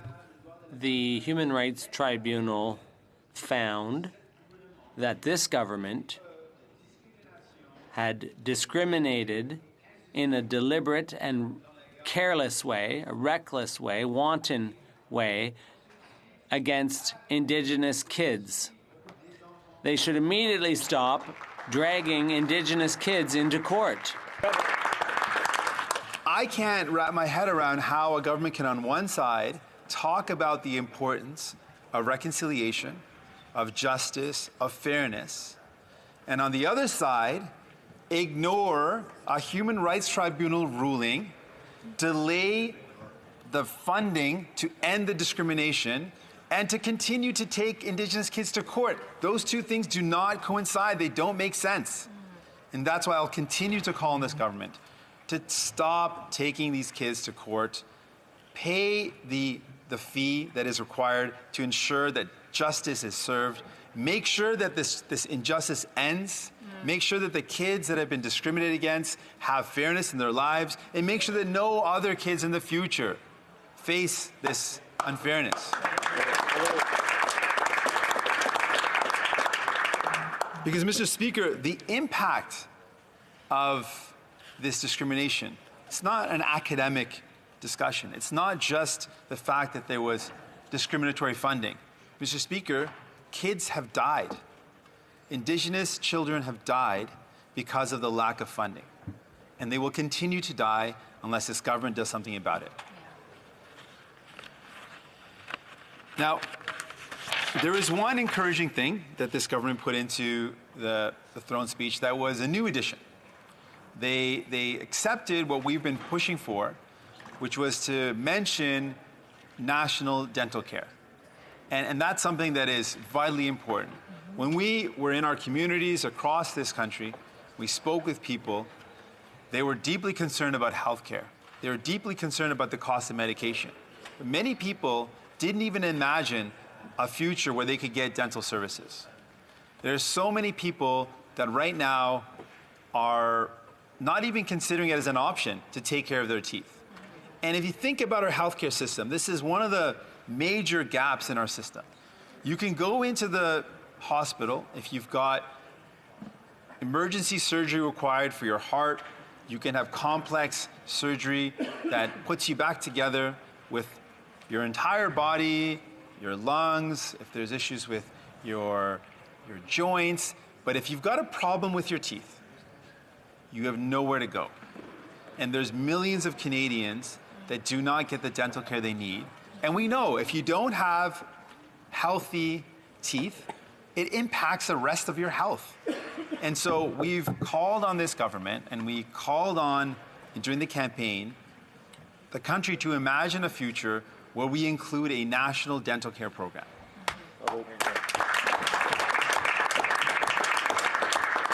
It's something achievable, it's something we can do, and it's something that wouldn't actually cost us too much. Our plan that we laid out, and that we're asking this government to consider, would be for less than $1 billion a year, we could cover 4.3 million Canadians immediately with a federal program to cover Canadians across this country to give them access to dental care. This would mean a massive change in people's lives. I remember a woman that met me in Vancouver on the streets, ran up to me and said, "I heard your announcement on dental care." And she had her hand covering her mouth. She said, "I'm so embarrassed of my teeth. I haven't been able to afford dental care. I'm in a job and I'm stuck because I'm too afraid to apply for a new job because I don't think anyone would hire me the way I look. I'm afraid to come out in public. I'm even afraid to talk to you because of my teeth." And she shouldn't have to feel that way. She shouldn't have to worry about the way her teeth looks. But this is a reality for far too many Canadians. They can't afford dental care, and their teeth are not in a healthy state. And we know it impacts overall well-being. We know it impacts overall health. We've got to do something about it. So while it's encouraging the government mentioned it, if you read in the fine line, they say it's something that Parliament should explore. I'm calling on government to take a step to ensuring we have national dental care. That's what we need. Now, I do believe there is a path forward. While I'm not satisfied with what I heard in the speech, we as New Democrats aren't satisfied, but we're not lacking confidence in this government simply because we don't think it's good enough. We've met with people. We've spoken to people across this country, and they tell us this is not good enough. Yeah. This is not going to make sure people's lives are better. And one of the areas where we know people are faced with one of the most pressing crises in their lives is housing. Now, what this government has said in the throne speech is that they're going to continue to do what they're doing on housing. Well, Mr. Speaker, you know what that means? That means continuing to spend 19% as a portion of GDP less than the Conservatives before them. How can you claim that you're doing something to tackle a crisis when you're spending less than the previous Conservative government that you continually to campaign to say, be afraid of them because they're going to make things worse when you're doing worse than they did? Mr. Speaker, the crisis that people are faced with in this country is such that people cannot find a place to live. In large cities across the city, young professionals, young families, people who earn a good salary, they can't find a place, let alone to buy, they can't find a place to rent. In rural communities, people cannot find anything, rental or housing. It's not even a question of affordability in some communities, it's a question of availability. There's just nothing there. We've got people who are living on the streets, we have homelessness, people who need supported living, and this government thinks that it's okay to just continue to do what they're doing. It is not okay. It is not going to make people's lives better. And it's because it's not going to make people's lives better that we're saying it's not good enough. But here's the thing. I'm calling on the Prime Minister and the government to sit down and have a chat with us. Because if you want to make life better for Canadians, we're ready to work with you. If you want to stay in power, it's clear you've got some options. But if you want to make things better for Canadians, if you want to lift up people who can't find housing, if you want to lift up the people who can't afford their medication, if you want to make a real difference in people's lives and implement national dental care, then yes, you can count on us. But if you think that this throne speech is good enough, it's simply not. And I know you can do better, but you're not going to do it on your own. That's why New Democrats are here. We're going to push you. We're going to make sure you deliver. I'm just going to interrupt for a moment.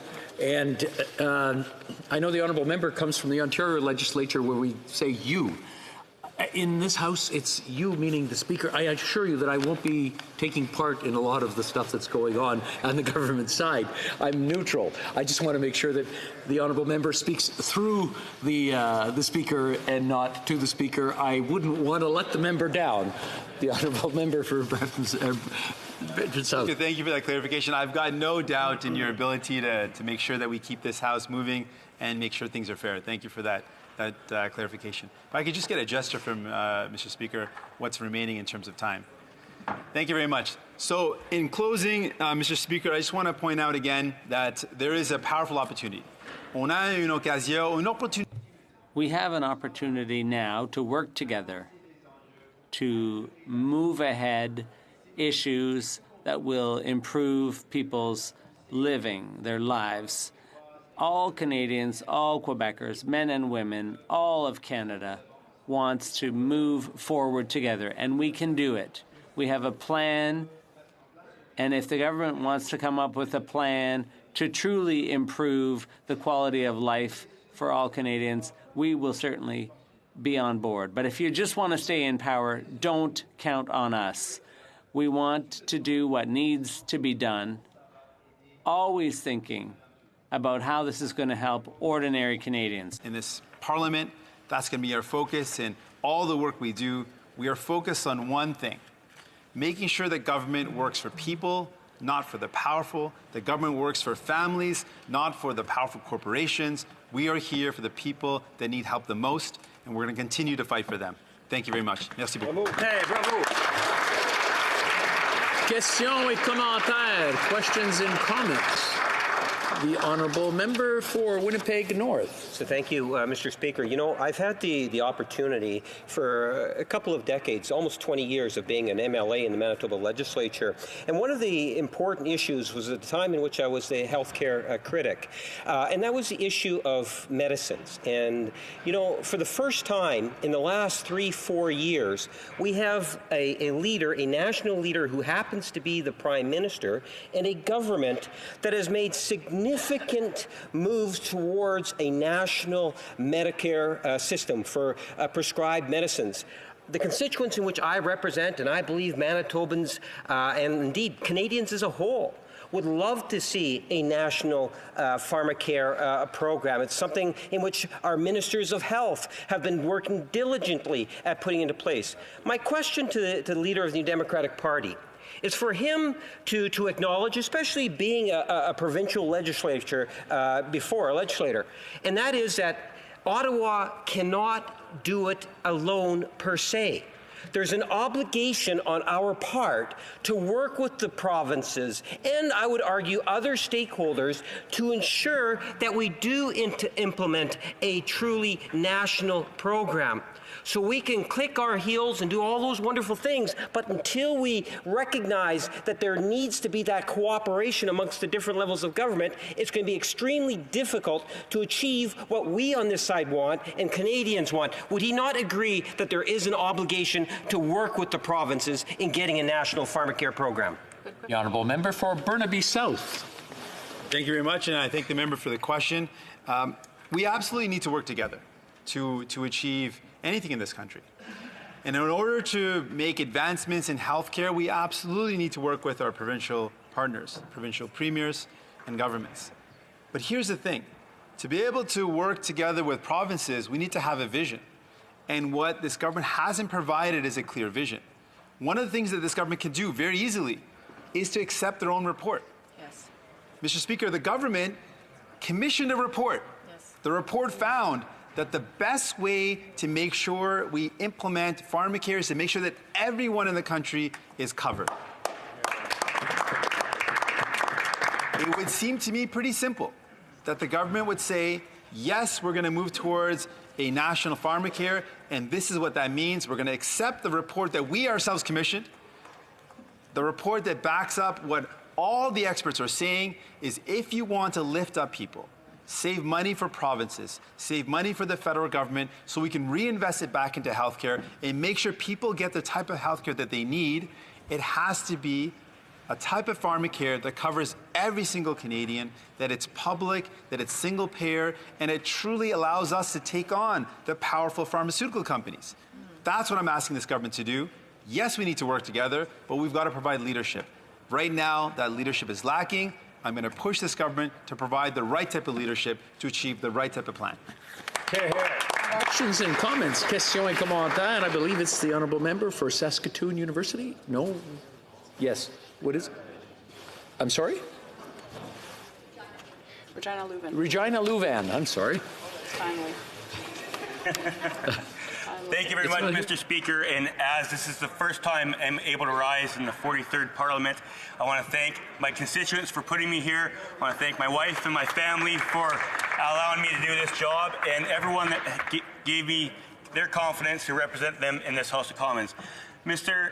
Speaker, to the member for Burnaby South, who I'm hoping I will be his favorite member from Regina Louvan over the next couple of years, I would ask him, he talked about hard-working Canadians, and I have 1,000 hard-working Canadians at the Everest Steel Plant in Regina. And these members of my riding are wondering, can they get support from the NDP to ensure these hard-working, good-paying jobs stay in Regina? They make a world-class product, Mr. Speaker. They do a fantastic job. One of the most environmentally sound made steel in the world. They have great technology in ensuring their steel is of the top environmental standard. Will the member from Burnaby South use his position to ensure that these hard-working Canadians have good-paying jobs now and into the future? Thank you, Mr. Speaker. The Honourable Member for Burnaby South. Yes, thank you very much, Mr. Speaker, and I thank the member for his question and congratulations on your election. Mr. Speaker, absolutely. we need to support families and working people across this country. The company that member is speaking about, it produces some of the best steel in the world. Now, to ensure that that those jobs actually remain in Canada, the problem is that many of the projects that his party speaks about, Mr. Speaker, don't require Canadian-made products. Now, the problem is that without making sure or requiring that Canadian infrastructure uses Canadian steel or Canadian workers, then it is meaningless to talk about infrastructure projects. We need to make sure that the infrastructure projects that we are moving forward with require made-in-Canada content. I would go beyond that. Something that we announced during the campaign, I will continue to push for, to make sure our manufacturing sector is strong in Canada. I believe when we're using public procurement, using our public dollars to purchase something for public crown corporations, that we should require made-in-Canada content there as well. Hear, hear. Hear, hear. Without the stipulation that requires made-in-Canada content, those good, hard-working people at Evraz Steel will not get jobs. If it's simply a question of making infrastructure without requiring that the jobs remain in Canada, that there's a benefit to Canadians, there's a benefit to Canadian workers, then no, they won't get the jobs. But that's why you have New Democrats. Because we're not just going to talk about infrastructure unless we talk about benefits to communities, jobs in communities. We require that there has to be made in Canada content because we are proud of Canadian workers and we want to make sure that they get to work and that we get to have the benefit of their quality products. Questions and comments. Questions et commentaires. L'honorable député. The Honourable Member for Berthier-Masquinongé. Mr. Speaker, first of all, I want to speak directly to the voters in Berthier-Masquinongé and to thank them for placing their trust in me. I hope that I will live up to their expectations. Yesterday, my colleague, the member for Abitibi-Témiscamingue, raised the point that the speech from the throne contains promises about compensation for farmers. Of course, we want that compensation to be full and fair, and we want it to affect all of the agricultural sectors that were affected by the free trade agreements that have been signed recently. Mr. Speaker, there's something important missing from the speech from the throne, though. There's no guarantee that supply management will never be touched in the future. At the Bloc Québécois, that's what we'd like to see. We want to be very proactive. Yesterday, it seemed to me that the government gave a very evasive reply to our question. In Quebec, we have a very efficient, wonderful supply management system. It allows our farmers to have a decent quality of living and to have the assurance of stable prices. We'd like to promote that system internationally rather than giving up pieces of it. So my question is as follows, and this is for the NDP. Can we count on their support in our efforts to make this minority government take action for the good of our farmers and to preserve the future of our local model of agriculture, which is unparalleled around the world? Thank you. The Honourable Member for Burnaby South. Yes, thank you, Mr. Speaker. Farmers can count on us. We are the party that said that agreements with other countries need to protect supply management. That was something that was really missing in the new NAFTA. Now, we raised three problems. First, protections for labor and the environment were not binding. Secondly, we highlighted the rising cost of medication. And third, we highlighted the sacrifices made on supply management. They were completely unacceptable. And that's what this government has been doing. On the one hand, they talk a lot about how important farmers are, but on the other hand, they take very different actions. This sacrifice of supply management is going to hurt farmers, particularly dairy farmers in Quebec. But the Honourable Member is correct. We also need to think of all farmers in all agricultural sectors. This is a personal issue for me.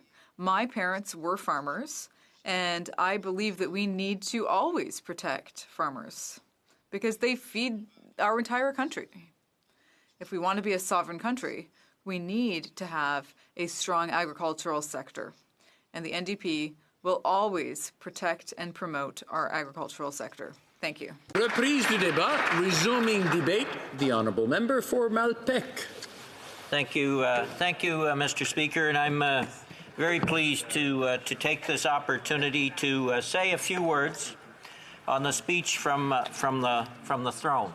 First, Mr. Speaker, I do want to recognize your election as our new Speaker and congratulate you on that task and wish you well and in a Parliament that I think there is a real opportunity here to do great things for Canadians. There's a real opportunity for us to come together as members of Parliament. I firmly believe that every party has some good ideas in their platforms. And we have to draw those out and work together because Canadians sent us a message. They want this Parliament to work. They don't want to see the kinds of divisions that we've seen during the election campaign and the personal attacks and the misinformation that seemed to filter out in this election was unbelievable. I think they want to see us work together in the interests of all Canadians, and I think the leaders, especially of all parties, and all of us as parliamentarians need to try and achieve that in this 43rd Parliament. So I wish you well in your endeavours trying to manage that.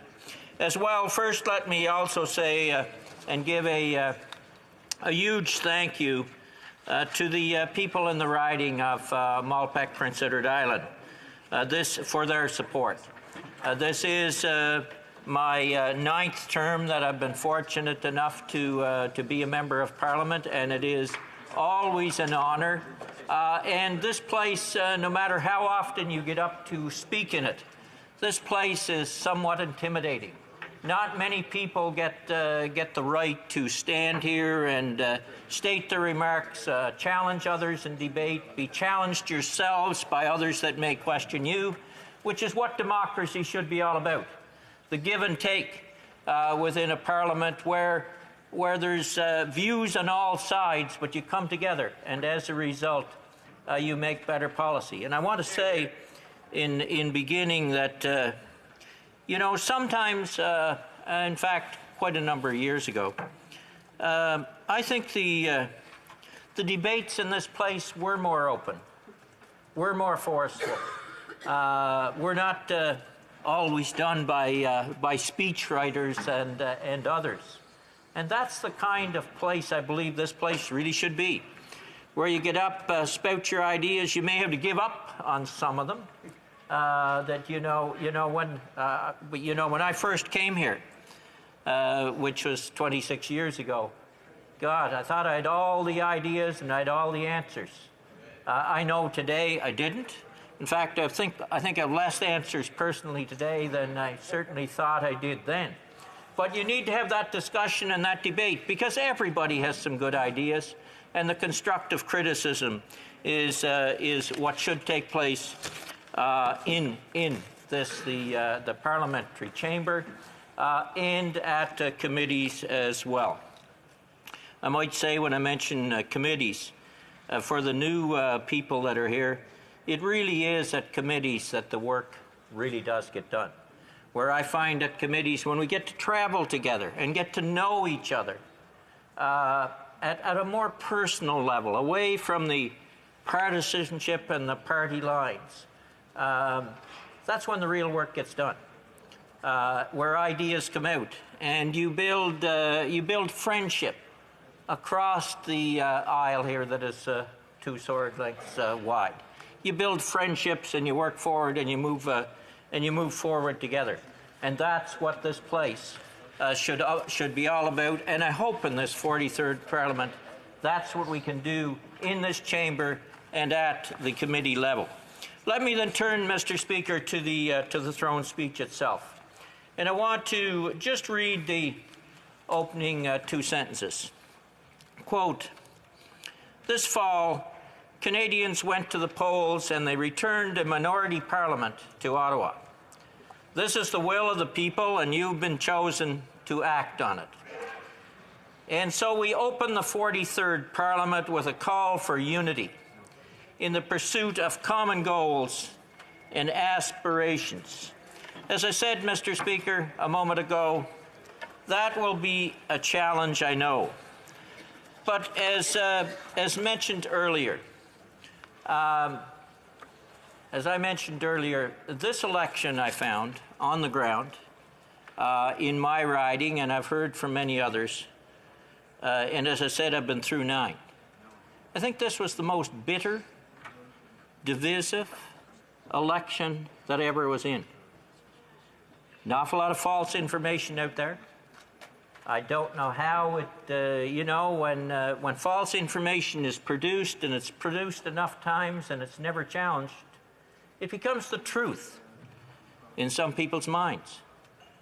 And I think we faced a lot of that during this election campaign, and it was very, very bitter.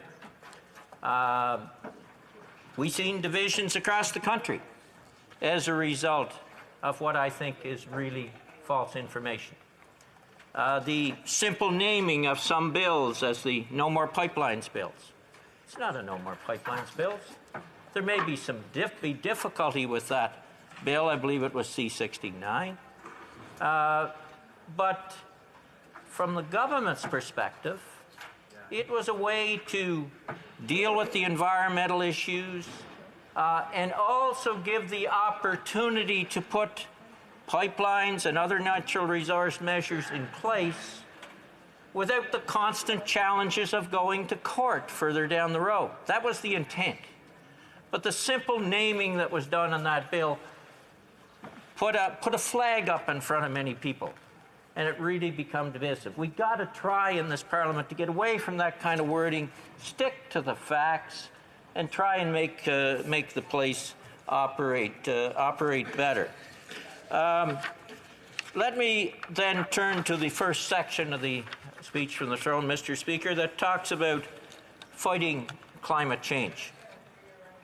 Canada's children, to quote, Canada's children and grandchildren will judge this generation by its action or inaction on the defining challenge of the time, climate change. From forest fires and floods to ocean pollution and coastal erosion, Canadians are living the impact of climate change every day. The science is clear, and it has been for decades. Now, I know there's strong differences of opinion on this, Mr. Speaker, but the scientific community and the so-called experts, and you've got to be careful when if you're an expert, they're not always as expert as they think they are. However, the science is a carbon tax makes sense. Makes sense generally. And I think the Prime Minister talked about it extensively today. With that carbon tax in place that is that is thought to be one of the best solutions to fight climate change in the world, then people on the ground will actually do better by it, and we will protect our environment for future generations. We have to move there. That fight on that particular bill on carbon tax has been fought. And I do think it's wrong for the Leader of the Opposition to stand in this place with the whole objective to say, I'm basically going to take you down. Look, we've been sent here to do a job, to work together. Let's do it.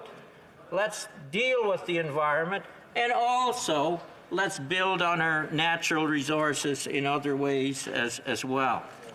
You know, the government in our platform, we talked about a number of things on environment and climate protection while building our economy. And I want to name what those were so that any members in the opposition that are here, they need to know what we said. I expect they all have our platform anyway. But they need to hold the government to account and make sure that we address the things that we said we would do in our platform as a government. I expect that from my own party. They were these: Make Canada a net zero emitter by 2050. Cut taxes in half for businesses that produce clean tech, zero emission technology. Interest-free loans up to $40,000 for homeowners and landlords who want to make their properties more efficient. Increase the amount of ocean and land that is protected to 25% and plant 2 billion trees while creating 3,500 jobs a year in doing so. Those are some of the measures that we proposed. And Mr. Speaker, during the election campaign, I stopped at a constituent's place who had just built a what's called a passive house. These are the things that we can do. In this passive house, just to describe it a little bit, the walls are probably 18 inches or around about that thick, maybe a little thicker. Heavy insulation. There's an inner wall and an outer wall. But the way that house is built in Prince Edward Island, which doesn't exactly have kind winters, they're not like they are out there in Vancouver and Victoria, he and his wife will be able to heat that house for $300 a year. Whoa. That'll be the cost. So that shows what is possible when we do the right things. I was in another passive house that has been in place for about 6 years, and they were heating their house 2,000 square feet for $340 a year. Where the rest of us who were using oil on the same size house, probably costing us about $6,000, and a lot more greenhouse gases. So it shows what is possible if the government is willing to assist in terms of infrastructure and housing, and that is what we propose to do in our platform. We also, states in the throne speech, Mr. Speaker, that we will, in fact, help to make energy-efficient homes more affordable and introduce measures to build clean, efficient, and affordable communities. And we will make it easier for people to choose zero-emission vehicles. That is the way we have to go to I think, make strides forward on climate change issue. Let me turn to another section of the throne speech, Mr. Speaker, and I think, and the reason why I quote the throne speech somewhat is, you know, we often fail when these documents are read to go back to them and really look at what the words actually say.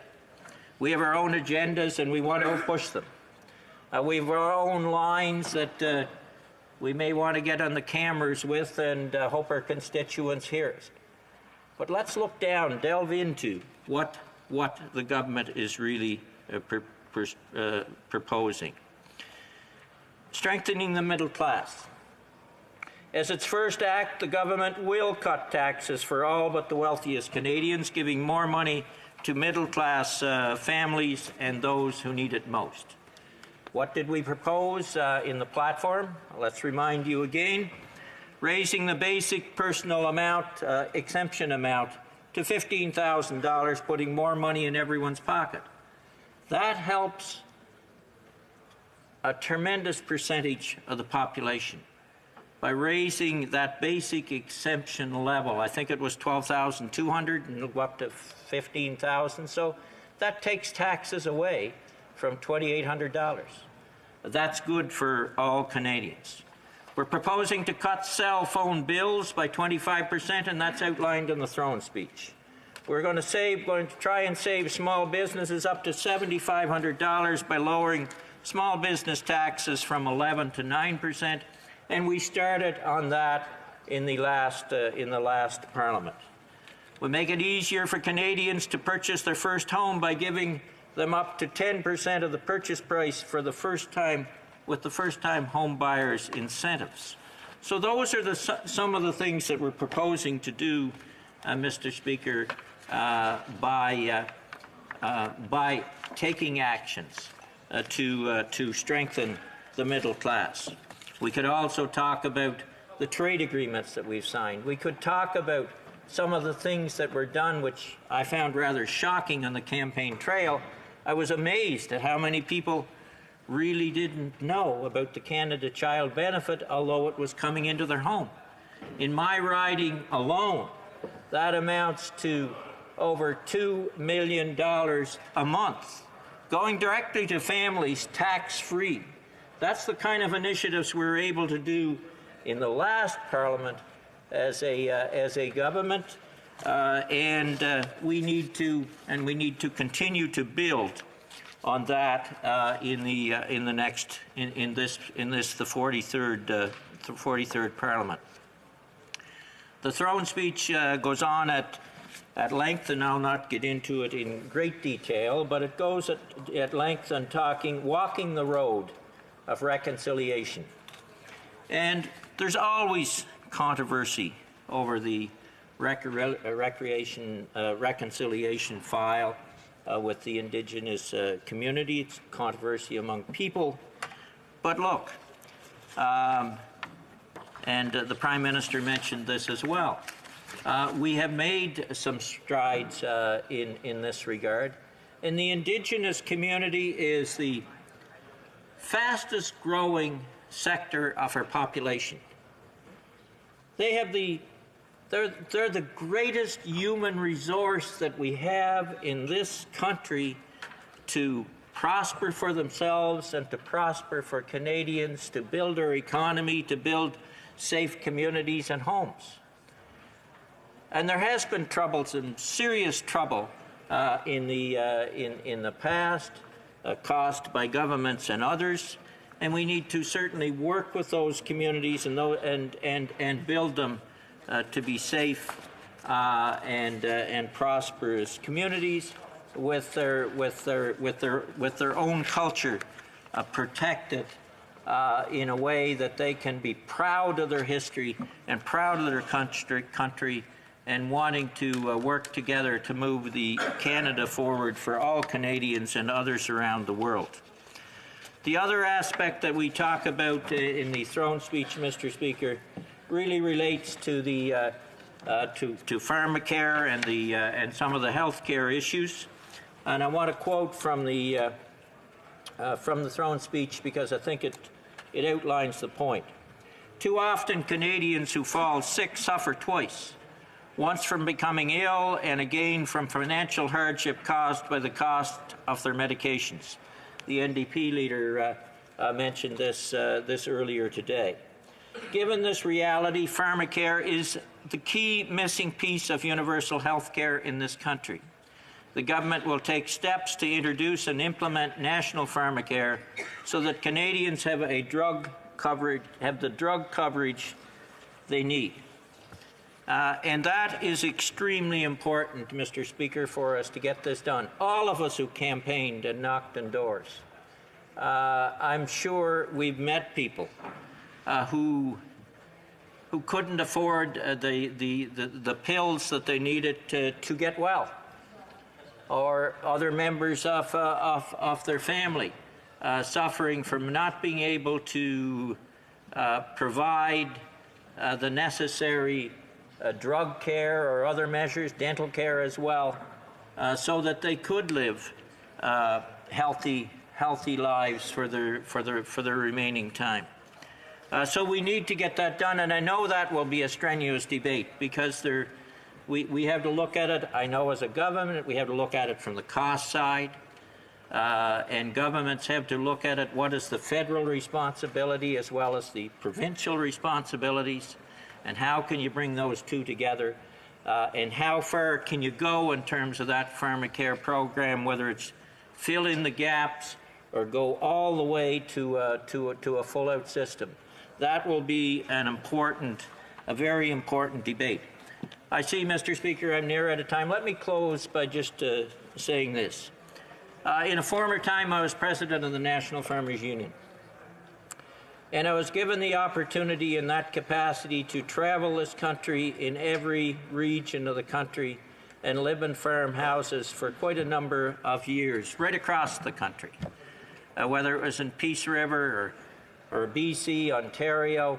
I spent a lot of time in Saskatchewan, Alberta, and some in Quebec, and a lot in the Maritimes. And Mr. Speaker, there was one thing that we always said within that movement, that we have the ability, when you see the country and you understand it, and you understand the different resources and characters of each region, that we had to be careful not to allow regionalism to set in where you divide against yourself. But there's always the ability to make this country stronger than the sum of its parts. And that's where we need to go. And I think that's what this Parliament, giving the makeup of it, that nobody has a majority. And if we all work together, we can, in fact, make this country stronger than the sum of its parts. And all of us will benefit as a result. And more importantly, so will Canadians. Thank you very much. Comments. The Honourable Member for North Okanagan, Central Okanagan, Similkameen Nicola. Thank you, Mr. Speaker. I'd like to congratulate the member opposite, not only for his maiden speech in this Parliament. I think he's probably given the fair maiden speeches for a member, but also thank him for his work as the Finance Chair in the last Parliament. There was a money laundering report that got the support of all parties, so I congratulate him on the work on that.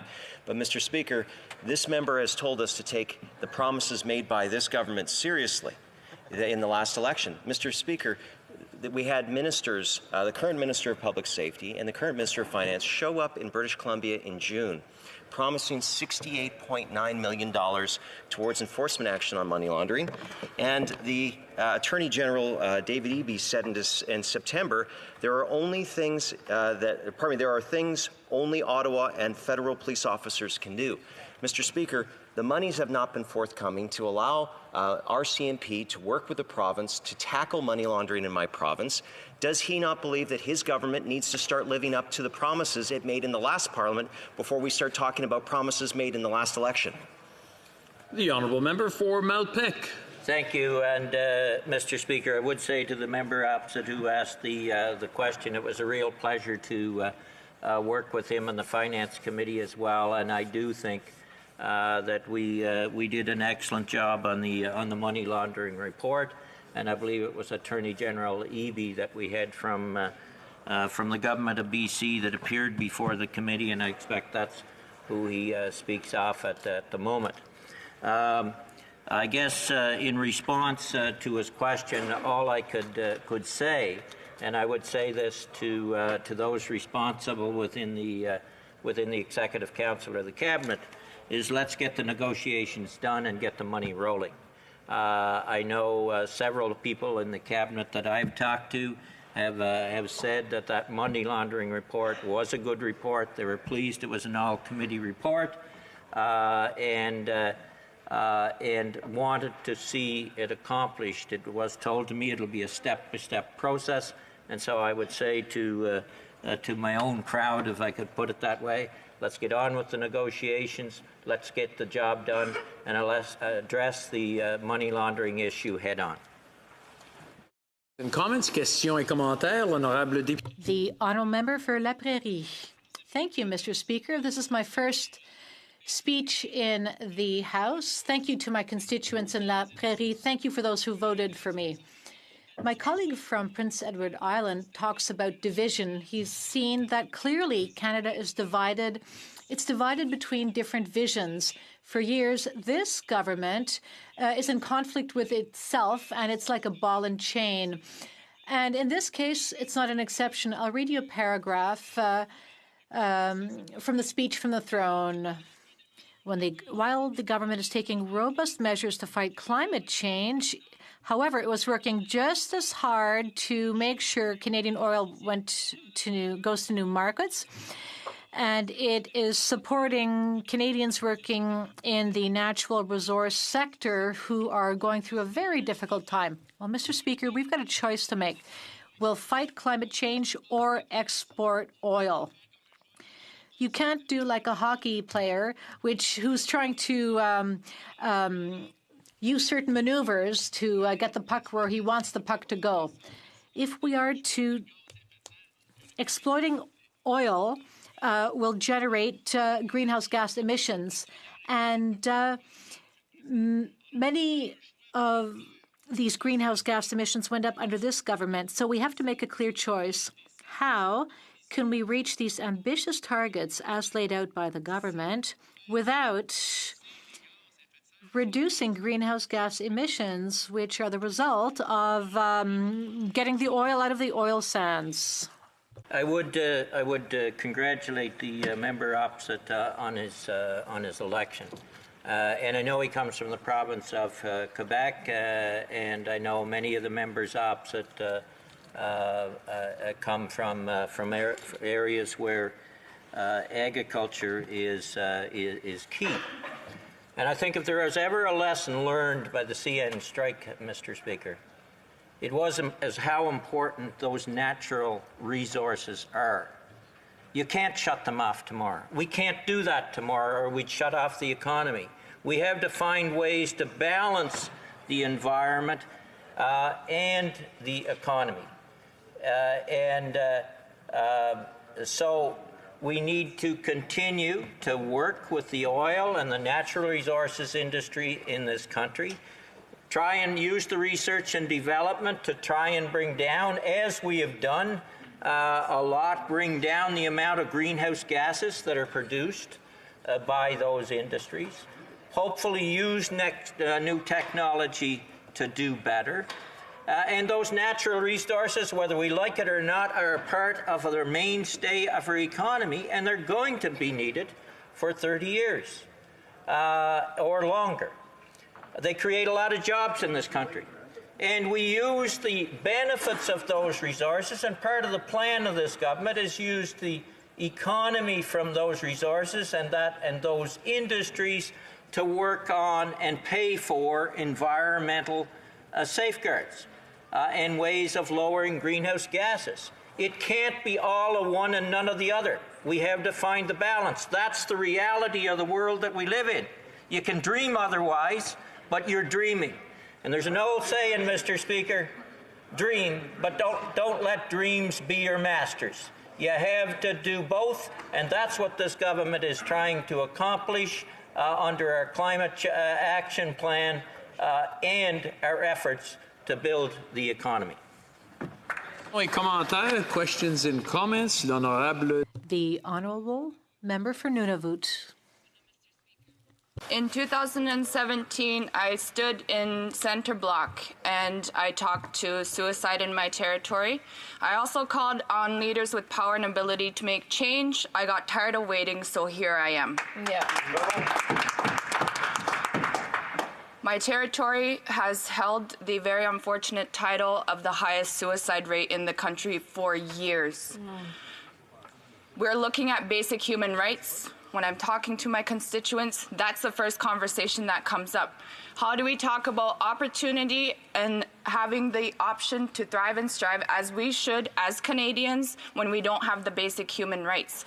When will the government step up, provide housing for my constituents to be able to live and feel safe?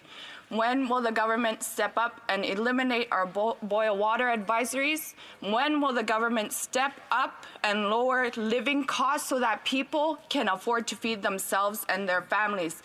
This is a conversation that has been going on for decades, and I hope by the end of this term that we can talk about post-secondary opportunities, childcare spaces. Mr. Speaker, the government needs to step up. These are our Canadians. These are our constituents. This is my riding. These are my people. These are our people. We need to step up and treat them as Canadians, which we all know, and we're so proud to be Canadian.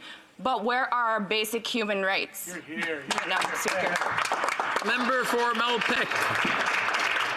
Thank the member for her question. Congratulations on her election and getting here, and your voice, as you just stated, is much needed in this House of Commons and to be heard in the country.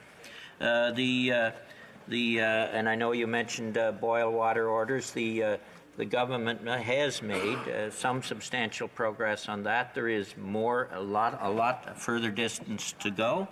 And the Prime Minister himself He has stated and stated clearly, and I think if you look at the actions that were taken in the last Parliament, as well as what was outlined in the platform and the throne speech, the Prime Minister has made this file one of perhaps his most important file in which he wants to address these difficulties, these concerns, and see that the Indigenous people right across the country gain their rightful place in this country with the proper economy, culture, and able to prosper and share their knowledge and abilities with other Canadians. Resuming debate, reprise du débat, the honourable member for Calgary Nose Hill. Thank you, Mr. Speaker.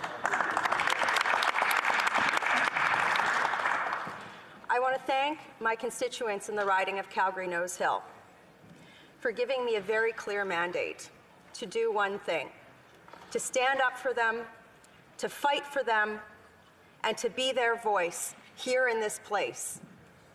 I received a mandate of over 70%. Door to door, person to person that I talked to, people that I know had voted Liberal, NDP in the past, they looked me in the eye, and it was a serious conversation at the door. They said, look, I have never voted Conservative before, but I'm going to vote for you because it's really bad here, and we need you to fight for us. So my way of thanking them is not just saying it here, it's to do that and to fight for them every day. So to the 98 new members of Parliament in this place, I want to talk to you about what it's like at home. I want to talk to you about what it's like to have 175,000 people who work in the primary industry of your province become out of work in a very short period of time, and not because of commodity prices, as the Prime Minister so glibly said this morning. I'll get to that. Because of policies that were set here. What we do here reflects how people live in every part of the country, and what happened in the last Parliament for the people in my riding meant trauma, suicide, homes lost, jobs lost, families lost. What we do here matters, and I will fight for them. Right now, in my province, we are seeing some of the highest unemployment rates in the country sustained. And why? Why is that happening? Not because of commodity prices, Mr. Speaker. Oh, it's commodity prices. It's commodity prices. Then why is the United States doing so well with their natural resource sector? Why? It's because of instability and political decisions that have made it impossible for the energy sector to sustain employment. That's why. Decisions made here. In 2017, Alberta's suicide rate was 14.9%, or 14.9 per 100,000 people, just over 3 points higher than the rest of Canada. That is up really high. In 2016, there was a project by the Calgary Police Service called Operation Northern Spotlight, and it was to help sex workers in the city. Let me read you a story. A woman who entered the sex trade in 2016, and it's gotten worse since then, said, I never thought I'd be here. I never thought I would have to hide from my family, telling them that my cleaning job runs late every night. I'm here because this would have been an easy $350. I had a great job. Then the jobs crisis hit, and I got laid off. 2 weeks later, my husband lost his job as well. The bills didn't stop coming. Well, the problems haven't stopped in my riding. We sit here, and yesterday's throne speech, and yes, Mr. Speaker, I will be splitting my time with the member from Battle River Crowfoot. Yesterday's throne speech was a slap in the face. I got scrummed in the media yesterday saying, well, it was more of a tone-setting document and blah, blah. Well, if it was a tone-setting document, it was tone-deaf for every person in my riding. It didn't say anything about what this government was going to do to reverse the policies that create the instability that puts the people in my riding out of work. That needs to change. If we're not willing to change that, than what is happening in my province, where my province is saying, we don't see ourselves in this country. Our country doesn't have our back. Why should we be part of it? That is going to continue to grow. It will continue to grow, it will continue to fester, and it is because of the decisions that are being made to put the people in my riding out of work. Now, people in this place would be like, well, it's a dirty industry. It's so dirty. It's very dirty. You should just diversify your way out.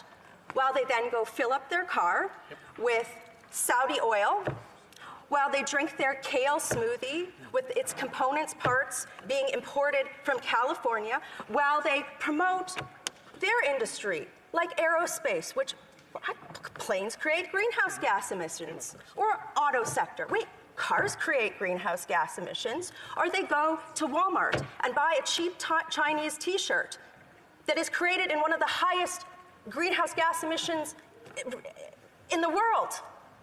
Hypocrites.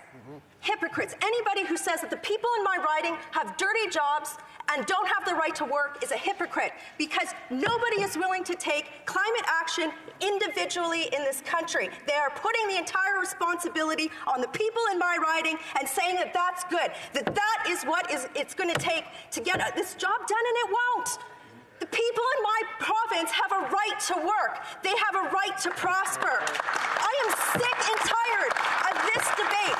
Nothing on climate change happening while my province and the people in it bear the entire cost and responsibility, and we do nothing. And it has to stop. And I'm going to tell you one thing, Mr. Speaker. It is going to stop one way or another. One way or another, it is coming to a head.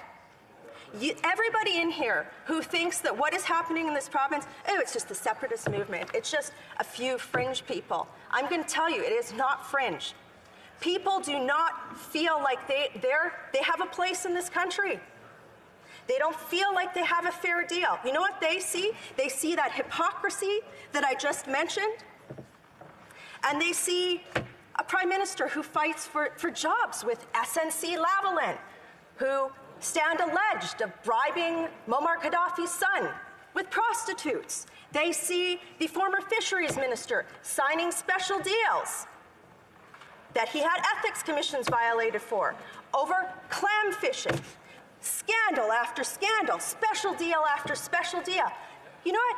And then there's the people, Mr. Speaker, who say, oh, well, you know, my riding, they've been out of work. You know, 175,000 people, I don't know how many lobster fishers there are in this country, but when fisheries, something happens to them, we get angry. We all do here. We say, we have to fix this. They can't stay out of work. When the auto sector, something happens there, we say, we don't say, oh, cars create greenhouse gas emissions, I guess we should just let that industry die. We do something about it. When has it become acceptable to let an entire province industry die while the rest of the country looks like a hypocrite? It has to stop. Otherwise, we will face a national unity crisis. We are in one. And I want to let the people in this House know what that looks like. The Premier of this province is rightly talking about a fair deal for Alberta and autonomy. And I support him in that. But here's what Alberta opting out of the CPP looks like. We're the net contributor to the CPP in the country. Higher premiums across the country means people won't be able to retire till later ages. And that is because the Prime Minister has put us in this position. We need to scrap Bill C-69. We need to scrap Bill C-48. And we need to understand the wealth that the energy sector creates. It creates receptor capacity for clean technology. It displaces energy from Saudi Arabia and Venezuela. And if we're talking about transition and climate change, Canadian energy and what my province does is at the heart of that equation. It shouldn't be killed. Why would you kill the heart of what Canada can contribute to when it comes to this? Enough is enough, Mr. Speaker. Enough. I will stand here for however long this Parliament lasts, and I will stand up for the rights of my province, because that is why I'm here. For people to stand up and say, thank you for sending me here. They didn't thank you for sending me here to collect a salary or stand up and just seal, clap, and vote. They sent us here to fight, and I'm going to fight for my province and the people in my riding. And if that means saying we need more autonomy, we need the equalization payment formula looked at, and if people, then I will do that. And if everybody here says that we will not do that we will not give my province a fair deal, then I'm going to tell you right now the people in my province are going to say enough is enough. And the choice is every single person in this House. It starts here and it ends here. So, Mr. Speaker, I implore you, through you, the people in this House, to realize that what was in that throne speech was not good enough. It's not going to cut it. It's not going to fix it. And it's going to take us having smart, tough conversations. Otherwise, it's over. My colleague from Malpeque just talked, he made an appeal to unity. And I want to tell him this. I'm not here, and the people on this side of the House are not here to make life politically expedient for the Liberals in a minority situation. We're here to fight for the people of our provinces. And our provinces are Alberta, Saskatchewan, Manitoba, BC, Ontario, every part of this country, which sees Alberta as a strong part of Confederation. We will not let this continue. I ask people who are watching here today to support me by signing petition E2303 at e2303.ca, which sends a message to every person in this House to do just that. Let's talk about setting a tone. And it's time for Alberta to have a fair deal. Questions and comments. Questions et commentaires. The honourable member for Winnipeg North. Yes, thank you, Mr. Speaker. And, you know, I would question in terms of where was that passion? Where was that fight when we had 10 years of Stephen Harper where his government failed to build 1 inch of pipeline to our tide waters, Mr. Speaker? In fact, when Prime Minister Harper became the Prime Minister, 99% plus of the oil was going via the United States. When he left office as Prime Minister, that same percentage is still there, Mr. Speaker. Where was the Conservative government when it came to investing in Western diversification funds? They failed to show up at the table, Mr. Speaker. Talk about infrastructure and working with governments to make sure that Alberta and the West got good, solid infrastructure projects and dollars. It's this government that materialized on that, Mr. Speaker. I would suggest that there is room for us to be working collaboratively, working together for the West. I am from Manitoba, a very proud Manitoban. I was in the military when I served in the province of Alberta. My wife is from Saskatchewan, many family members from Saskatchewan. All of us have some sort of a connection. But I love and care for my country, and I do care deeply about the West, and I'd ask my colleague from the West, does she not agree it's time to put the high political partisanship aside and start working for the prairies and all Canadians? The honourable member for Calgary Nose Hill.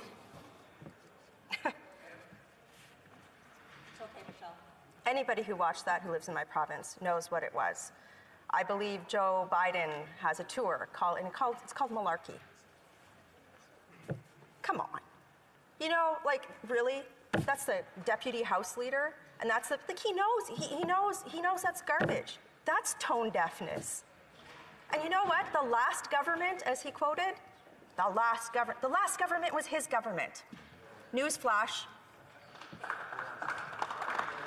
It wasn't under the Harper government that we saw this downturn. We built 4 pipelines. We had investment coming into the energy sector. Come on. Nobody's buying that. And if, I don't know, maybe they want this, Mr. Speaker. Maybe that's what they want. Maybe they're finishing the job that the Prime Minister's father started in the 1980s. It sure feels like it. And you know what? History will hold people to account who in this place and in this Parliament, in a minority situation, have the type of speech that he just had, as opposed to doing what's right and good and just for our entire country. We're going to have to break until Monday. The honourable member will have about 2 minutes and 15 seconds coming to her for questions when we return and take up this debate again. It being 2:30, this House stands adjourned until next Monday at 11 a.m. pursuant to Standing Order 24-1.